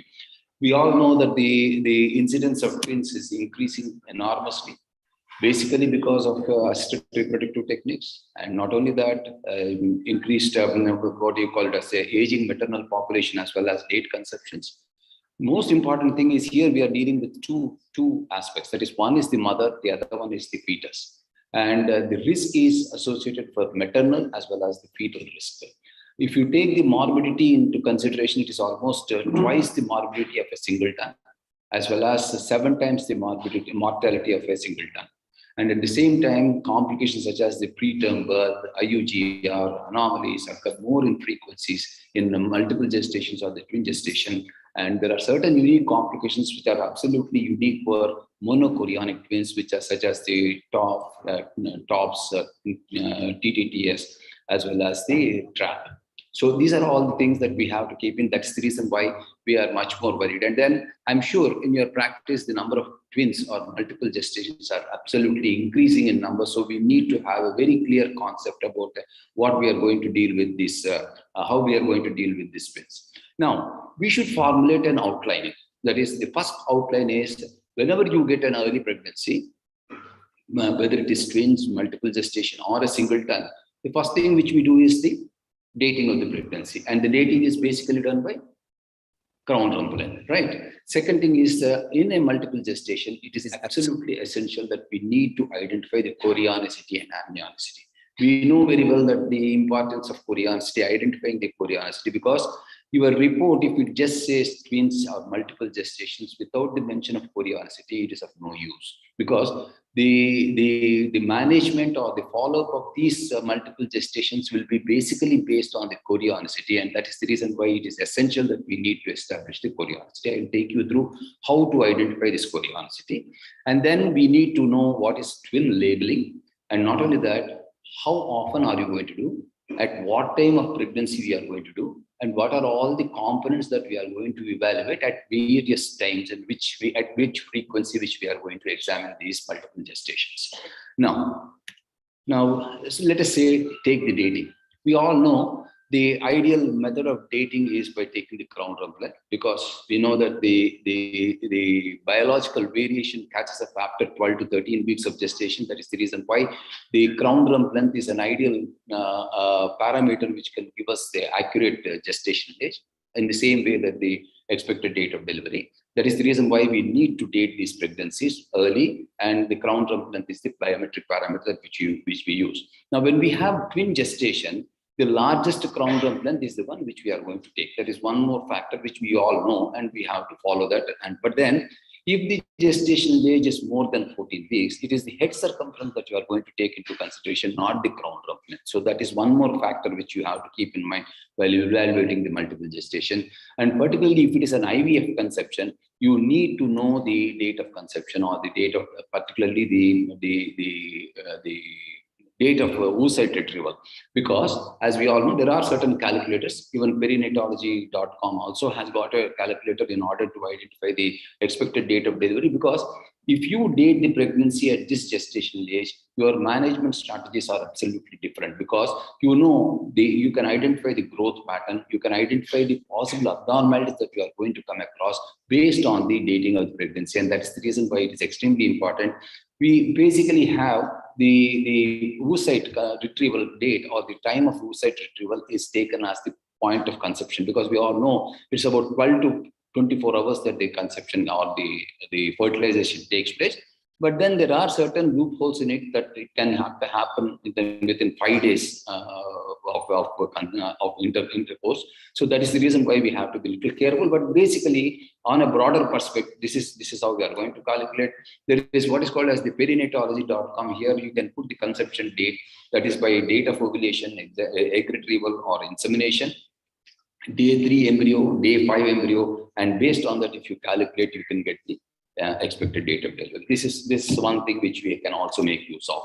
Now, coming to the determination of chorionicity, amnionicity, most important thing I want to stress here is that the chorionicity is identified best in the first trimester scan. That is the time when you can really identify the chorionicity, and it is very, very easy to identify the chorionicity in the first trimester rather than in second or third trimesters. Second important thing is, the most important thing, the chorionicity is ascertained by number of gestational sacs. That means the number of gestational sacs are equivalent to number of chorions. That is the simplest way that we can understand, and it becomes very easy for us to identify the chorionicity in the first trimester. Next, second important thing is number of yolk sacs are equivalent to number of amnions. I just give this statement, but then I hold it back because it is not just the yolk sacs that I would depend upon the identifying the amnions, but also I would like to demonstrate the intertwin amniotic membrane in order to ascertain the amnionicity. But for the first trimester, it is very difficult to identify the intertwin membrane. That is the reason why we depend upon the number of yolk sacs, taking that into consideration in identifying the amnionicity. Am I clear up to here? Right. Once that is done, so what is this chorionicity? We all know when we take the fertilization, when once it is a 2-cell, 8-cell fertilization or the blastomere, then the morula. And whenever we have, as you know, this is a very simple thing that I would just want to take you through, is if you have two separate ovum as well as the sperm, you know that it will be polyzygotic, you have unidentical twins. Whereas in a monozygotic, it will be the same thing, but then it is a cleavage that is important in order to decide whether it is a dichorionic, monochorionic, or a monoamniotic. So the time of division is what is important. In a multizygotic twins, it is, or a dizygotic twin, it is the number of placentas which are going to determine the chorionicity. Whereas in a monozygotic twin, the chorionicity depends on the time of division of the morula. So that is how we have to take it into consideration. For example, if the division takes place less than 4 days, it is usually the DCDA. If the division takes place between 4 to 8 days, it is usually NCDA. And if it is after 8 to 13 days, it is a momo twin. And if it is after 13 days, it should be a conjoint twin. So this is how you are going to take into consideration as far as the monozygotic twins are concerned. Now, if you take this, so to make it much more easier and simpler, if it is a dizygotic, 100% of them are dichorionic. You agree with me? Yes. But if it is a monozygotic, 75% of them are dichorionic. That means the division has taken place before 4 days of morula, right? And if it is after that, the other 25% of them can be a monochorionic diamniotic, 1% of them can be monoamniotic, monochorionic. So momo twins. So in this, what happens is the major problem comes when you have a single placenta. Now we have decided that the number of placentas are equivalent to number of chorions. So if you don't find the number of placentas, and if you find a single placenta, that is the time when we get into trouble, where we have to differentiate between a fused placenta and a shared placenta. Fused placenta means that there are two placentas which are fused together. That obviously means it's a dichorionic twin. If it is a shared placenta, that means there is only one placenta through which both the twins are sharing the circulation. So that is the one which we have to differentiate. So that is one thing which we have to learn how to differentiate when we have a single placenta between a shared and a fused placenta. The second important thing is whenever you have a MCDA, you know that there will be an unequal division of the placenta or unequal sharing of the placenta, which results in various unique complications which are unique to monochorionic diamniotic twins. And whereas in a momo twin, there is a single placenta, single amnion, and it has its own complications which are pertinent to momo twins. So this is how we are going to understand about this multiple chorionicity. Now, how do you determine? As I said, it is very easy. That is in the first trimester, that is less than 10 weeks of gestation, number of gestational sacs is equivalent to number of chorions, and number of yolk sacs are equivalent to number of amnions. Whereas in a late gestation, after 10 weeks of gestation, or let us say after 12 weeks of gestation, then it becomes number of placentas. If you can identify the number of placentas, well and good, it tells us how many, is it a dichorionic or a monochorionic?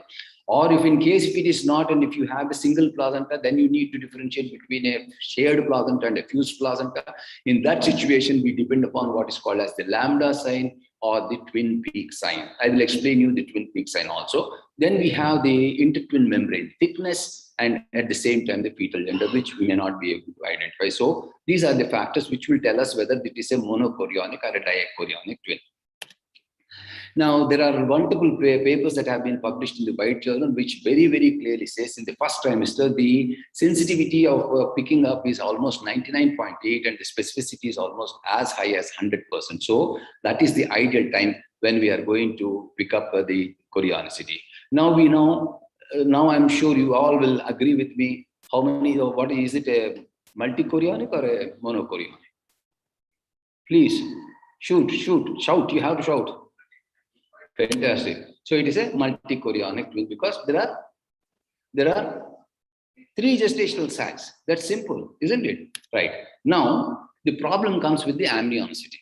Now here, I will take you through, is this 1 gestational sac or 2 gestational sacs? 1 gestation sac. How many embryos are there? 2 embryos. How many yolk sacs are there? 2 yolk sacs there. So what do you call this? Monochorionic, diamniotic. Fantastic. What about this? You have 1 sac or 2 sacs? Come on, we will fast or else they will say you stop the lecture. 1 sac, isn't it? 1 sac. And you have only 1 yolk sac.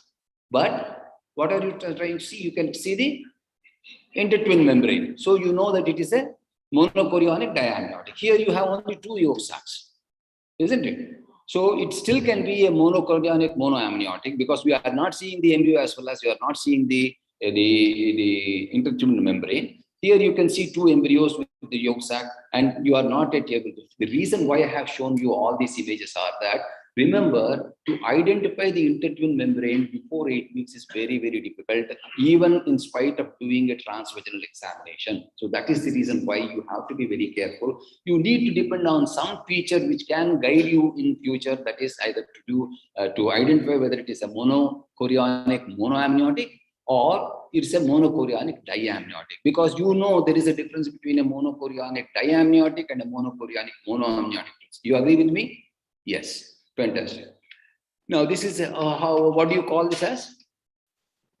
Come on, please. It's too small to answer. Okay, there are 2 placentas, isn't it? Okay, so right. Now, when there are 2 separate placentas, we are very comfortable. We know that we are dealing with a dichorionic twin. But whereas when you have only single placenta, that is when we know that there is a problem between to differentiate between a monochorionic and a dichorionic. That is a shared placenta and a fused placenta. And whenever there is a fused placenta, what you find is that there will be an invagination of the trophoblastic tissue into the intertwin membrane, and that is what is called as the lambda sign or the twin peak sign. Am I clear? When you have this sort of a lambda sign or a twin peak sign, it's obviously a fused placenta, and a fused placenta has to be a dichorionic.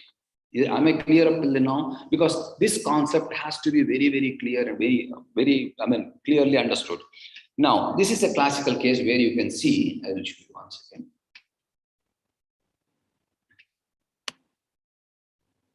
Yeah. Now, what will you say? That is a classical twin peak sign or lambda sign, isn't it? So it's a dichorion or it's a fused placenta, right? Here, what do we have?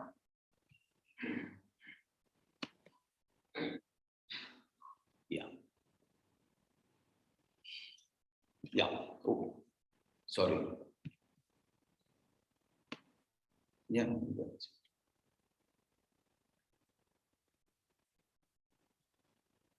Sorry. Yeah. Okay. Now here, what do you have? It's a T insertion. There is no lambda sign, isn't it? I'm sorry, I'll run the video, then you can understand it better. Right. See this? You can see the intertwin membrane nicely, and then you can see that it is just getting inserted into it. So it is a classical T insertion or a T sign. So whenever you have a T sign, it is a shared placenta. Let us start using this term shared placenta and a fused placenta so that there won't be any confusion in future. Okay, right.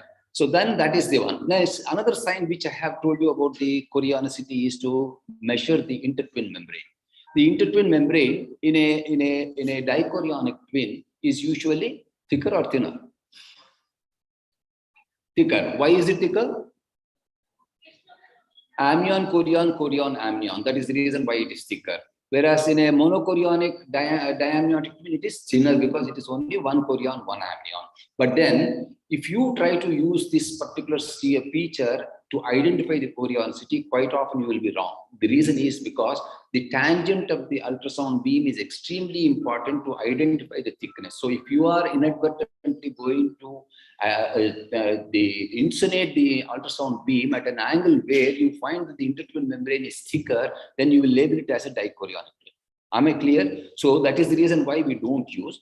We corroborate with the features of the placenta, number of placentas or a fused placenta with the intertwin membrane, but we don't take the intertwin membrane thickness as a feature which will tell you the chorionicity. Am I clear up till now? Very nice. Okay.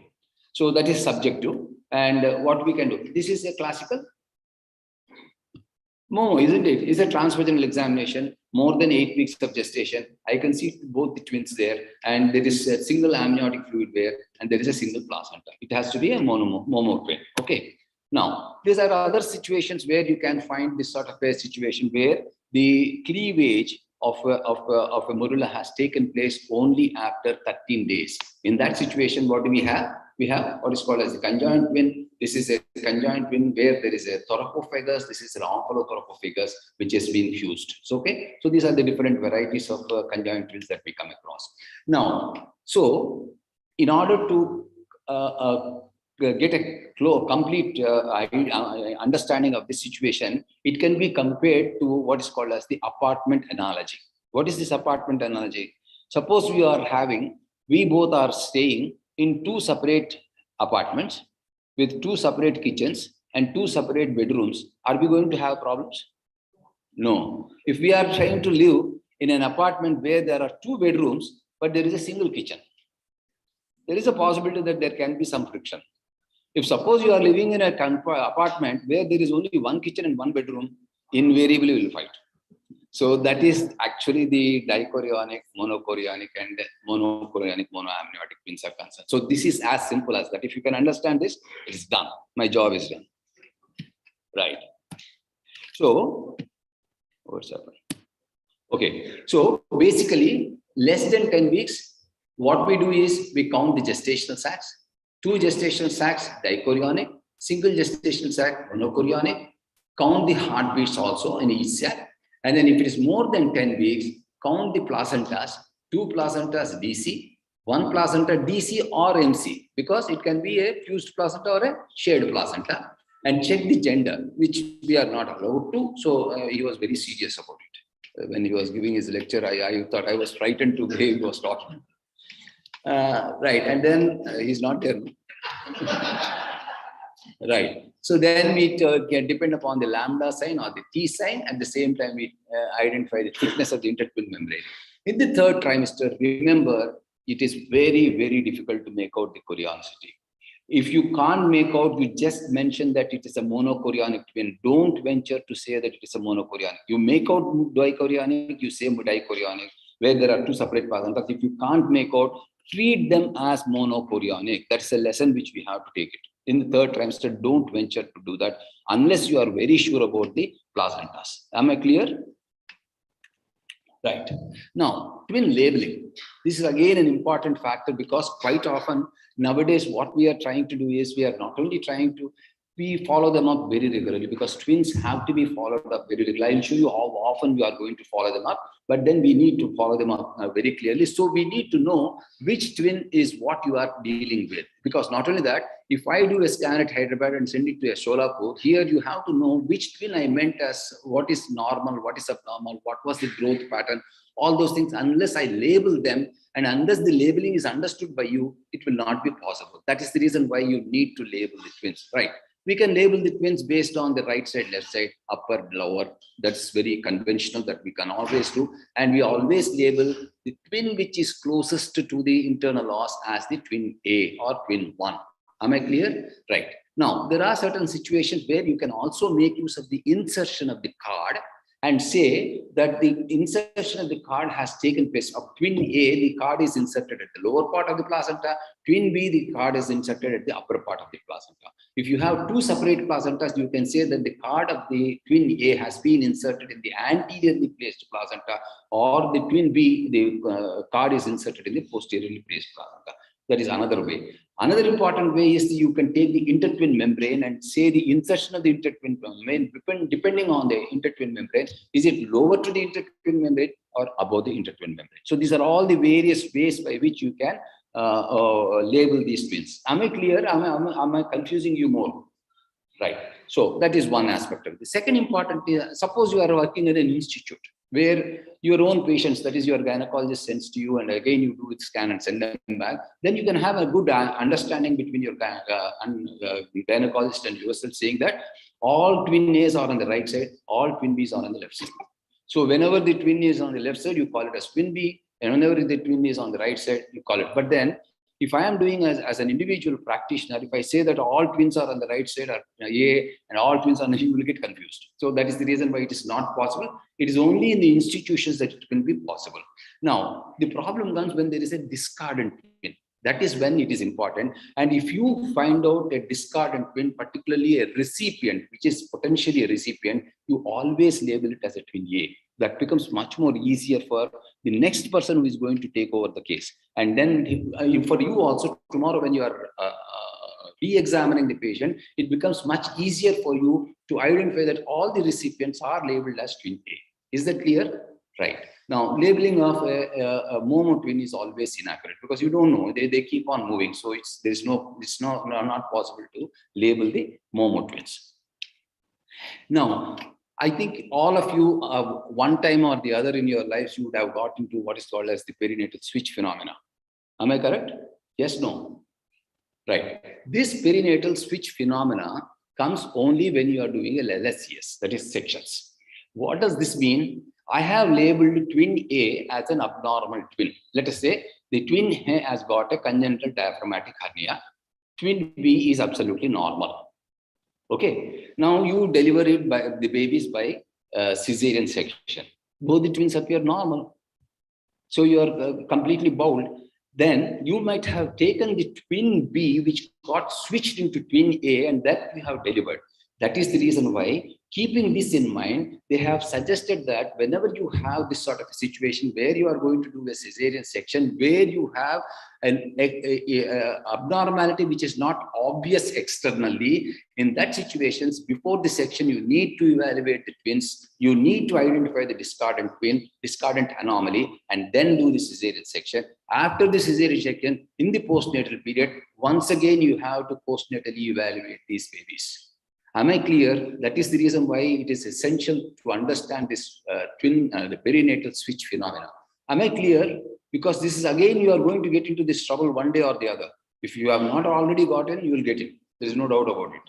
So please understand this. Okay. So this is one more thing which, so whenever you are planning to do a cesarean section, particularly if the report says that there is an abnormal fetus, a discordant anomaly, it is always better to do a pre-section scan and a post-section postnatal scan in order to identify the abnormality. Right.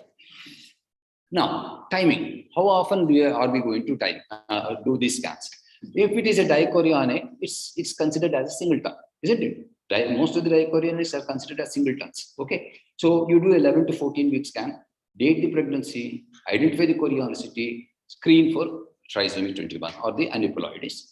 Then you do a 20 to 22 week scan to assess the detailed anatomy, because it is called as an anomaly scan. You do a biometry, amniotic fluid volume, and cervical canal length. Then between 24 to 37 weeks of gestation, you again do the assessment of fetal growth, amniotic fluid volume, and do the fetal Dopplers and deliver. So this is the protocol that you are going to follow, or timing that you are going to follow as far as the dichorionic diamniotic twins are concerned.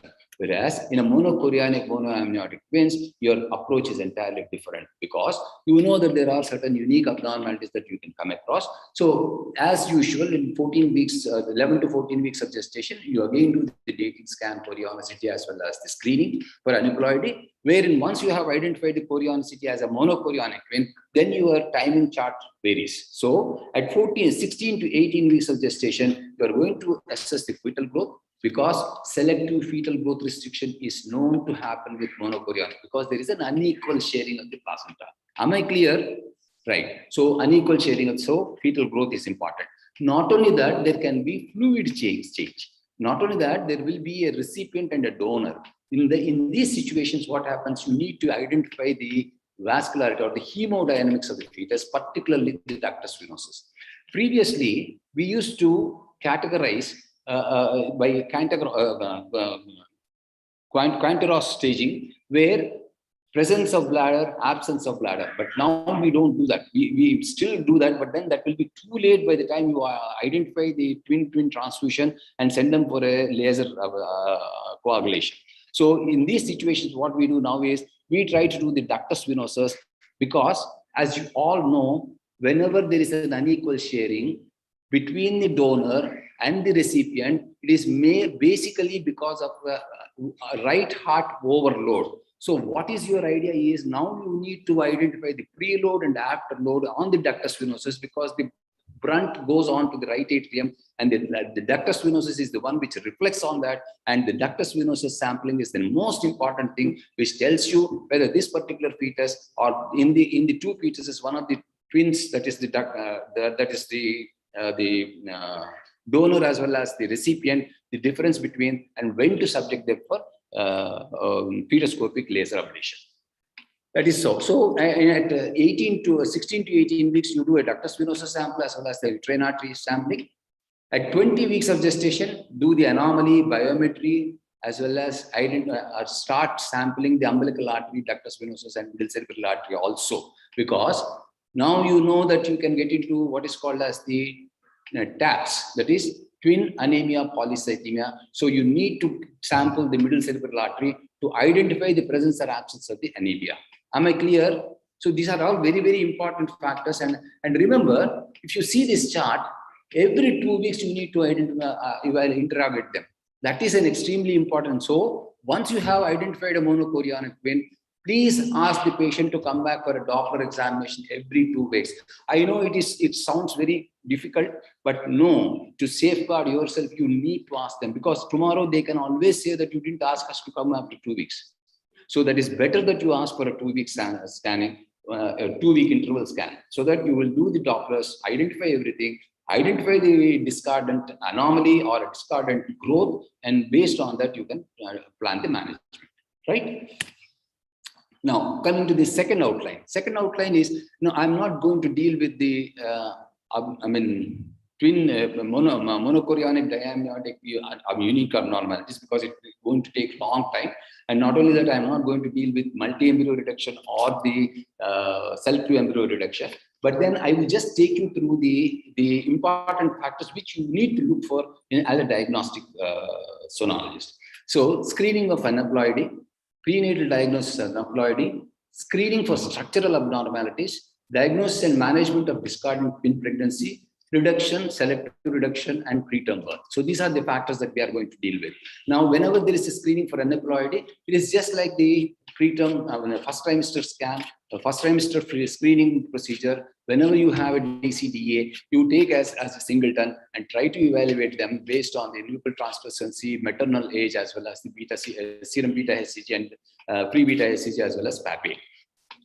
So this is one. Second thing is, when you do the screening for aneuploidy in twin gestation, if it is a MCDA twin, that is monochorionic diamniotic twin, the twin is calculated per pregnancy. Why? Because it is the same karyotype.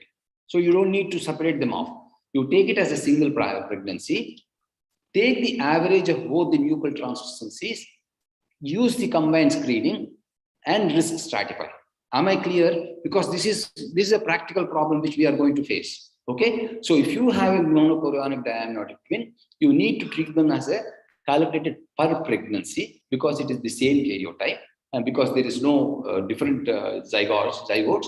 And at the same time, you take the average of the nuclear translucencies, put the combined screening and try to stratify this risk. That is one. If it's a DCDA, it is just like any singleton. So you don't need to really. If you take the detection rates in singleton, the detection rates by taking combined screening as well as the NT is almost 89%. DCDA is 86%. MCDA is 87%. False positive results are FPR is about 5%. So this is how you're going to, as far as the combined screening plus nuclear translucency or the ultrasound marker is concerned. Now, invasive testing. How often? Yes, in twins we do quite often more number of invasive tests than the singletons. That is one, and the risk is also higher in twin invasive testing. And now we have what's called as the cell-free DNA, which has a detection rate which is higher and the false positive rate which is lower. The detection rate is as high as 94.4, whereas the false positive rate is almost 0%. So that is the reason why we need to go in for NIPT. Now, if it is an NIPT, in a monozygotic pregnancy, such as the MCD or a MOMO, where twins have identical genomes, the NIPT is very effective in identifying trisomies because once you have done an NIPT, you know that there is a abnormal NIPT or a positive NIPT, you know that there is definitely, and the karyotyping will be the same. So because of the karyotyping being same, oh, it's not seen. What happened? Am I boring you? I think the computer got bored. Okay, so whereas in a dizygotic twins, two fetuses are identical, may be discordant and haploidy. So release of different amounts of DNA. This is very, very important. And remember, total free DNA, cell-free DNA is about minimum of 4%, but it will be definitely more than 8% as far as the multiple gestations is concerned. And the lower the free cell-free DNA fraction is considered to be an abnormality, and which is called as the SNPs, SNIPS, which is the one which is used to separate off between the twin A and twin B and identify which one is the lower percentage of the cell-free DNA, and that lower percentage of cell-free DNA is identified as the abnormal or a discordant abnormality or aneuploidy. So that's how you diagnose using an NIPT. So NIPT is going to stay with us, and it's going to be of great help in identifying not only in the singletons but also in multiple gestations. Now, invasive testing, as I said, the reason why we do invasive testing is that to confirm your diagnosis, particularly when you have an NIPT, which is a screening test, which is not a diagnostic test. So you need to do an invasive test to confirm the diagnosis. And if you confirm it late in pregnancy, then what happens is the risk of inadvertent losing of the fetus is almost 14%. If you do it early selective reduction, then the rate of losing the inadvertent losing of the fetus is only 7%. But then the invasive procedure, particularly in the form of an amniocentesis, should not be done before 15 weeks of gestation. I would prefer to do it only after 16 weeks of gestation. The reason is that when you do an amniocentesis and when you try to evaluate the karyotyping, you need to have the cell agglomerate, that is cell content. If the cell content is less, it becomes very difficult for them to culture. That is the reason why it is better to do it after 16 weeks. Why not before 16 weeks or why not before 15 weeks? As we all know, early amniocentesis is abandoned in the sense because it is associated with limb reduction defects. That is the reason why we no more do a early amniocentesis. If at all, if you want to do an early invasive procedure, it is the CDS that you are going to do. And in a monochorionic twin, as there is only one single placenta, you can do a monochorionic gut placental sampling. If it is a dichorion, you need to take from both the placentas the sample. Am I clear to now? Right, and this is the same thing which I have already said.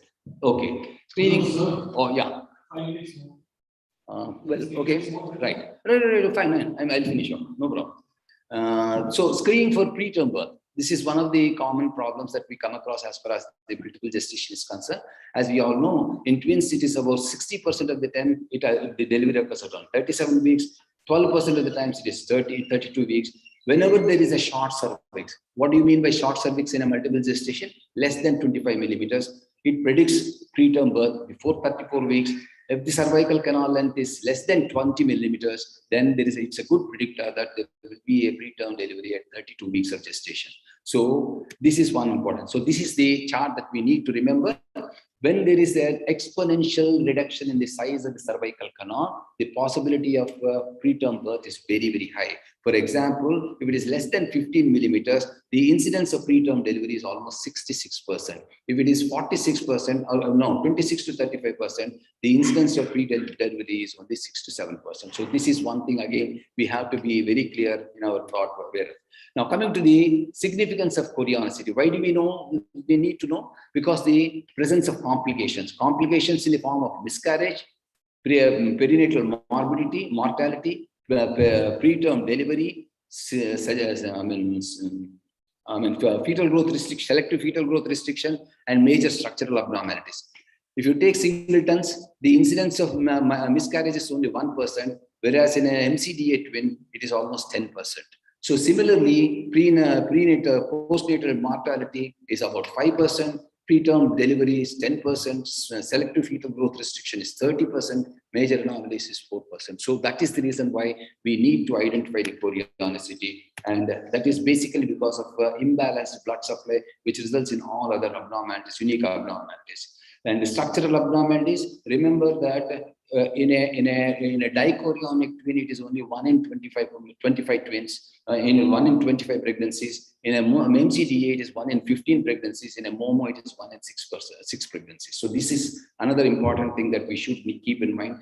And not only that, try to evaluate them as early as possible, because now with the transvaginal examination, we are now able to make out most of the structural abnormalities. But remember, a word of caution is that please reconfirm at about 18 weeks, and then only try to advise them counsel them regarding the termination of pregnancy. So that is the take, I think the take home messages I've already said. Thank you very much.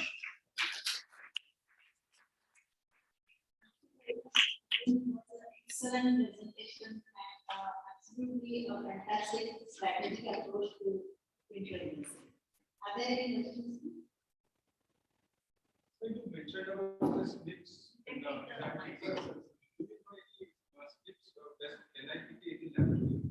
Yes. There is the slips is the one which they use in order to identify the percentage of cell-free DNA. No, I couldn't get you. Sorry.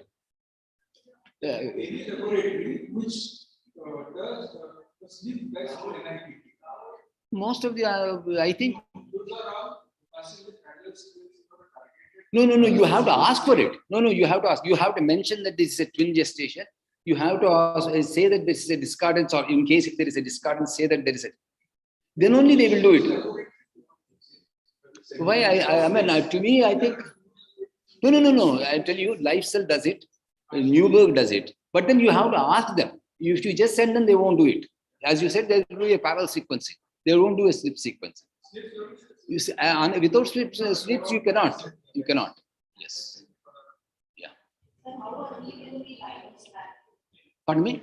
How early can we diagnose that? Taps. Tap very early. 10 weeks. 10 weeks. But you see, basically, you don't go by the vascularity at all. It's an abnormal looking fetus. A cardiac. You don't find the cranium. So that's how you diagnose it.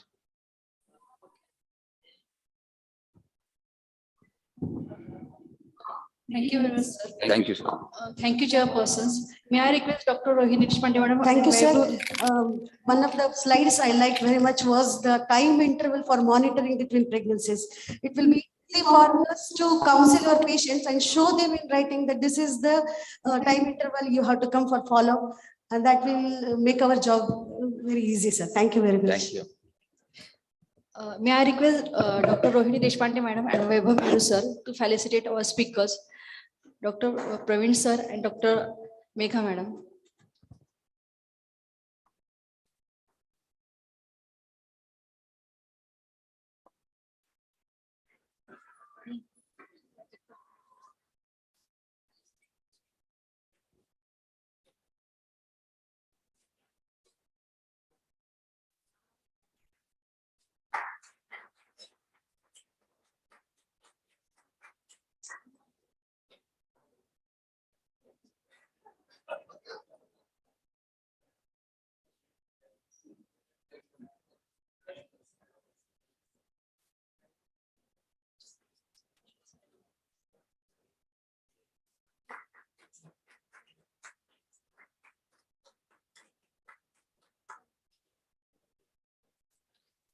Thank you, chairpersons, for conducting such wonderful session. May I request Dr. Milin Shah sir to felicitate Dr. Rohini Deshpande madam.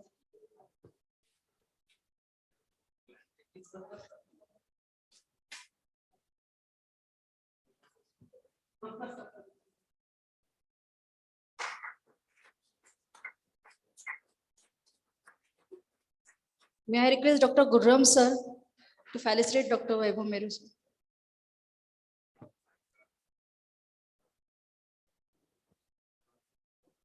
On behalf of myself and Dr. Meru, we would like to thank Dr. Aboli Velankar, President of SOGS, and the entire team for such a beautiful conference and wonderful academics. Thank you. Thank you very much, madam. All are requested to join for lunch. We will be meeting at 2:30. We will start with a presentation by Mindray.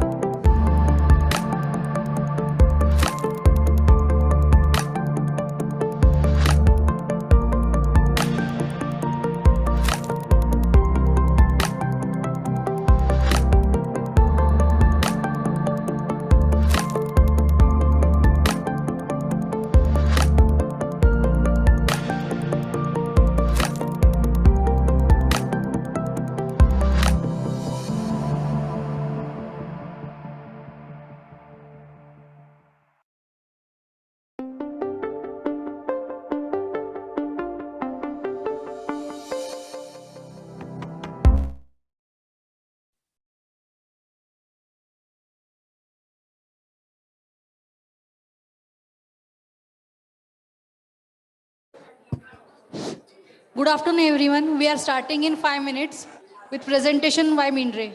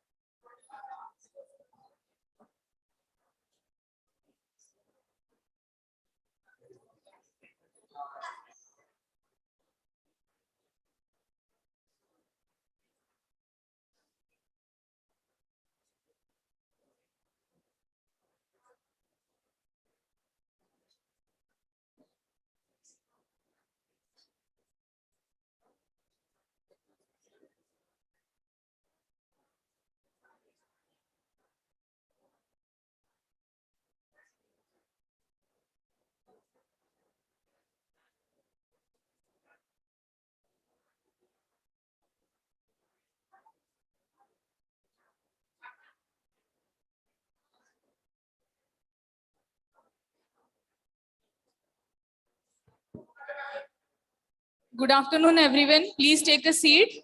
We will be starting shortly with the afternoon session.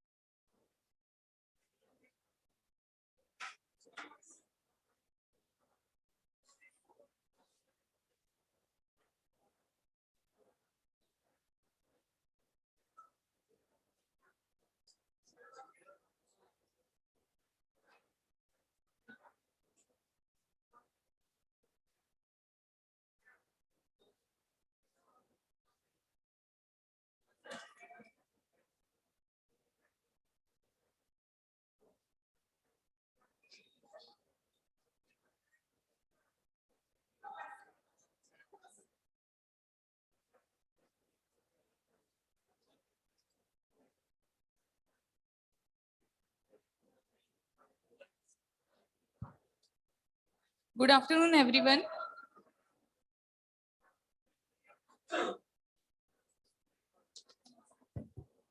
Good afternoon, everyone. I request all the delegates to please take a seat.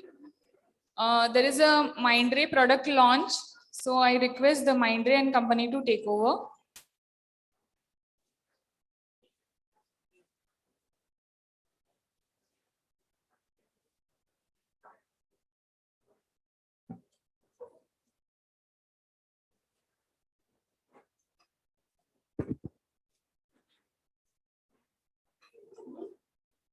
Yeah, good afternoon, everyone. Welcome you all again to this wonderful session.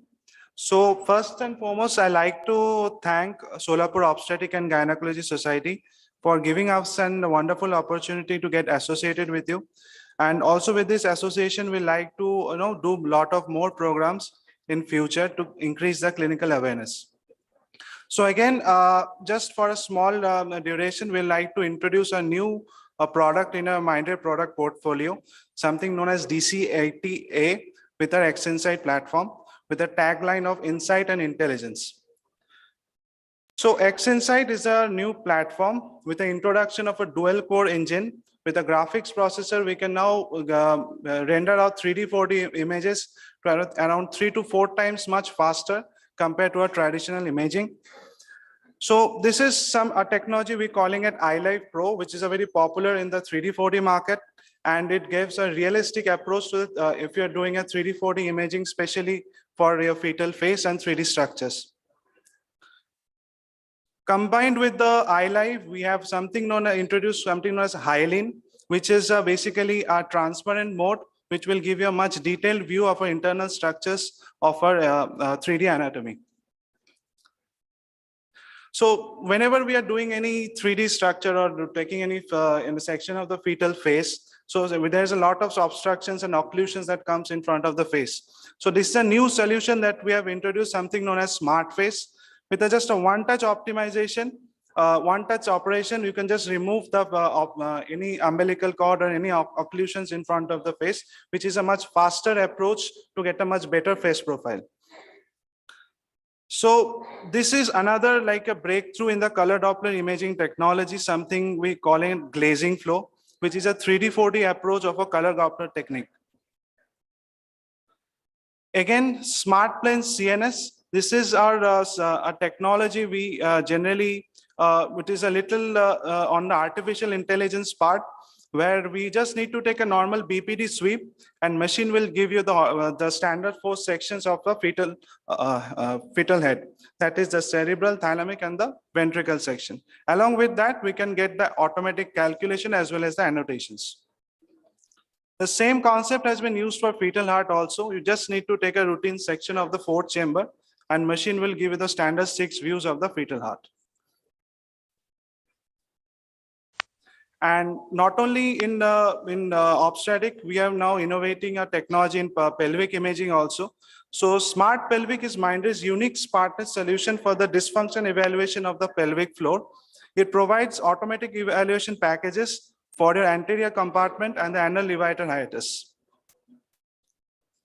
And of course, if you're familiar with HICOSY, this is a 4D and the 3D approach for hysterosalpinography done with the contrast agent. It is a simple and well-tolerated ultrasound procedure to use to assess the patency of the fallopian tubes. And of course, this is a little, we familiar with this technology. We're calling it the Smart FLC. You just need to take a routine sweep of your ovary and machine will calculate all the sections of the follicles along with the smart chart where you get the dominant follicle and all the follicles volume. And these are some of the very fantastic images that are captured in this machine. And you can see that there are 3D structures and also anomaly structures also. And our vision and conclusion of DC80 is it's a flagship model of the X-Insight series. And it's a new solution of a high efficiency with a precision imaging. Thank you. So not on further ado, I would like to call upon some of our guest speakers for the product launch. Dr. Anirudh Kulkarni, sir. Sir. Dr. TLN Praveen, sir. Dr. Ajit Gandhi. Dr. Megha Kamlapurkar, Dr. Rajesh Farkule, Dr. Vevar Maru sir, Dr. Aboli Velankar, Dr. Archana Shah, Dr. Rajiv Davre, and Mr. Suhas Nanivarika to the stage to launch for the machine.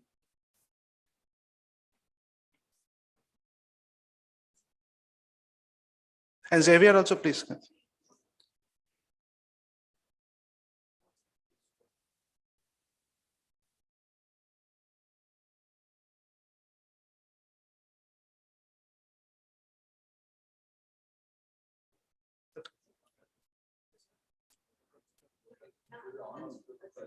You must make people who are going to buy, not people like us. Isn't it? Definitely. Sir, Praveen sir, please. No.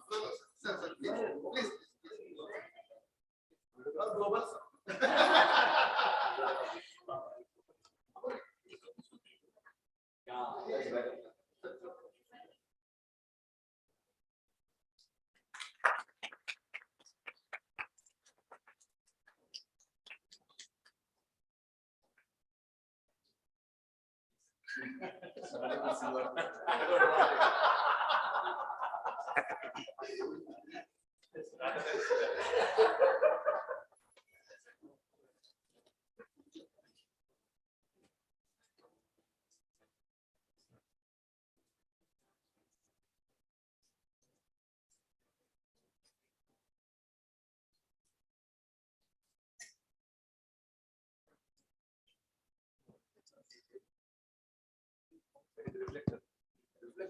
I request Dr. Aboli Velankar madam to please felicitate the Mindray and team. Velankar madam, please felicitate Mindray and team.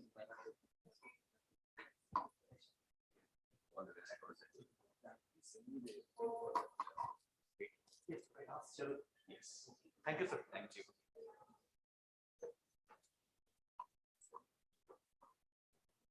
Excuse me. Okay. Mindray and team, can you please come on stage?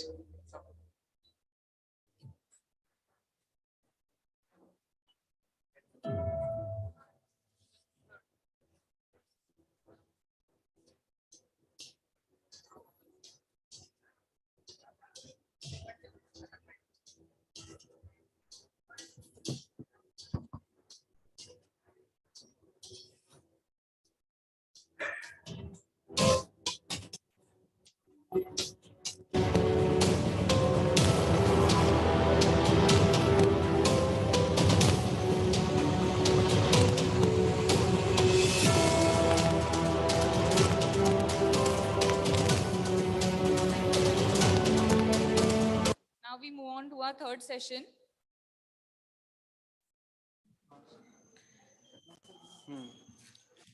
For this,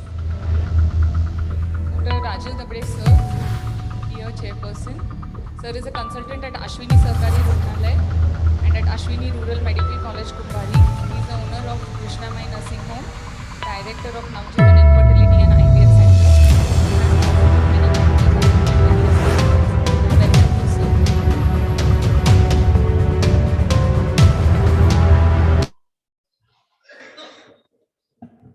I request Dr. Rajesh Fadkule sir for this session as a chairperson. He had a distinction rank first in Shivaji University, worked as assistant lecturer, Dr. VMMC Solapur, worked as consulting radiologist, Vadia Charitable Hospital, started own center, Solapur Diagnostic Ultrasound, X-ray, CT scan, and pathology, working as an interventional radiologist in Yashodhara Hospital, and done more than 5,000 renal biopsy. Thank you, sir. And over to you.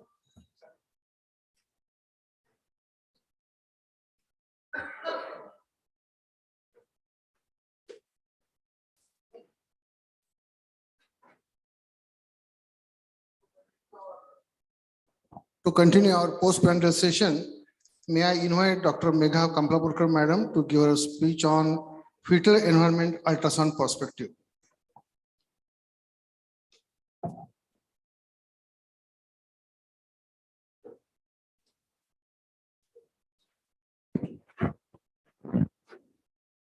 respected chairpersons, faculties, and my friends.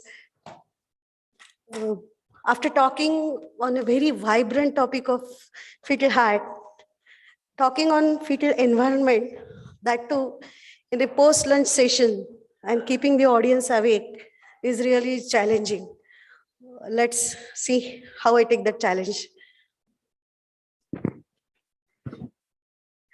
When I was told that you have to talk on fetal environment, ultrasound markers, I just started thinking about environment as such. And while going through the references, I found this term as environment impact assessment, which I thought it's very applicable for us as a fetal environment. So environment impact assessment is defined as environmentally beneficial activities undertaken to counterbalance an adverse environmental effect, aspiring to achieve no net environment loss or a net environment benefit or outcome. And for us, it's nothing but a healthy mother and healthy baby. So when we talk about fetal environment, I would like to dedicate this talk to great David Barker, whose Barker's hypothesis is very famous. And he was a person who had thought about fetal programming, the developmental origin of health and disease, Barker's hypothesis. So what happens in prenatal life is going to influence the health of an individual. And we care this fetal programming. We and obstetricians have a lot of responsibility to make the fetal environment conducive, not only for the prenatal care, but the future care of that baby. And this makes us aware of more and more responsibilities. And this is how we take fetal environment as a perspective with the interaction of fetus, mother, and placenta. When we talk about the fetal environment, we need to know this term, great obstetrical syndromes, which constitute the complex interaction between mother, fetus, and placenta. The term, the great obstetrical syndromes, was coined to refer to conditions with the following characteristics, like multiple etiologies. They should have multiple etiologies. They have a long preclinical period. They have association for adaptivity in nature, where there is involvement of fetus, and it's the result of complex interaction between the maternal and fetal genome and the environment. So these obstetrical syndromes or great obstetric syndromes are nothing but the disorders of deep placentation. They include preterm labor, premature rupture of membranes, preeclampsia, small for gestational age or fetal growth restriction, large for gestational age, diabetes mellitus, and stillbirths. And this is the major chunk of etiologies for adverse fetal or perinatal outcome. I will be restricting myself for fetal environment only for ultrasound markers, because when we think of fetal environment, there can be a day, whole day can be dedicated for this topic. A one-day conference can be dedicated for this fetal environment. I'll be restricting for ultrasound markers, which we need to take care when we think of fetal environment. They are nothing but placenta, liquor, and umbilical cord. Placenta is the black box of prenatal journey, and we need to take into consideration the size of the placenta, thickness, the diameter or volume. Nowadays, the 3D machines with high resolutions and high-end machines, it's possible to calculate the volume of the placenta in first trimester. But on an average, we are interested in the size or thickness of the placenta, shapes of the placenta, location, hemorrhages related to placenta, placenta accreta spectrum of disorders, and placental masses. When we think of placenta, we are just worried about the separation of placenta, when it separates, that's it. So we are not much worried about, we don't care much about the placenta in prenatal life, except for the location and placenta accreta syndromes. So placental thickness should be measured at the midpoint of the placenta, whole placenta, in longitudinal section. It's the distance between the chorionic plate and basilar plate. We have to be aware of fibroids or myometrial contractions and venous legs that should not be included while we measure this placental thickness. On an average, the placental thickness in millimeters corresponds with the gestational age. So obviously, placenta should never be more than 40 millimeters. 40 weeks gestation, 40 millimeters should be the higher limit for the placental thickness. And if we come across bigger placentas than this, then we have to, it's an alarm for us to look into the fetal anatomy and details of the fetus. Here again, Barker's group attaches a lot of importance to the placental size as a predictor of hypertension in middle age. It's really interesting. So we do from henceforth onwards, I'm sure, at least our PGs, they will start looking into the placental thickness, and we'll have more and more insights about the placental thickness and the fetal health as such. So when placenta is more than 40 millimeters, we call this as a placentomegaly.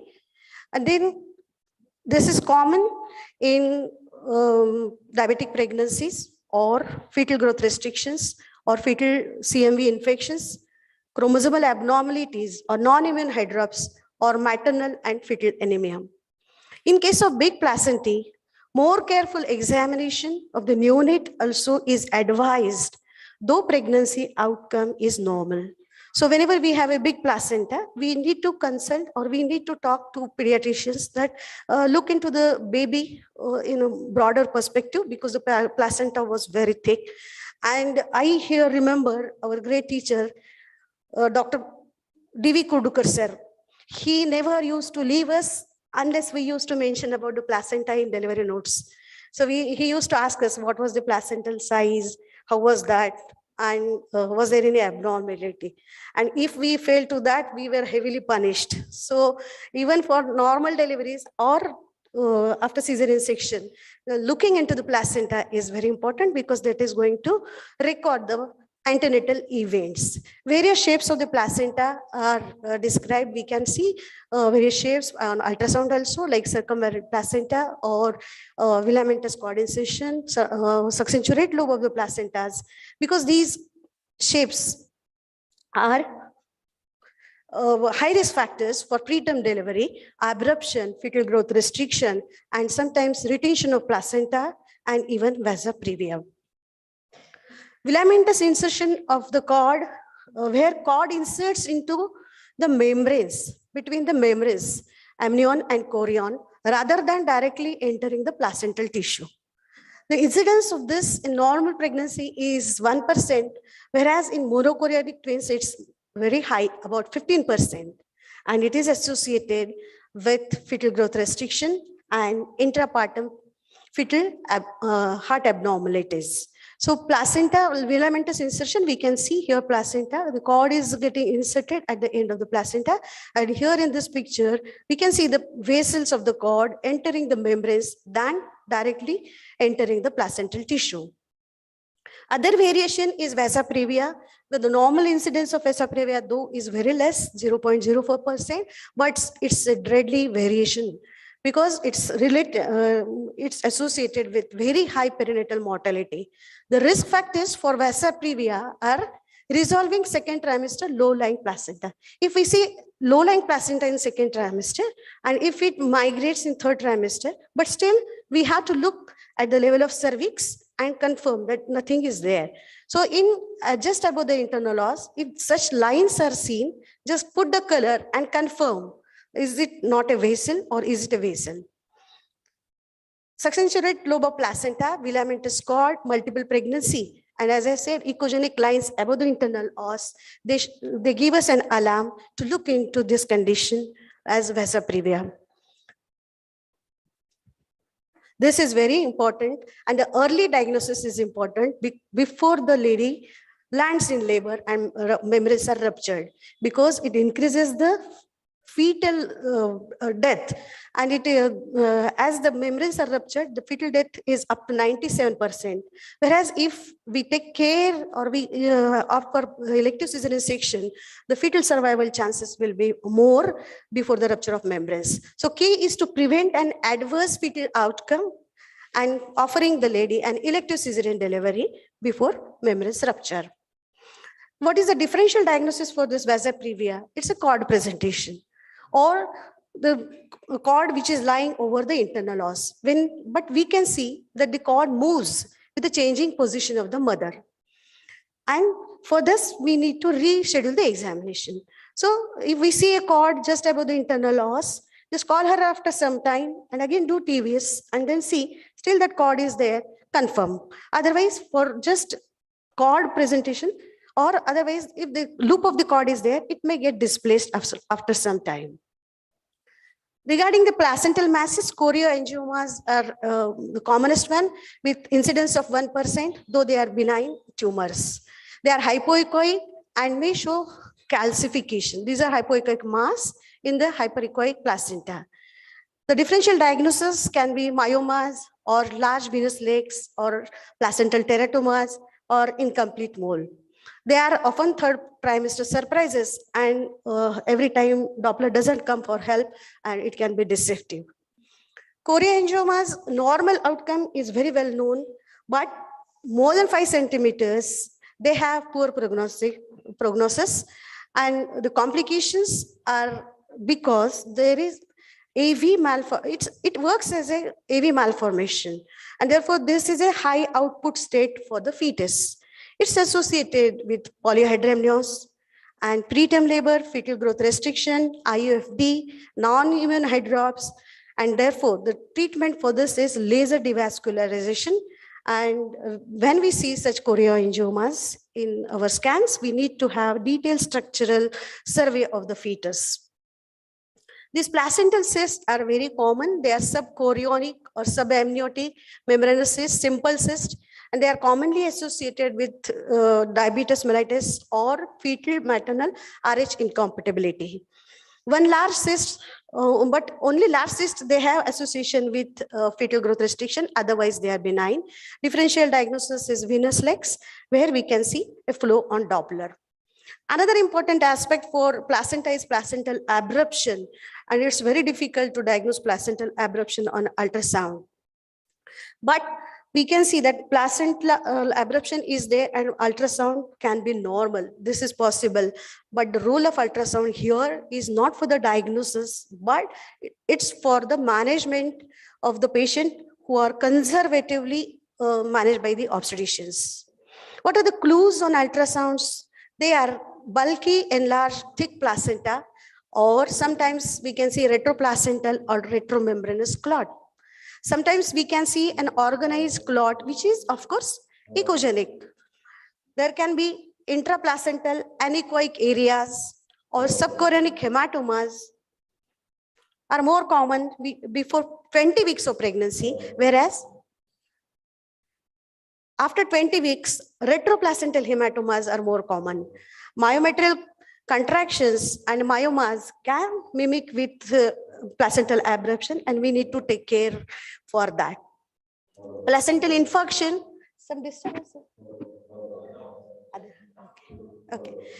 So placental infarction is, of course, histopathological diagnosis. It's ill-defined area, hyperechoic areas in placenta we can see. They are also associated with fetal growth restriction, PIH, preterm pregnancies, if they are large in number. But if they are small, they are insignificant. The location of placenta, we are really worried about and we need to comment in our scans. Placenta previa is a new classification of placenta previa, describes placenta previa complete as os completely covered by the placenta. Whereas incomplete is placenta partially covers or just reaches the os. And low-lying placentas are when the lower edge of the placenta is within 2 centimeters of internal os. Generally, low-lying placentas, they migrate in later part of the gestation. When one of the studies have come out with this observation that placental edge distance from the internal os matters. When this distance is more than 2 centimeters, the chances for or indication for cesarean delivery is not per se for placental location. Whereas if the distance is between 11 to 20 millimeters, there is low likelihood of bleeding, antenatal bleed, and low need for cesarean deliveries. If the placenta is within 10 millimeters or 1 centimeter of the os, there is high likelihood for bleeding and high chances for cesarean, high need, chances, better than chances, it's the need for cesarean delivery. And when it overlaps the os, cesarean section is absolutely indicated. But when placenta is posterior and if it is a vertex presentation, the lower margin of the placenta gets concealed, especially on transabdominal ultrasound, and we may overlook the placental low-lying placentas. For these cases, always have habit of having transvaginal sonography for this patient. Placenta previa, placenta posterior, lower edge not reachable, straightway go for TVS and confirm the placental location to not to miss the posterior low-lying placenta. Morbidly adherent placenta, as a lot of discussion was there since morning, I will just skip through these slides.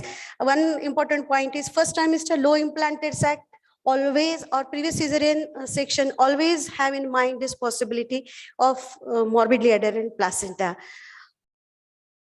Certain ultrasound features, they have also been described by Praveen sir. So I'll just skip and we'll come to the lifeline of the fetus as umbilical cord. Umbilical cord abnormalities are as such underreported because we don't look into umbilical cord much, rather than we just mention the cord vessels and that's it. Generally, the interesting fact is that at 8 to 10 weeks, the length CRL is equal to the length of the cord. Normal cord has 2 umbilical arteries and 1 umbilical vein, which is surrounded by Wharton's jelly, which gives cushioning effect and prevents the compression of the umbilical cord. The average length of the cord is 60 centimeter and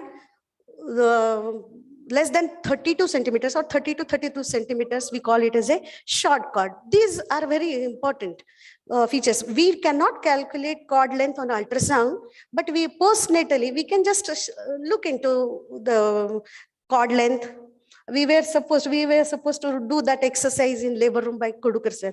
We had a tape, then we used to measure the cord length and he used to randomly call us and ask what was the cord length for this patient.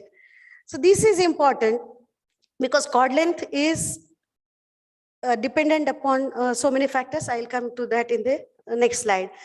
So cord thickness, when we say take a transverse section or axial section of the umbilical cord, so always we have to measure that cord thickness near the fetal end, and there are normograms available. Generally large cords and preeclampsia are associated, lean cords, small cords and preeclampsia are associated, whereas thick cords are seen in diabetic pregnancies.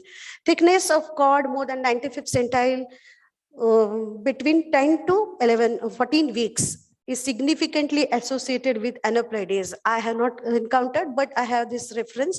We'll keep on seeing the diameter of the umbilical cord at NT scan also.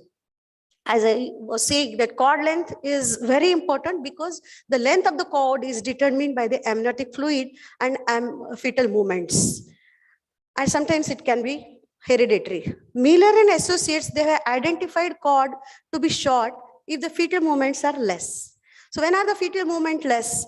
The movements can be less in cases of oligohydramnios or limb abnormalities or fetal hypokinesia syndromes. So these short cords are associated with adverse perinatal outcome, fetal growth restriction, and abruption. Whereas excess cord length are because of excess movement, fetal excess movements, and these cords are at the risk of having cord knots. The cord length, as such, total cord length, we cannot predict by ultrasound, and there are such attempts to comment about the coiling index. So coiling index can be prenatal and postnatal, or antenatal and postnatal, where we can start counting the distance from this artery to artery, umbilical artery to artery, and one by this distance is nothing but the umbilical cord coiling index, which is there in the antenatal. We don't do that. Just eyeballing is enough. We can just by eyeballing we can tell this is hypocoiled cord, or we can see that this is hypercoiling of the cord, which are very important. Hypercoiling and hypocoiling of the cord, they have increased incidence for fetal demise, intrapartum fetal decelerations, operative deliveries for fetal distress, and they are also associated with anatomic karyotyping abnormalities and chorioamnionitis. So if we find such cord, then we have to be little careful about the management or about the pregnancy monitoring. So cord knots, of course, true cord knots are very difficult to predict on the prenatal ultrasound. Cord clumping can give a clue, but we cannot diagnose this with confidence. The abnormalities of the cord insertion, we have seen that normally inserted cord is in the center of the placenta, and we can document that cord insertion in the placenta in our images. So where we see that the cord is marginally inserted, or we can see that Furket insertion scene, or filamentous cord insertion, or vasa previa. So if we have a habit of looking at the cord insertion site, we'll be able to pick up these abnormalities. Umbilical cords is, we often come across such pictures, beautiful pictures as we see in first trimester. These are, they regress generally spontaneously. They are of two types, true and pseudocyst, and sometimes they are associated with T13 and T18 trisomies, omphalocele and patent urachus. So we cannot just ignore them. Umbilical vein varix, when caliber of the umbilical vein is more than 9 millimeters, and if it is isolated, the prognosis is good. But there is a prevalence of congenital chromosomal abnormalities in 12% and IUFDs in 24%. When we see the umbilical cord varix, we can measure the thickness and see the aliasing here at the site of insertion of umbilical cord in the fetus. So Doppler differentiates this from hepatic cystic lesions and colorectal cysts. Whenever there is an umbilical varix, close monitoring of the pregnancy and careful search for other fetal abnormalities is mandated. Persistent right umbilical vein, we know that left umbilical vein is there and right resolves. So ultrasound features, we can see that this is a stomach, spine, and this is a curve of left umbilical vein. But what will happen, and gallbladder is here, but what will happen in persistent right umbilical vein, the gallbladder will come between the right umbilical vein and stomach. So always go on seeing where is the gallbladder. Is it after the umbilical vein, or it is in between the umbilical vein and the stomach? And it is associated with highest fetal abnormalities. Otherwise, isolated has a good prognosis. Single umbilical artery is a major concern. Of course, it's only one umbilical artery which is seen that can be confirmed at the level of this bladder. And generally, it is seen in 0.3% of the normal cases, whereas it is associated with perinatal deaths in 1.9%, and it's in twins, it is up to 3%. But the incidence is more common in women with diabetes or liker abnormalities and other chromosomal abnormalities. Important is that about 30% they have chromosomal abnormalities. So when we have single abnormalities, we need to have a fetal survey for the chromosomal abnormalities. Almost all, practically no system is spared to look for if we come across single umbilical artery. Nuchal cord, this is the most controversial issue as far as reporting is concerned. It is to be reported or not reported, but with increasing incidence, For this incidence of cesarean section, for this indication, we need to rethink about reporting of this nuchal cord, especially to the couple or the relatives. If they see in the report that nuchal cord is there, they themselves will opt for elective cesarean sections. So this is a small flow chart. I'll not go into details because of the time constraint. You can take a picture and we can just have practical tips from that. Madam, amniotic fluid. Your last 2 minutes and 35 seconds. Okay. So amniotic fluid is a major concern for environmental influence on the pregnancy outcome, and abnormalities of the amniotic fluid are oligo extremes, oligo or poly. I want to give a very important message here is that rather than relying for amniotic fluid index, always rely for mean vertical pocket of the single vertical pocket where there is no any limb or cord is not seen during the measurement.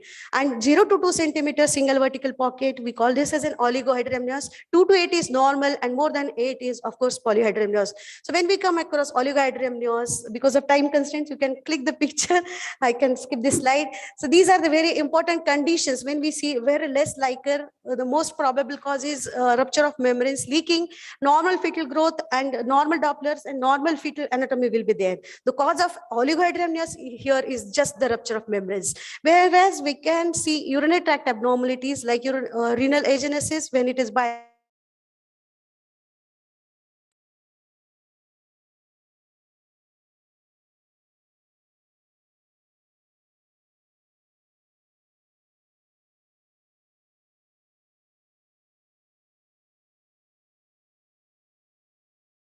abnormalities in oligohydramnios with normal Dopplers. So if oligohydramnios is there, Doppler is normal, always suspect some chromosomal abnormalities and accordingly offer the test to the couple. Polyhydramnios, as I told, MVP more than 8 millimeter, there can be either impaired swallowing or there can be excess urine production. So when there is impaired swallowing like GI obstructions or neuromuscular diseases or craniofacial abnormalities where the swallowing is not proper, then polyhydramnios will be seen. Or if there is excess urine production like urinary UPJ obstruction or Bartus syndrome or mesoblastic nephroma or cardiac structural abnormality, tachyarrhythmia, or choreoangiomas or osmotic diuresis in pregnancies like diabetes, hydrops, idiopathic, we can have polyhydramnios in such cases. The approach to the polyhydramnios should be, if we come across polyhydramnios, look for the fetal growth. If there is excess fetal growth or are there any signs of fetal infection, anatomy of the face, rule out clefts, placenta, look for the placenta, look for such choreoangiomas, look for the fetal movements for the neurological function, then look for the positioning of the limbs, arthrogryposis, you have to rule out. Positioning of the neck, is there any neck mass which is obstructing the swallowing of the fetus? Or look for the fetal kidneys, lower spine and pelvis to rule out sacrococcygeal teratomas. Polyhydramnios, the difficulty is that the fetus is deeply sunk and the distance between the transducer and the fetus is very high, and it's very difficult to comment upon the abnormality as such. Anterior placenta adds to the problem.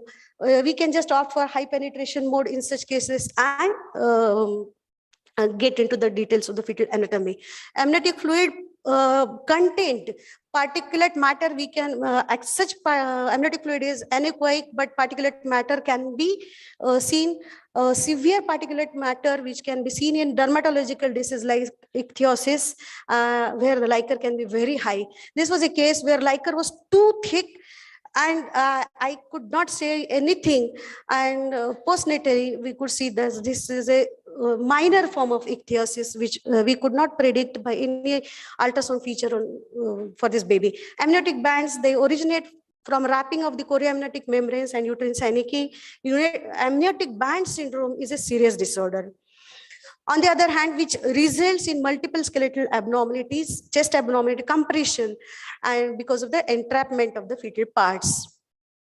So fetal environment gives us clues regarding the future health of the fetus, and we need to care for it, and we need to be environment friendly for the fetus. Thank you. Thank you very much. Thank you, madam, for your talk. Unfortunately, he's not with us, but I would really thank Dr. Kurdukar for punishing you for not looking at the placenta and the cord. Otherwise, we would not have had such a good presentation from you. Thank you very much. As the chairpersons, we take the privilege to reschedule the program, and I request Praveen sir and Aniruddha Kulkarni sir to proceed with the question answer and the case-wise discussion, which will be followed by talk on Musa by Dr. Aniruddha Kulkarni. No, but see, it will save 30-40 minutes so that sir can move faster to Hyderabad. That was the basic intention behind that, nothing else.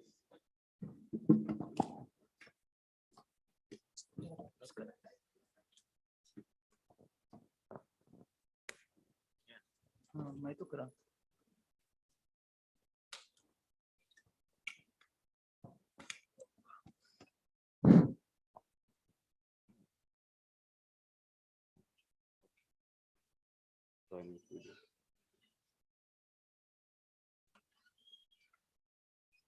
Recording in progress.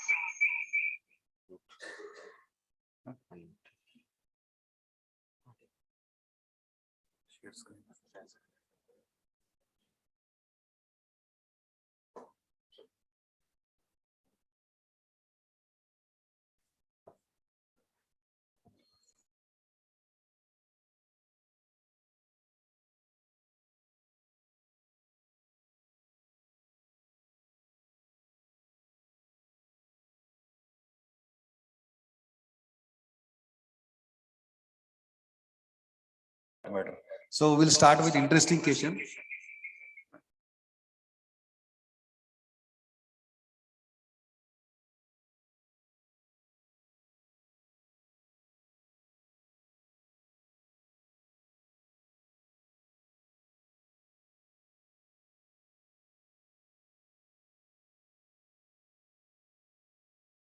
Answers from us as far as ultrasound is concerned. So in case of a difficult scenario in terms of Either clinical history or the ultrasound findings. and unless and until we follow the previous cases in a meticulous fashion, then only you can do the better job eventually in the next cases. So this is what usually the scenario is. The aim to chase those cases is that it increases the level of confidence when you see the similar kind of imaging findings in due course of time. At the same time, in your own academic credentials, you can have good cases with a complete follow-up, as Dr. Megha has done a few of the cases, including the out-of-source. So it's always good to get good follow-up of what you have given on ultrasound. It's always better.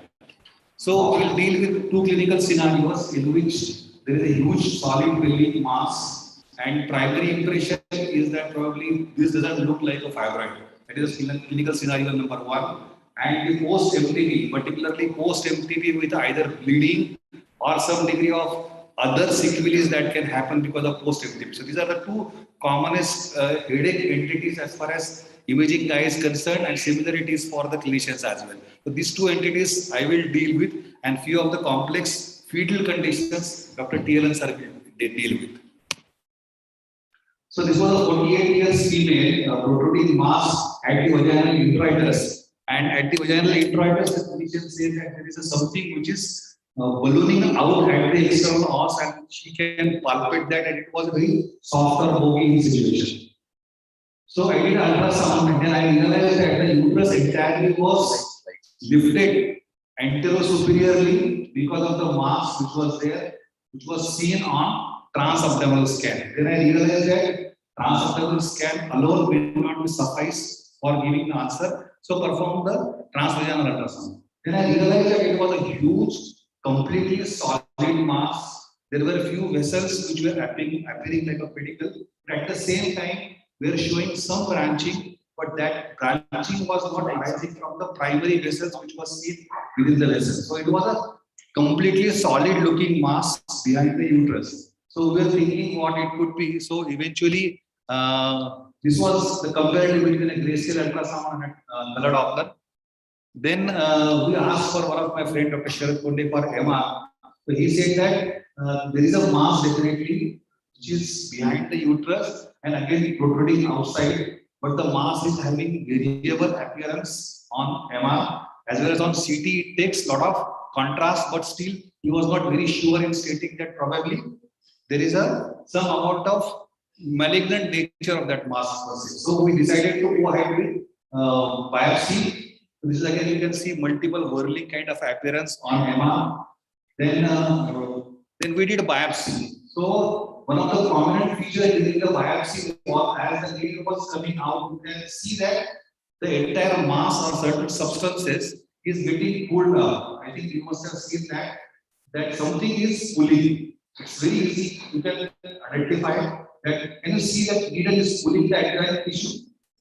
Yes. So I was thinking that there is something which is behind the uterus and it is pulling, probably with the needle during the biopsy, but no clue whatsoever. Ultrasound, I said that it is something related to fibroma, but it turned out to be angiomyxoma. So angiomyxoma or angiomyxofibroblastoma are the two entities in the paravaginal space which is having very high degree of recurrence. So fortunately, after 2 to 3 years, we received one more patient with a similar background. So there was a 41 years female with a distension of abdomen, and ultrasound revealed that again the uterus is there, which is being lifted because of hyperechoic solid-looking mass, which is more like a bilobe structure. But in this individual, there was no mass which was protruding out of the vagina, but still this mass was quite evident. Now, in this mass, as compared to previous mass which I have shown you, you can appear that the cystic areas are more in nature. So there was a history of one case which was seen in the past. So immediately, without anything, I reported it as an angiomyxoma. But the patient came back with asking for a biopsy by the clinician. So we did a biopsy. So this is the vessels. The vessels were quite prominent, which were corresponding to that. So we put a diagnosis of angiomyxoma. And again, the biopsy. So again, look at the biopsy once again. Now, during the biopsy, can you see the tissue being pulled? Yes. Yes, it is again pulled. Okay. It is again pulled. So again, looking at that, again, my level of confidence is setting that it is angiomyxoma for that matter. But the eventual, again, the diagnosis was different. And it was another variant of. So again, MR was done. Again, he had some clue that what we reported earlier. He reported again as angiomyxoma, but it turned out to be the other variant of that. That was the angiomyofibroblastoma. That was the entity. So it is not that you have seen one case, that means every patient which falls into that category will be of the same thing. So it was a little bit different, but at least I had a pleasure in stating that yes, the fibrotic element which I was looking at from first case, at least in the diagnosis, the element of fibro came in the second case. So I was a little bit happy in this. So now with the background of two cases, now the confidence of saying that everything which looks solid, having vascularity in the pelvis may not be a fibroid. And these are the two entities which are there in my gallery to say that it is there. Next. So this was the patient. Now tell me, there is a pregnancy along with that also. I think you can appreciate the pregnancy over there. Okay. So apart from pregnancy, there is a mass over there. Yeah. Again, the mass is solid in nature. Do not show any calcifications or any abnormal vascularity, variegated component. No. So as soon as this case comes, the first diagnosis was query angiomyxoma. The second diagnosis was angiomyxofibroblastoma. So it was very obvious, no? I mean, it is solid and not fibroid. So either these two, and I was confident that it has to be there. Okay. Next, please. Then I decided that looking at the entire structure with vascularity, everything, I said that probably this time we may not require a biopsy because I have an experience of two cases stating that it is something related to angioma, angiomyxoma, or angiomyxofibroblastoma. So we did MR in this patient. Next, please. And on the diagnosis on MR, it was a schwannoma. So everything in the pelvis may not be what you have seen earlier or reported. This was pre-sacral schwannoma. So this was a diagnosis which was given on MR. So finally, I decided that let us go back to once again to fibroid. and report everything in the pelvis which is solid looking as a fibroid only, because your likelihood of ratio of saying that it's a fibroid is likely to be more. But you should always keep some that beyond fibroid, there are few masses which are solid in nature, again, which may not be a malignant. Angiomyxoma and angiomyxofibroblastoma, these are locally malignant conditions, out of which angiomyxofibroblastoma has very high incidence of local recurrence. But that too, they say that the distant metastasis or the complication because of invasion of the disease process into adjoining structures are very, very less. So this, I found that it quite to be interesting, so I thought that I will share with you. Thank you.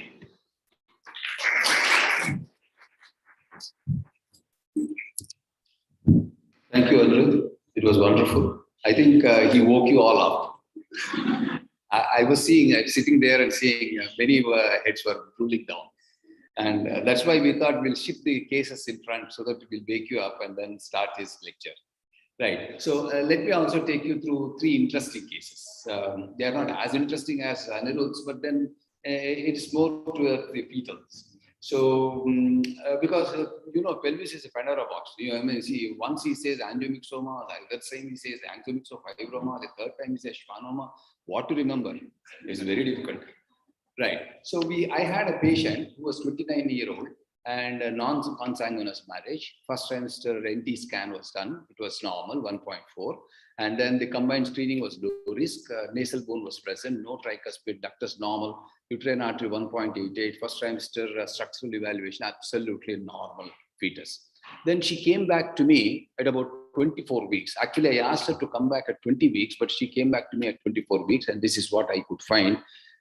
See, this is the, as you know, Dr. Morning, she has shown us how to do a systematic approach, wherein we find that we start from the abdomen and take it to the 4-chamber outflow tracts. Similarly, I did the same thing, sequential examination, where I could see that the situs was normal, abdominal situs was normal. Apex of the heart was corresponding to the left. And at the same time, you can see that the apex was corresponding to left, 4-chamber size was normal, morphology was normal, atrioventricular and ventriculo-arterial concordance was there. So basically, as far as the 4-chamber view was concerned, it was absolutely normal. Abdominal situs, normal. So normal situs, normal levocardia with normal 4-chamber view. Then, see, as she has already told us that we need to go to the 3-vessel view, and this is what has been demonstrated in the 3-vessel view. As you can see here, very nicely, can you see this communication? Right? So in the 3-vessel view, it demonstrates a normal relationship. That is, the pulmonary artery is on the left side, aorta in the middle, superior vena cava onto the right. So pulmonary artery was large, aorta was smaller than the pulmonary artery, superior vena cava was normal. Only thing in the cross-sectional examination, I could find that there was a moderate 5 millimeter communication between the pulmonary artery and the aorta. This is what is called as the aortopulmonary window, which is absolutely rare. In the sense, when I searched the literature, they said that it is only 0.1% of all congenital heart diseases. So it is such a rare thing. Now, in this, what happens is, it is just to confirm the diagnosis that we put the color on, and you can see that, I'll show you this. You can see the communication here. Yeah. Can you see that this is the dual mode where I can demonstrate the pulmonary artery, aorta, communication. On the color, there is a turbulence. So put the color Doppler on, you can find the turbulent flow across the vessel. So this is exactly what we are looking for, is the aortopulmonary window. And there are 3 types which have been demonstrated, described by Richardson classification, where type 1 is the commonest, which communicates with the main pulmonary artery and aorta. Whereas in type 2, it communicates with the right pulmonary branch. In type 3, it is an extensive communication from the main pulmonary artery to the right pulmonary artery. So these are the 3 varieties, but the commonest being the communication between the main trunk of the aorta as well as the pulmonary artery. So the communication between the aorta pulmonary artery beyond the semilunar valves, that is what is important. If it is at the semilunar valves, what do you call it as? If it is at the semilunar valves, what do you call it as? Common arterial trunk. Isn't it? There is no differentiation because semilunar walls are single. From there, the trunk comes. Then because of the spiraling effect, it gets divided. If it doesn't divide with this common semilunar walls, you call it as common aortic trunk. Whereas here, there are two vessels. There are two separate vessels. That is, the pulmonary artery has its pulmonary valves. The aorta has got its aortic valve. Whereas the communication is between the trunks of the pulmonary artery and the aorta. So this is what is called as the aortopulmonary window. So you need to differentiate between the two, establishing the site of a communication. If it is to the right pulmonary artery or it is an extensive one, these are all the types of three types of the aortopulmonary window. Now the incidence is 1.1 to 6. Most of them, almost 50% of them are associated with congenital heart disease, associated congenital heart disease. Rarely it can be isolated. If it is isolated, the outcome is very, very good. So this lady has an isolated one, and then we need to do a 3-vessel view in order to identify that, because quite often the 4-chamber view is absolutely normal. So that is the reason why we don't stop at the 4-chamber view. You go to the outflow tracts as well as the 3-vessel view. In a busy schedule, if you ask me to do a fetal echo, what I will do, I will choose 2 things. One is the 4-chamber view. No, I start with the abdomen, C for the stomach, 4-chamber view, and then the 3-vessel view. These are the 2 things I'll 100% look for before I say anything about the fetal heart. So that is the habit that we should all cultivate, so that it becomes much more easier. And we don't see, the reason is, she has shown us beautifully the 4-chamber view and what are all the things. If you take into consideration, only 40% of abnormalities can be suspected or detected on a 4-chamber view. The conotruncal abnormalities cannot be made out on a 4-chamber view. So that is the most important thing. And the conotruncal abnormalities are the ones which account to almost about 60% of the congenital heart diseases. So that is the reason why we need to look for the 3-vessel check. So this is again the same thing. Now, another case. This was a very interesting lady, primary, 22 years. History of consanguinity was there, but she has a normotensive, normal GTT. And then her blood parameters were normal. Hemoglobin was 12 grams. Fundal height was corresponding to the gestational age. She was perceiving good fetal movements. And then I did the ultrasound examination. This was the ultrasound findings. What do you think? This is the placenta. Just now she has taken us through placenta, card and everything. You can see, and remember, another important point which she told us is very important, that please start identifying the origin of the card and insertion of the card. That has to become a part of your protocol, because that makes, that allows you to diagnose many conditions. Here you can nicely see a hypoechoic area, isn't it? Sorry. You can see a hypoechoic area. You can see the card insertion, and this hypoechoic area is well circumscribed. The echogenicity is definitely varying from the normal placental tissue. So we diagnosed it as a chorioangioma. And this is the chorioangioma. You can see the vessels skirting. And I did the 3D power Doppler, where I could see the mapping of the vessels very nicely, so that we are sure that we can see the whole vasculature. Why should we know all these things? First and foremost thing, I need to identify the arterial communication. I need to identify whether there are any AV communications, AV malformations, and then advise the management of this. This is where we are going to play an important role. That is, okay. Now, so when we have a large chorioangioma, there are 3 things that we are worried about. 1, hydrops, pericardial effusion, polyhydramnias, as well as fetal anemia. So these are the things that have to be kept in mind. If they have started, the salvaging of the fetus becomes very difficult. Quite often they result with stillbirth. So this is the play time, and the intervention, if at all, if you are planning, it should be planned between 22 to 24 weeks of gestation. Fortunately, this lady came to us at that time. And at the same time, when we saw, there was a minimal pericardial effusion. Would you agree with me? Because the fluid is crossing the atrioventricular groove. When do you call it as a normal pericardial fluid, and when do you call it as a pericardial effusion? There are only 2 features. 1, if the pericardial effusion extends beyond the atrioventricular groove, it is abnormal. That is 1. 2, if the width of the pericardial fluid is more than 2 millimeters, it is abnormal. So these are the features which tells you whether the fetus has got a pericardial effusion or not. That is 1. This was a polyhydramnios was already setting in, and not only that, We did the Doppler and we could find that the fetal anemia was not there because it's only 31. So we can rule out the fetal anemia. So keeping all these things, we thought that it was an ideal time because it was just developing pericardial effusion, polyhydramnias, large chorioangioma, no anemia, ideal case to do something for this fetus. So what did we do? We try to evaluate. There are various management strategies. One is the fetoscopic ligation. Two is interstitial laser ablation, radiofrequency ablation, microcoil embolization, intratumoral absolute alcohol injection, and then the tumor glue or the tissue glue tumor embolization.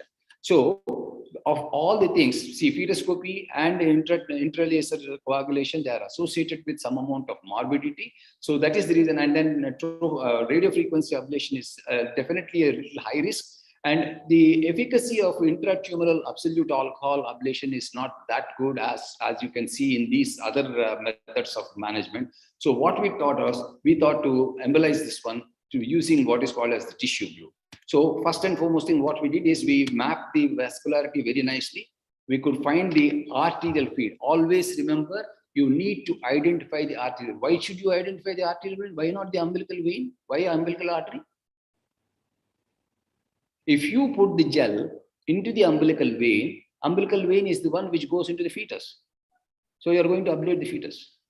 So you should identify the umbilical artery, put the glue in the umbilical artery, because umbilical artery gets filtered there in the placenta. So it stays in the placenta. It doesn't go into the umbilical vein circulation into the fetus. So that is the reason why you need to do that one. Once that is done, this is the N-bricylate 2-cyanoacrylate. And this is a glue. This is called as a tissue glue. This can be mixed with lipoidol. 1 ml of glue, 0.5 ml of glue, and 1 to 2 ml of lipoidol. The lipoidol is used because this glue is such a sensitive one. The moment it comes in contact with tissue fluid or blood, it gets solidified. So in order to delay the solidification, you need to mix it up with lipoidol.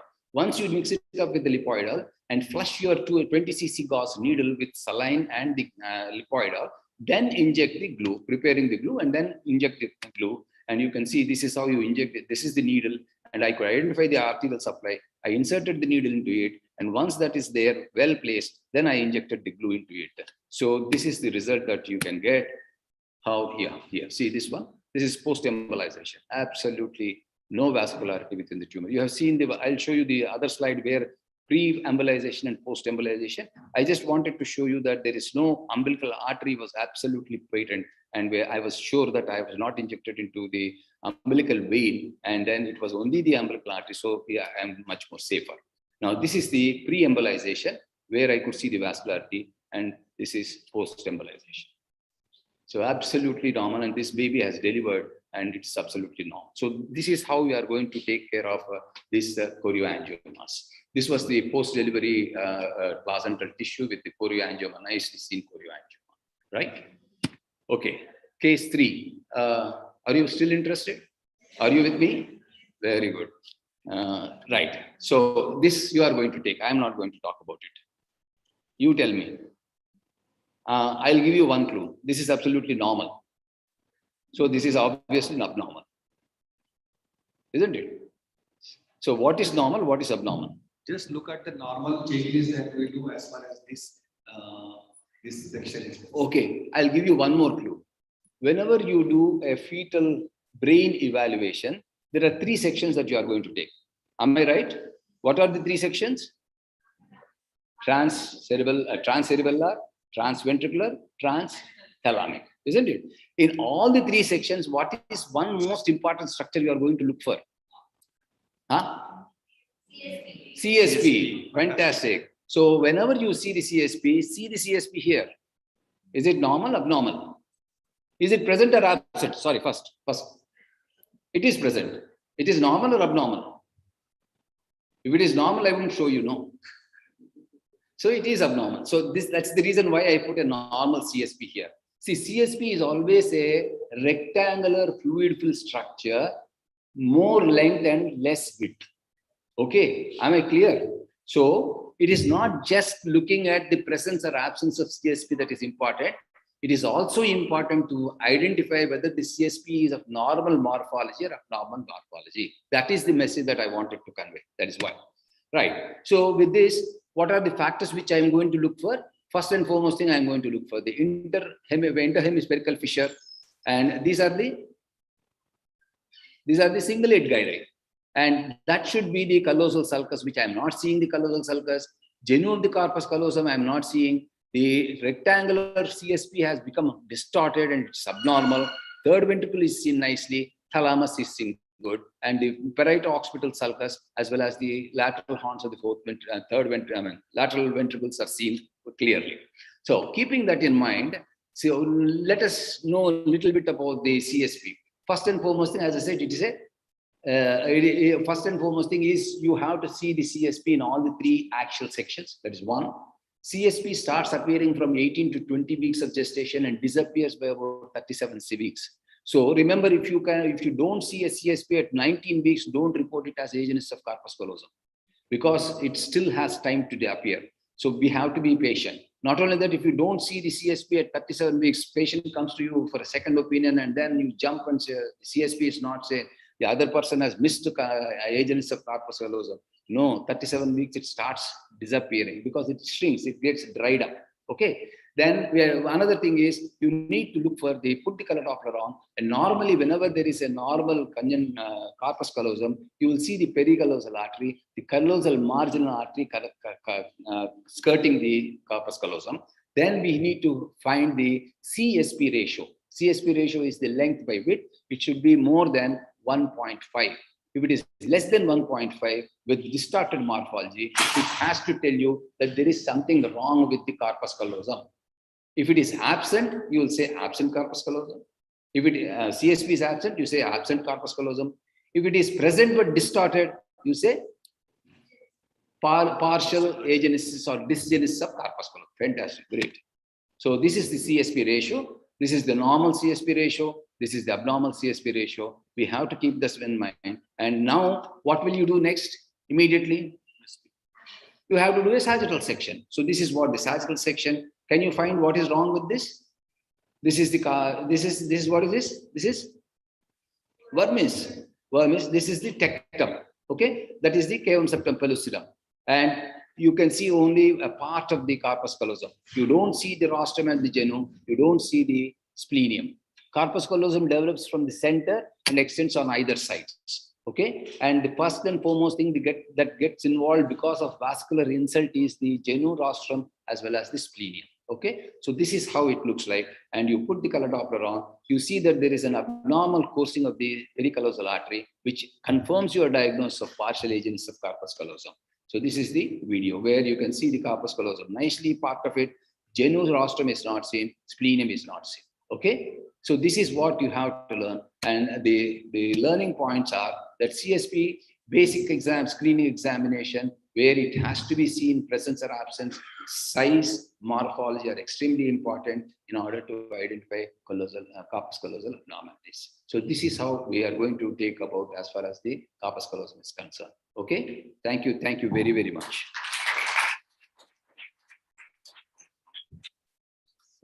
Just we will wind up with one post-MTP case scenario, which usually is a headache for every one of us. So this was the case. Post-MTP, 1 week severe abdominal pain and bleeding, and it was a non-supervised oral agents provided at a rural setup. So what is your diagnosis? This?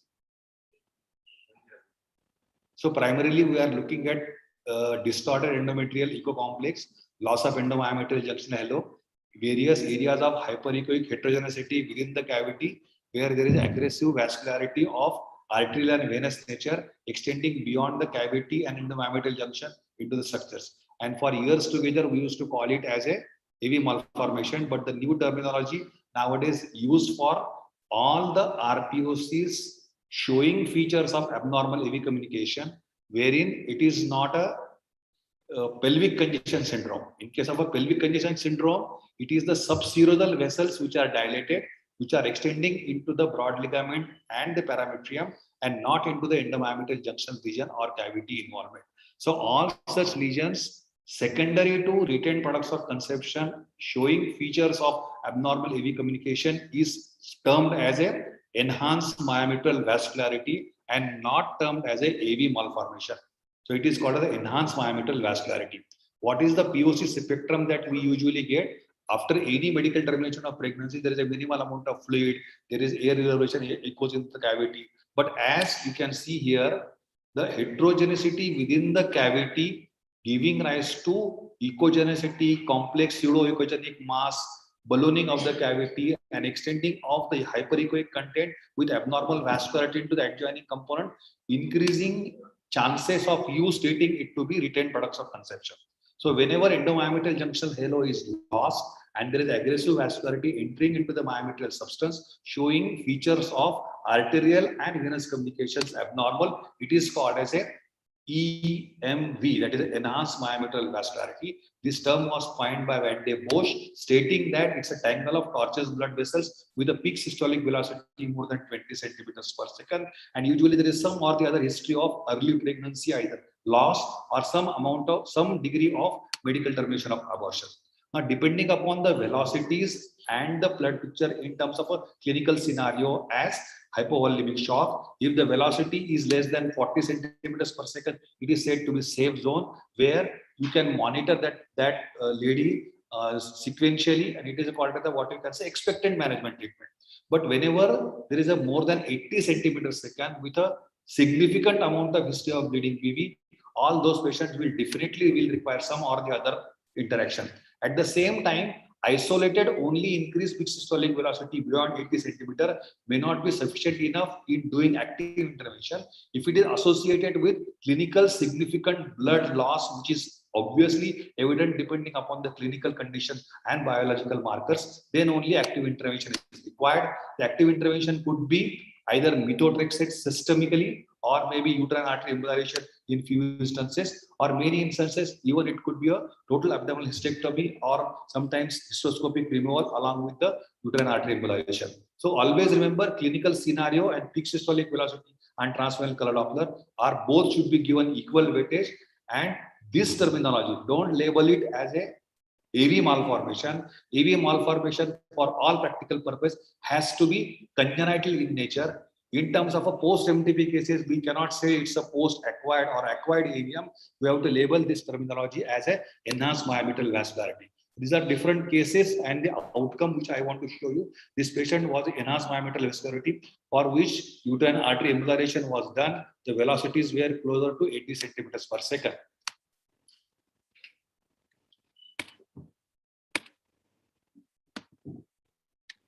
Now here it was a adherent placental substance within the cavity behaving like that of adherent placental polyp, for which it was a post-term delivery, but still was behaving like of that of a enhanced myometrial vascularity, for which histoscopy DNC was required. Again, you can see retained products of conception, typical behavior that of enhanced myometrial vascularity, for which histoscopic removal was done. Even though the velocities were closer to 30 centimeters per second, the bleeding was quite significant one for which the intervention was required. So just if it is possible, take this protocol, which is very important. In all cases of post-termination of pregnancy, this is how we should look at in each and every cases, starting from surface to inside. That is the surface contour, endometrial thickness, endometrial cavity in terms of complexity, presence or absence of enhanced myometrial vascularity, any adnexal complex lesion, presence or absence of POD collection, broad ligament for presence or absence of small collection, bowel loops, urinary bladder, and nourishment. So this is a 10-point protocol for post-MTP cases. And this will, along with presence or absence of a blood loss or presence or absence of enhanced myometrial vascularity, still you can decide upon depending upon the velocities and the clinical conditions. Now, the frequent questions usually at radiological platforms is asked is that how to get follow-up. I mean, in radiology setups, you report the case and it goes to the clinician. So in my center, what I usually do is that I usually keep the track of that patient on WhatsApp, and whoever gives me number one further discharge card, I pay him or her 100 rupees on Google Pay or Phone Pay. So that's the way in which usually most of the times I get my follow-ups, because I am working in an independent setup. But eventually those who can definitely have their own follow-up, it is easy for them to take the follow-up. But at least for independent imaging setups, this is how one can do it. Anyway, 50-100 rupees, say on 4 to 5 occasions in a month, is not a big amount to get good follow-up in terms of outcome of the patient, the clinical progress of the patient, the prognostication. On many instances, I get a follow-up stating that your diagnosis was X, it turned out to be Y, eventually on histopathology, it turned out to be Z. But at least I learned some or the other point, which eventually is unlikely to be repeated as a mistake in due course of time. So that's how I usually improve myself. Thank you. Suppose your diagnosis was wrong, you refuse giving up. No, still I will give. Okay, I have two questions more. One is, okay, you said that you have reported as enhanced myometric vascularity, they did a DNC. What was the histopath like? It was a product of RPOCs only. In the sense they could find the RPOs. RPOCs, yes. Okay, that's what I want. Yes. And did you ever try to give a methotrexate intra? So presently, I try to search for the literature in terms of giving something as a sclerosant into that area. But still now, at least I have never tried myself. Neither I could trace any literature stating whether it works or not. Right. Thank you. Thank you very much. Yeah. There was a possibility of it can be. determining obstetrics, the postpartum bleeding, unless through other lines.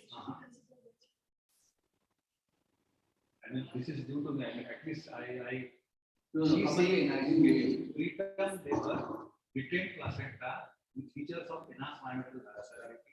Later on, she played, no, you told. She was bleeding. She was bleeding. So any post-term bleeding, unless proved otherwise, should be considered as a choriocarcinoma, is a dictum for obstetricians. So that means You that are- you have to get the histopath positive. That's- Just with histopath you cannot. Yeah. Even choriocarcinoma No, will no, also why I have am very asking high this- vascularity. Beta SCG would definitely help us. Help us, yes. The reason why I asked is recently there was one patient in Hyderabad, doctor by herself. She had postpartum hemorrhage. So the obstetrician sent her home. Then she bled. So a scan was done, which was reported as retained products of conception. Lady came back. She checked her. She was in septic shock. So she was treated. She went, refused continuation of treatment and responded. And she went to some other doctor who gave a report saying that histopath was done and the histopath showed only retained products of conception. And there was no mention about the beta HCG or there was no mention about it. And then the couple has come back to this doctor saying that you have ruined our life. So that's the reason why I've been specifically asking, if that is the situation, then they have to definitely look for the choriocarcinoma and then histopath is a must because they didn't get the histopath done for the evacuation, from the evacuation. That is the reason why I have asked. Very nice. Thank you. Thank you very much. I'll take leave of all of you. And it was wonderful being with you all. And not only that, I could see that in the hybrid morning, there were almost about 333 people who have logged in. And still in the post-lunch period, I think some of them are sleeping and we can't help them because they are at home.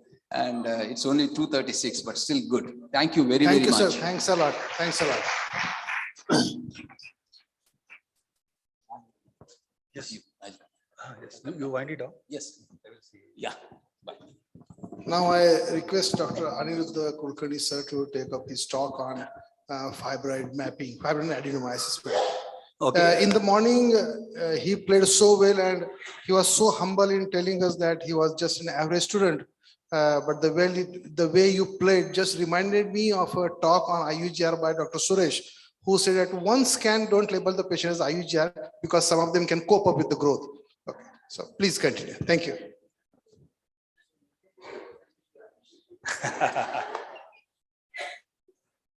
No, at least from the present appearance, it doesn't feel that there is any history of IUGR in at least 3 generations prior to me.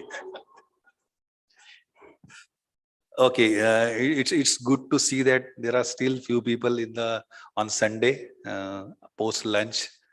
So I will try to stick it to the 30-minute talk so that you all can move back to home. Myometrial abnormalities present approach morphological uterus sonographic assessment criteria, that is a MUSA.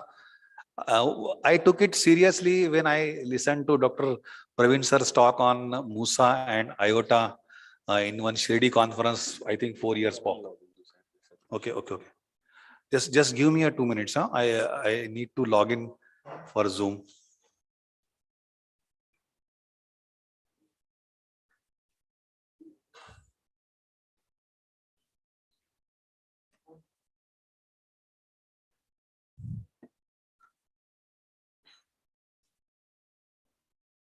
Share the screen. Share, can you share the screen now?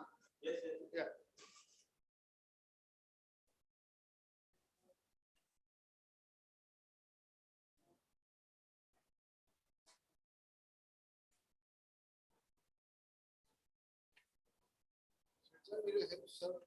Share the screen.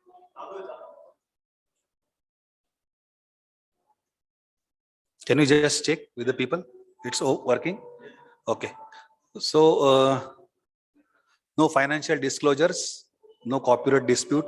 The articles which has been mentioned in the literature, in the talk has been duly acknowledged. And I am grateful to all clinician team who provided me material. Thank you very much. See, Musa guidelines is basically to come to a common unified platform where we use common terminologies which is acceptable all over, imaging guy as well as the treating guy.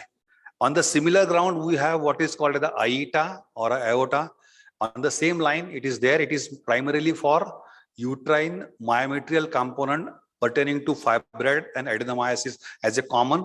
And there is a special mention about ACM, broad ligament fibroid, and pedunculated cervical fibroid. So we'll be dealing how we report rather than specifically looking at features of those diseases. So this is how. So Musa first reminded me the movie called Parinda during my younger age, where the main villain was played in that. So Musa dekho wo isko kya karna hai. So that terminology clicked into that mind, and then I really took it very seriously. Just go back and read this.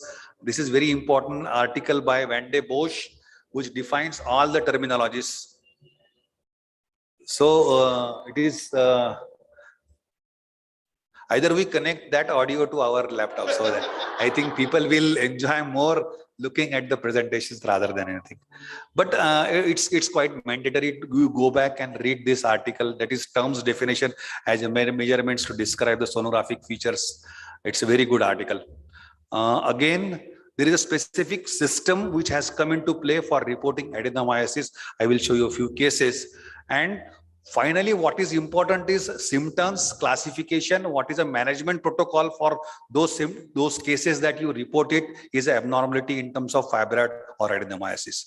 So it is the clinical implications of findings that we encounter and we report, and what is a protocol for that? That is more important. So you must go back and read what are the indications and contraindications for salvageable uterine surgery, particularly for either fibroid or adenomyosis, because depending upon those indications and contraindications only, all the imaging spectrum has been designed now to report everything in detail. So let us go with that. So again, this was one article which helped me really to design this talk, that is uterus sparing treatment options, then management options for uterine adenomyosis. All this I am very thankful to Dr. Mahesh Tandale, who is one of the very great academician in my town, who forces me, not only me, to so many imaging guys to read more and more, because he asks so many questions after reporting the cases that you are forced to read so many things. So thank you, Dr. Tandale, for the same. This is the imaging multispecialty approach, whether by looking at the fibroid, if the pregnancy is required or not, or whether it is pregnancy is required, depending upon whether it's a postmenopausal lady or a perimenopausal lady. There are different practical approach which has been given now clearly in the literature, that how you go about as far as the fibroids are concerned. And depending upon this protocol, all the Musa finding, all the adenomyosis finding now has been classified and graded, so that depending upon what I label, at least the clinician will understand what is a case under trial is all about. So the aim of the Musa is terms definition and measurements which are uniform all over. to reduce the intra-observer and inter-observer variation and become a uniform reporting protocol for that matter.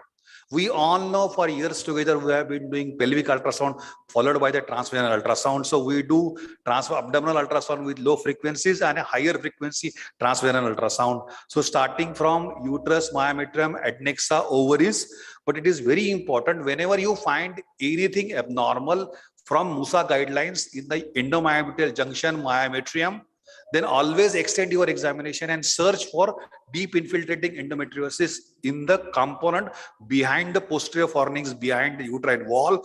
Those are very, very common. Now here you can see both the ovaries are in the POD and one ovary is showing features of a endometrioma right over there.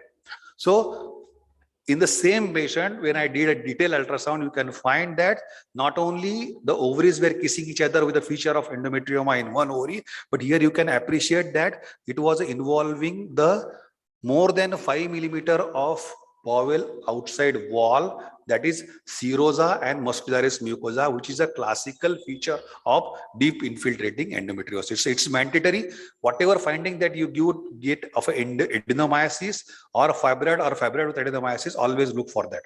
In terms of a myometrial tissue that you encounter, the first thing that you have to see is homogeneity, the equality of distribution along the endometrial stripe, which is obviously noted on a sagittal scan of a transvaginal ultrasound. So look for serosa, look for endometrial triple line configuration and the surrounding hypoechonicity.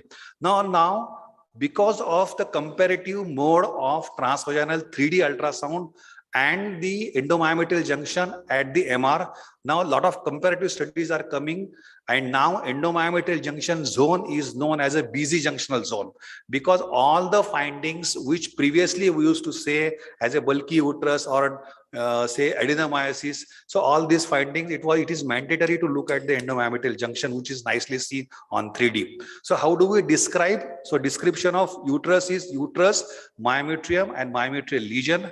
So uterus is corpus, cervix and serosa. Size, we know all how to take.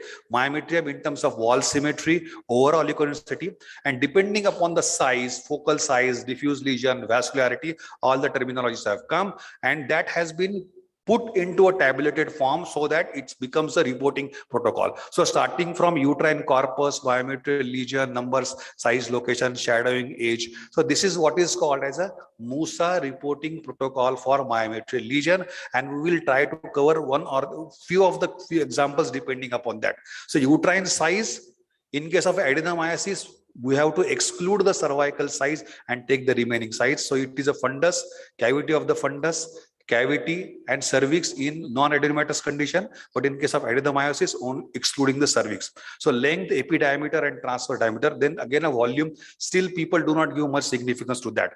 Coming to junctional zone, so on 2D and 3D, you have to see whether the endomyometrial junctional zone is in continuation, whether it is irregular or interrupted, or whether it is completely absent in nature. So depending upon endomyometrial junctional zone per se, now looking at the irregularity or focal defects, we have to say that the endomyometrial junctional zone is uniformly seen in all part, or it is interrupted, or it is irregular, or it is completely not demonstrated. So it is a junctional zone. So after the junctional zone, so this is how I said, this is a coronal 3D view. Can you see the beautiful hypoechoic endomyometrial junction zone formed all around? And here you can appreciate some amount of hyperechoic nodularity, which is extending from the cavity into the endomyometrial junction zone. This is a classical, what is called as the hyperechoic strands or nodules or islands of adenomyosis. Now, can you see here it is interrupted endomyometrial junction zone? Interrupted endomyometrial junction zone. Now here you can see, appreciate EMG, but it's diffusely irregular, and posteriorly again it is more irregular. Here you can see it's a interrupted endomyometrial junction zone. So endomyometrial junction zone, normal or abnormal, and what kind of abnormality is there. Then suppose if you have found out something focal in nature, it is well defined. It is called the typical fibroid or a focal adenomyoma. Then again, location, size, and site. Then you can classify the fibroids depending upon FIBO and PAM and going. So grossly, in terms of what is important from management point of view, are the submucous fibroids. Usually, they are responsible for extensive symptomatology as far as the bleeding PV is concerned. So 0, 1, 2 is submucous fibroid.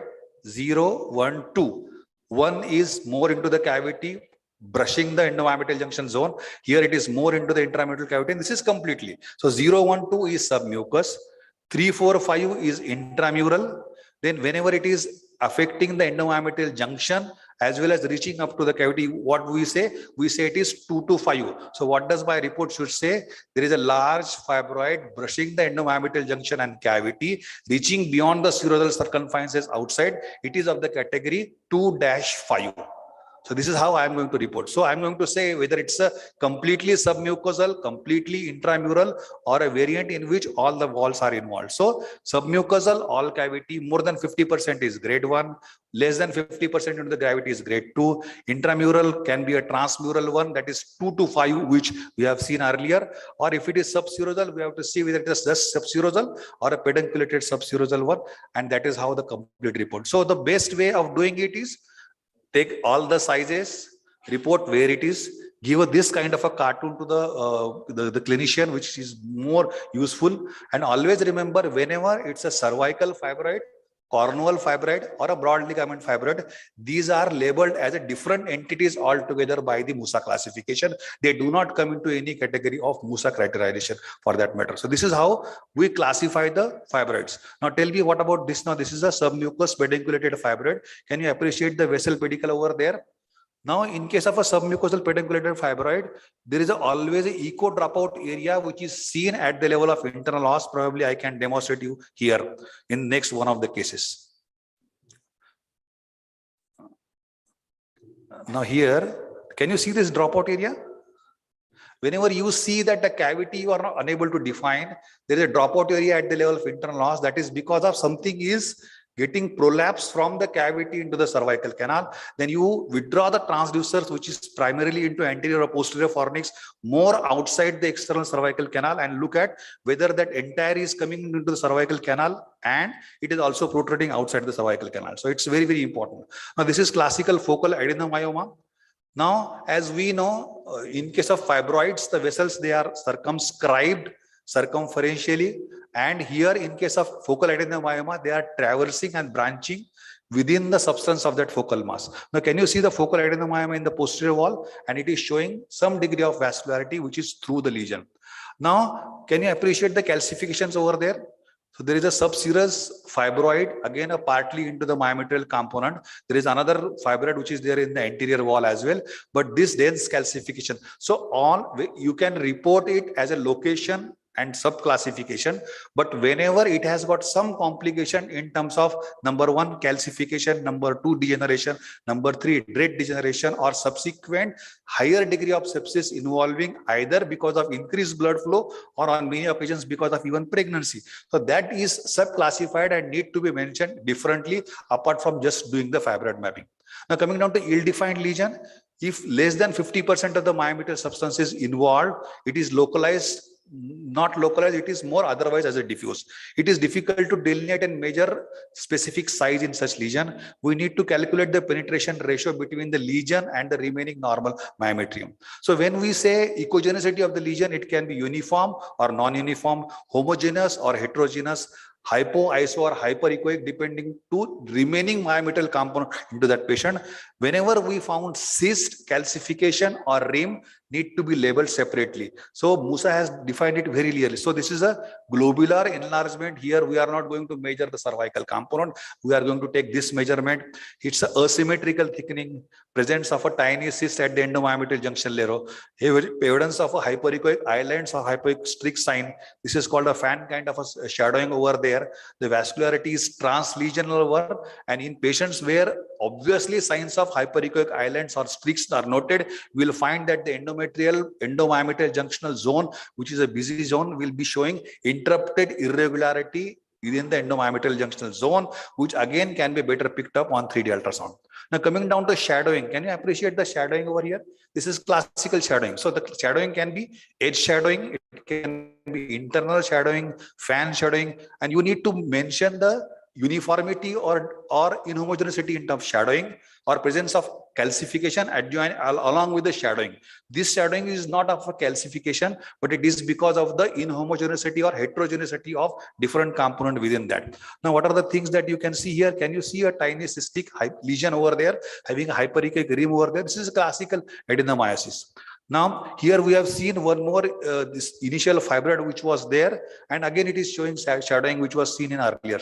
So whenever we say myometrial cyst, don't label it as a myometrial cyst, need to follow it for presence or absence of a adenomyotic changes. So they are usually rounded in size, less than 5 millimeter, anechoic. On many instances may contain little bit of hyperechogenicity within the shape. Many times it can be even echogenic depending upon stage of menstruation. You have to mention number of tiny cysts all over, number one, and you can mention the largest cyst for that matter. Now, can you see here multiple tiny cysts? Now here, can you see this is a pregnancy. Okay, along with the pregnancy, can you see this here? And there is a little bit of comet tail artifact which we have seen earlier, that there can be a hyperechoic element within the cyst also. So whenever there is a cyst component, measure it, number it, measure the overall number in terms of cystic lesion, and give the largest measurement for that matter. Now, apart from the cystic areas that we mentioned adjoining to endomyometrial junction, the next thing that you should look at is some endometrial echogenic linear striations. Now, can you see these echogenic striations? Is it appreciable? There is an interrupted endomyometrial junctional zone. Is it okay with you all? Okay. Then there are different linear striations which are extending from endometrium into the endomyometrial junctional zone. This is classical linear striations affecting the busy endomyometrial junction. So next stage beyond this is hyperechoic islands. What we call the hyperechoic island signs, which are usually irregular in C. Now you can all will appreciate that adjoining to the busy endomyometrial junctional zone, can you appreciate hyperechoic various islands along the endomyometrial junction zone? So these are nothing but the distantly away placed ectopic endometrial tissue in the endomyometrial junction zone and adjoining myometrial substance. And not only on the B mode, you can appreciate it well. As soon as, can you see on the reconstructed 3D mode? This is the island. And again, these are all streak signs, which we have seen in earlier slide. So streak sign and presence of a hyperechoic island involving endomyometrial junction and adjoining tissue are said to be very specific sign of adenomyosis with a specificity more than 93%. So abnormal endomyometrial junction zone interrupted 1, number 2 hyperechoic strand sign, and number 3 multiple hyperechoic island affecting causing endomyometrial junction irregularity is very, very specific sign. Now coming down to vascularity, we can see that as a whole, the uterine vascularity may be increased, or in some focal area, depending upon fibroid or adenomyosis, the pattern of vascularity may say. So we are going to comment in case of a globular enlarged bulky uterus as a uniform increased vascularity into the myometrial component. What is adenomyosis? Adenomyosis is multiple punctate hyperechoic area intermixed with hypoechoic substance. It is because of the muscular hyperplasia. Okay. So then when it is circumferential in a focal lesion, think of a fibroid. When it is traversing through the lesion in a focal with features of some certain amount of adenomyosis in myometrial substance, it is focal adenomyoma. But in spite of the fact that it looks so easy while explaining and the reading, we always know that both the conditions can occur together also. There can be a fibroid coexisting with the few of the adenomyosis changes, or fibroid with focal adenomyosis also. So it's not easy on day-to-day practice, but still, if you go systematically starting from all the MUSA criteria, it will be very nice for you to look at it. Now, can you see this now? Large mass over there and the vascularity. Now there is a focal adenomyosis area involving the cervical canal. Now can you see this vascularity which is within the lesion and sparing, but it is not showing much aggressive branching vascularity, which in turn we take it as a feature of a malignancy. Not only that, on one side, can you appreciate over here? So this is one. Sorry. So there was a lesion on this in the right adnexa over here. This is the right ovary. Then what is this? Can you see?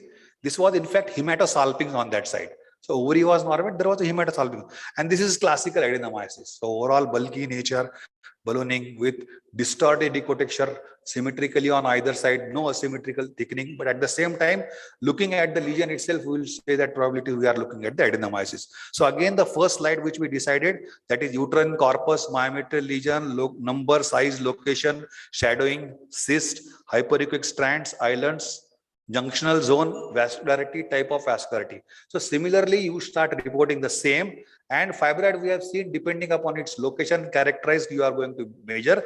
And again, whether it's less than 50% within the cavity or beyond that. And as soon as you do a coronal scan using 3D, you can very well say that whether it is only submucous or also extending beyond the cavity. So it depending upon that only. As I have stated, fibroid and adenomyosis can exist together. So can you see the fibroid here? But at the same time, I can appreciate multiple heterogeneous areas intermixed with hypoechoic spaces, which is nothing but adenomyosis. So on instances, there can be both entity together. As we have seen adenomyosis and leiomyoma, how to differentiate, this is a just tabular form to represent the same depending upon borders, shadowing, ecotexture, ecogenicity, calcification, cyst and vascularity, and it is easily can be differentiated. Now, what is the finding in this patient? You can see, can you see the globular enlargement of the uterus on transabdominal scan? Very easy. Now, can you see the remaining cervix and the portion of vagina appears to be more or less normal looking or appearing? This is classical adenomyosis. So this kind of pictures, don't label it as a just bulky uterus. Just give a dedicated 10 to 12 minute scan on transvaginal ultrasound, and you confidently can report it as a focal adenomyosis or a diffuse adenomyosis depending upon various areas. The terminologies which radiographics has used is called as a myometrial heterogeneity, mimicking to that of a cirrhosis of liver, though they labeled it as a cirrhosis of uterus. So primarily responsible for adeno and meiosis. Adeno means ectopic gland, meiosis means smooth muscle hyperplasia. So in combination of this leads to what is called as the myometrial hyperechogenicity. Along with that, you search for vascularity. So you can say on many instances, the features mimicking to that of a cirrhosis of the uterus, this terminology was coined. So up till now, what we have seen, adenomyosis presence or absence, location, anterior wall, posterior wall, left lateral wall or fundus, differentiation, whether it is focal, whether it is diffuse or mixed, cystic variety or a non-cystic variety, and then coming to which uterine layer is involved, whether it is a junctional zone, middle myometrium, or reaching up to the serosal surface or going beyond the serosal surface. So apart from labeling focal lesion or a diffuse lesion, now it is my duty to say which wall is involved and up to what extent the deeper extension of adenomyosis is there. So the reporting 7-point criteria is presence or absence of normal or abnormal myometrium, location, differentiation between focal or diffuse, cystic and non-cystic, and which layer is involved. That is a type 1, type 2, type 3 or all three. Now, how do you identify that? See, this is the endometrium. This is the inner zone, this is a middle zone, and this is a subserosal zone. Now, only one is involved, it is 1. It is when 2 is involved, it is 1 plus 2. And when it is 3 is involved, that is subserosal surface, we say it is a 3. So it is 1, 1, 2 or 1, 2, 3. And whenever it is going beyond the serosal surface, if you are able to make out irregularity, hypoechogenicity involving the serosal surface, always and always look for all the features of deep infiltrating endometriosis in the POD for fixity of structure of cervix to the posterior vaginal wall or the posterior pouch of Douglas. So that is called as the cervical sliding sign. Okay, so type 1, type 2 and type 3, or you can say type 1 to 2, 2 to 3 or 1 to 3. Then you can put a color Doppler and look for sliding sign of deep infiltrating adenomyosis. Now let us see what kind of lesion is this. You can see diffuse changes here. There is a IUCD over there. But again, sorry, this focal changes here and diffuse changes here. This is classically over there. So this is one case. Now how I am going to report this case, just look at the cine loop and I will describe whatever is mentioned here. So abnormal myometrium, adenomyosis, location is fundal in nature, type cystic or non-cystic, it appears to be more cystic in nature. Okay, so the uterine layer only one extent is mild. The size is 18 millimeter. So report description comes fundal, cystic, mild adenomyosis involving uterine layer 1. That's the complete description. So one more case here, you can say mild variety, but can you appreciate the cystic area surrounded by hyperechoic rim? So here description would be mild adenomyosis, mixed type, that is the focal plus diffuse, with involvement of fundus and posterior wall, both. So both walls are involved, and we will mention what kind of wall. So here the uterine wall is 1, 2, 3. Now can you appreciate the irregularity which is extending beyond the serosal surface here? Very easy to see. So that means the layer 3 is also involved. So here you have to see 1, 2, 3. So this is abnormal. So these are the few cases. We will just wind up to that and come to one more important entry, that is called the ACCM. ACCM has been specially mentioned as a separate entity in MUSA. It's a juvenile cystic adenomyoma. It is insertion of rowed ligament, and below the insertion of interstitial portion of fallopian tube. It gives to abnormal contour on 3D or volumetric images, and usually typical history in case of a young female, it's a severe dysmenorrhea. Now can you appreciate here? Here the endometrial cavity appears to be absolutely normal. It is mimicking to that of a, say, arcuate uterus for that matter. And can you appreciate this? This is classically ACCM. Now ACCM can have various features. Even on many instances, it may appear like that of a ectopic pregnancy also. But looking at this lesion, the primary diagnosis which glitched into my mind was again a ectopic pregnancy involving this area, but eventually we evaluated and it turned out to be focal juvenile adenomyoma. That is nothing but what is called the ACCM. In terms of cervical masses, as we have seen, it could be a cervical mass which is coming from the endometrial cavity in terms of a submucous fibroid polypoid into that, in which again, can you see the echo dropout area here? Whenever you see ill-defined endometrial cavity with echo dropout area near the internal os, always suspect for some amount of submucous fibroid. Now, can you see this here? Echo dropout area here, and there is a large mass within the cervical canal. It was nothing but a cervical fibroid. Now, this is a pedicle which is classically seen here, echo dropout area at the level of internal os, and there is a widening of cervical canal, and this entire fibroid is almost reaching up to the level of external os, which was obviously noted as I withdraw the transducer at the level of introitus.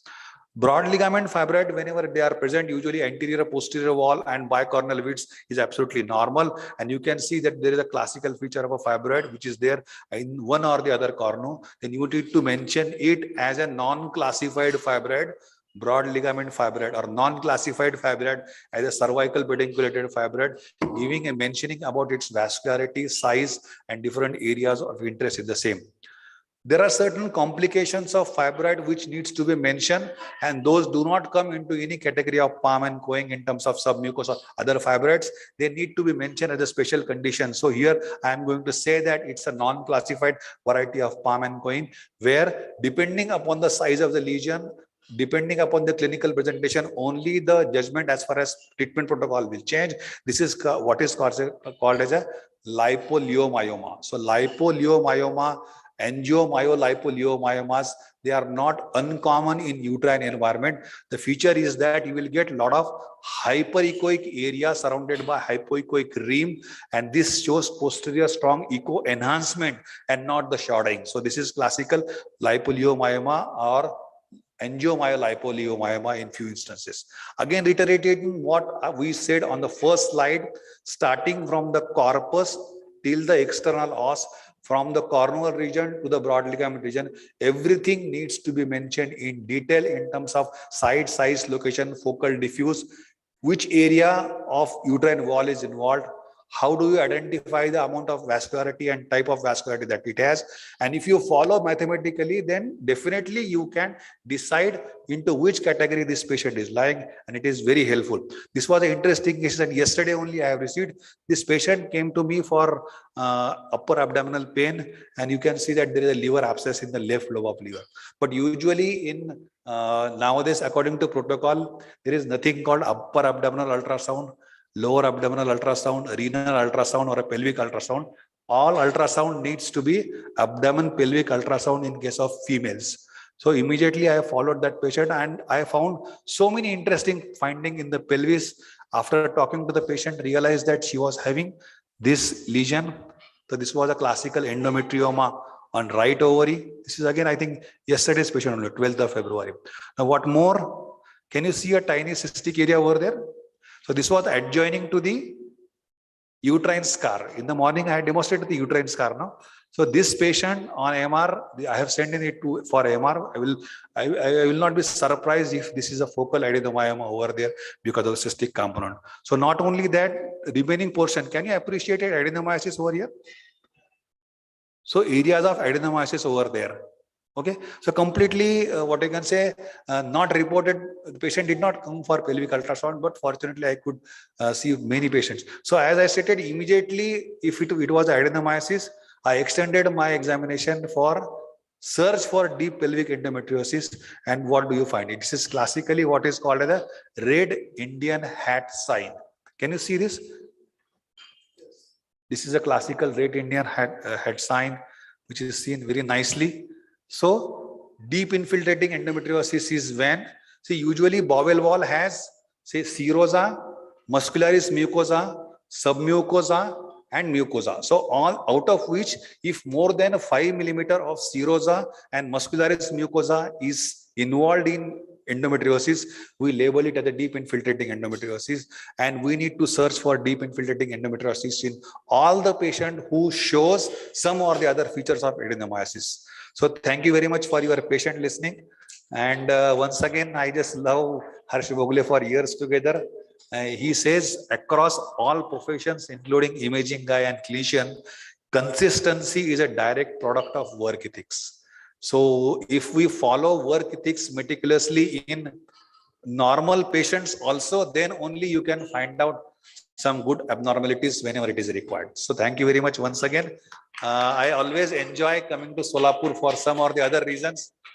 Nowadays, there is an additional attraction that from Solapur to Aurangabad, I can reach in 3 hours 20 minutes. So my record time is 3 hours 20 minutes when I last came to Solapur. And the first place that you see after leaving the Solapur is the board of Aurangabad only. You will not find any place in between. And eventually now it is said that the Aurangabad also will not be seen. The first board which will be seen is a Dhule. So almost now 90% of the work between Aurangabad and Dhule is also complete. So eventually probably for Aurangabad, I have to take one exit closer to Aurangabad and go for 14 kilometers. And it's a wonderful road. I think, I mean, any event in Aurangabad, you all are invited. And we regularly conduct many meetings in ultrasound in Aurangabad. So once again, thank you society for inviting me. Thank you Mindray for giving opportunity to share diets. It is always wonderful to share something or the other with audience. Thank you. Thank you, Aniruddha. I have 2 WhatsApp messages for you. But before that, me on behalf of Obstetric Gynecological Society and my dear friend from Radiology, on behalf of Radiology Society, like to thank you for coming here so long. I will not say so long. Thank you for traveling 3.5 hours to Solapur and really giving us an academic feast. Now, the first message is from the president of our society, asking for apology because of the sound disturbance in the near hall. And the second message is from the treasurer of our society. He has asked me to give you the bank details so that the GPay transfer would enable us to book this nearby hall also, so that there will be no disturbance hereafter. Thank you very much.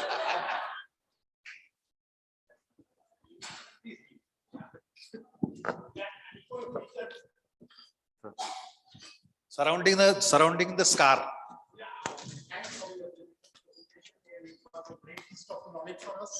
That anechoic lesion, we should say to the query focal adenomyosis. I would think first possibility as a Nebothin follicle. What do you say? No. See, I do agree, but if you closely look at that loop, no, the endocervical canal was absolutely normal. That tiny cystic. See, when you have one pathology in the fundic region showing adenomyosis, there is a pathology involving deep infiltrating adenomyosis in the posterior component. The first thing probably that came into my mind, whether it's a focal tiny cystic component adjoining to the scar area. See, I have seen so many cases of scar endometriosis. I am talking about, and not only anterior abdominal wall, I am talking about the lower segment scar area. So lower segment scar area, when it is a teardrop sign, what is called, where you get a near just superior to the internal os, we get a teardrop sign with previous history of lower segment scar and other features of adenomyosis involving, then in those instances, probably I would go for focal cystic lesion of adenomyosis. Yeah. Another question, sir. In how many cases you have faced an ambiguity where it is fibroid or adenomyosis, and you had to send the patient for MRI, and what were the findings?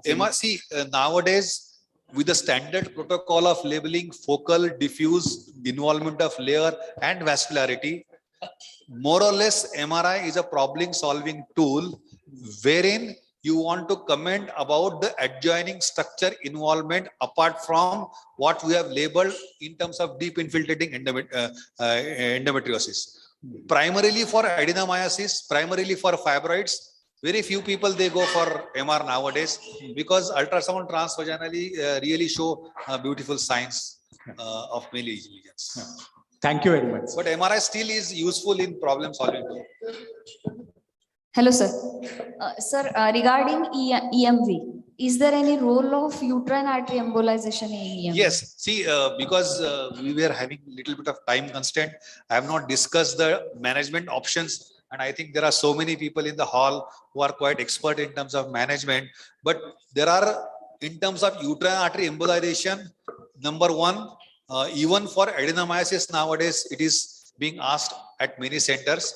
There are centers depending to reduce the size of the fibroid lesions causing pressure symptoms. Uterine artery embolization is done.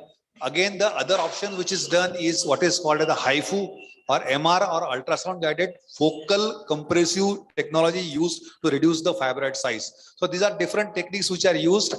I am not very familiar with those techniques, so I am not going to go into the much detail as far as the management options are concerned. But it is mentioned in the literature, uterine artery embolization. I have seen few cases in Bajaj Hospital done by Dr. Ajit Bhagwat for adenomyosis as well as for large size uterine fibroids responsible for dysfunctional or AUB.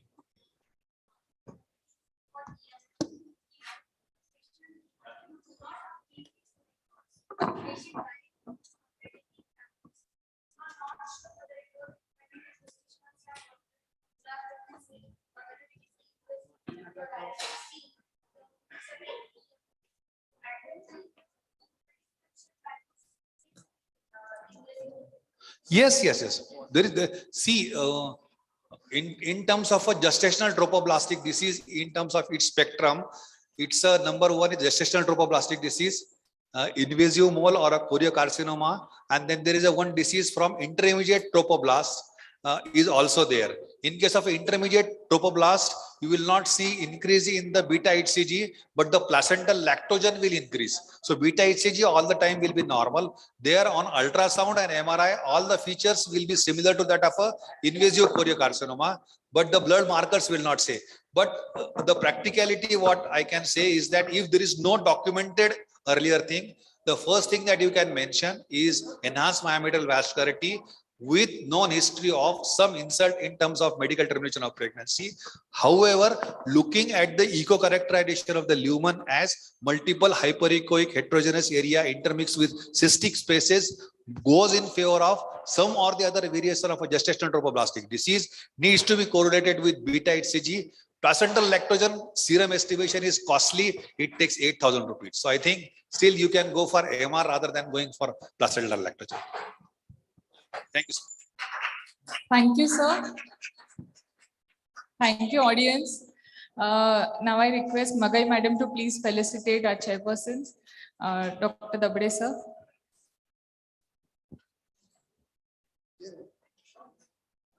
And I request Anjali Jamma Madam to please felicitate Fadkule, sir. Aboli Velankar Madam, please join.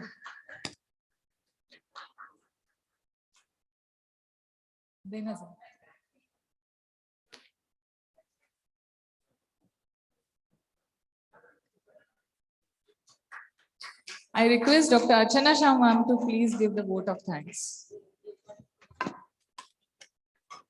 So we all are at the end of the session, and I am here to propose the vote of thanks on behalf of Solapur OBGY Society.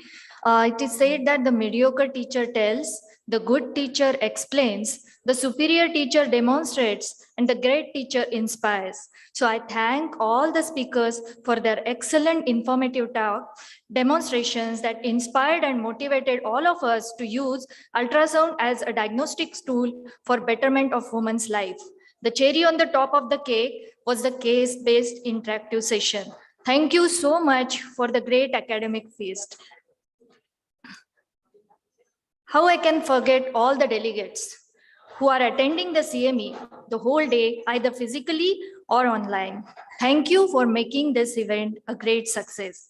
I thank my organizing team for extending their help. I'll fail in my duties if I forget to thank Mindray team. They are our academic partners, and this event is possible due to their great efforts. I thank Hotel Balaji Sarovar team, Mr. Ambuj for your great arrangements. I thank audiovisual teams, Mr. Chedzae for uninterrupted sessions. Please excuse me if unknowingly I forgot anyone's name. I thank all once again who participated in this event. Without you, this event would not have been possible. A big thank to all of you.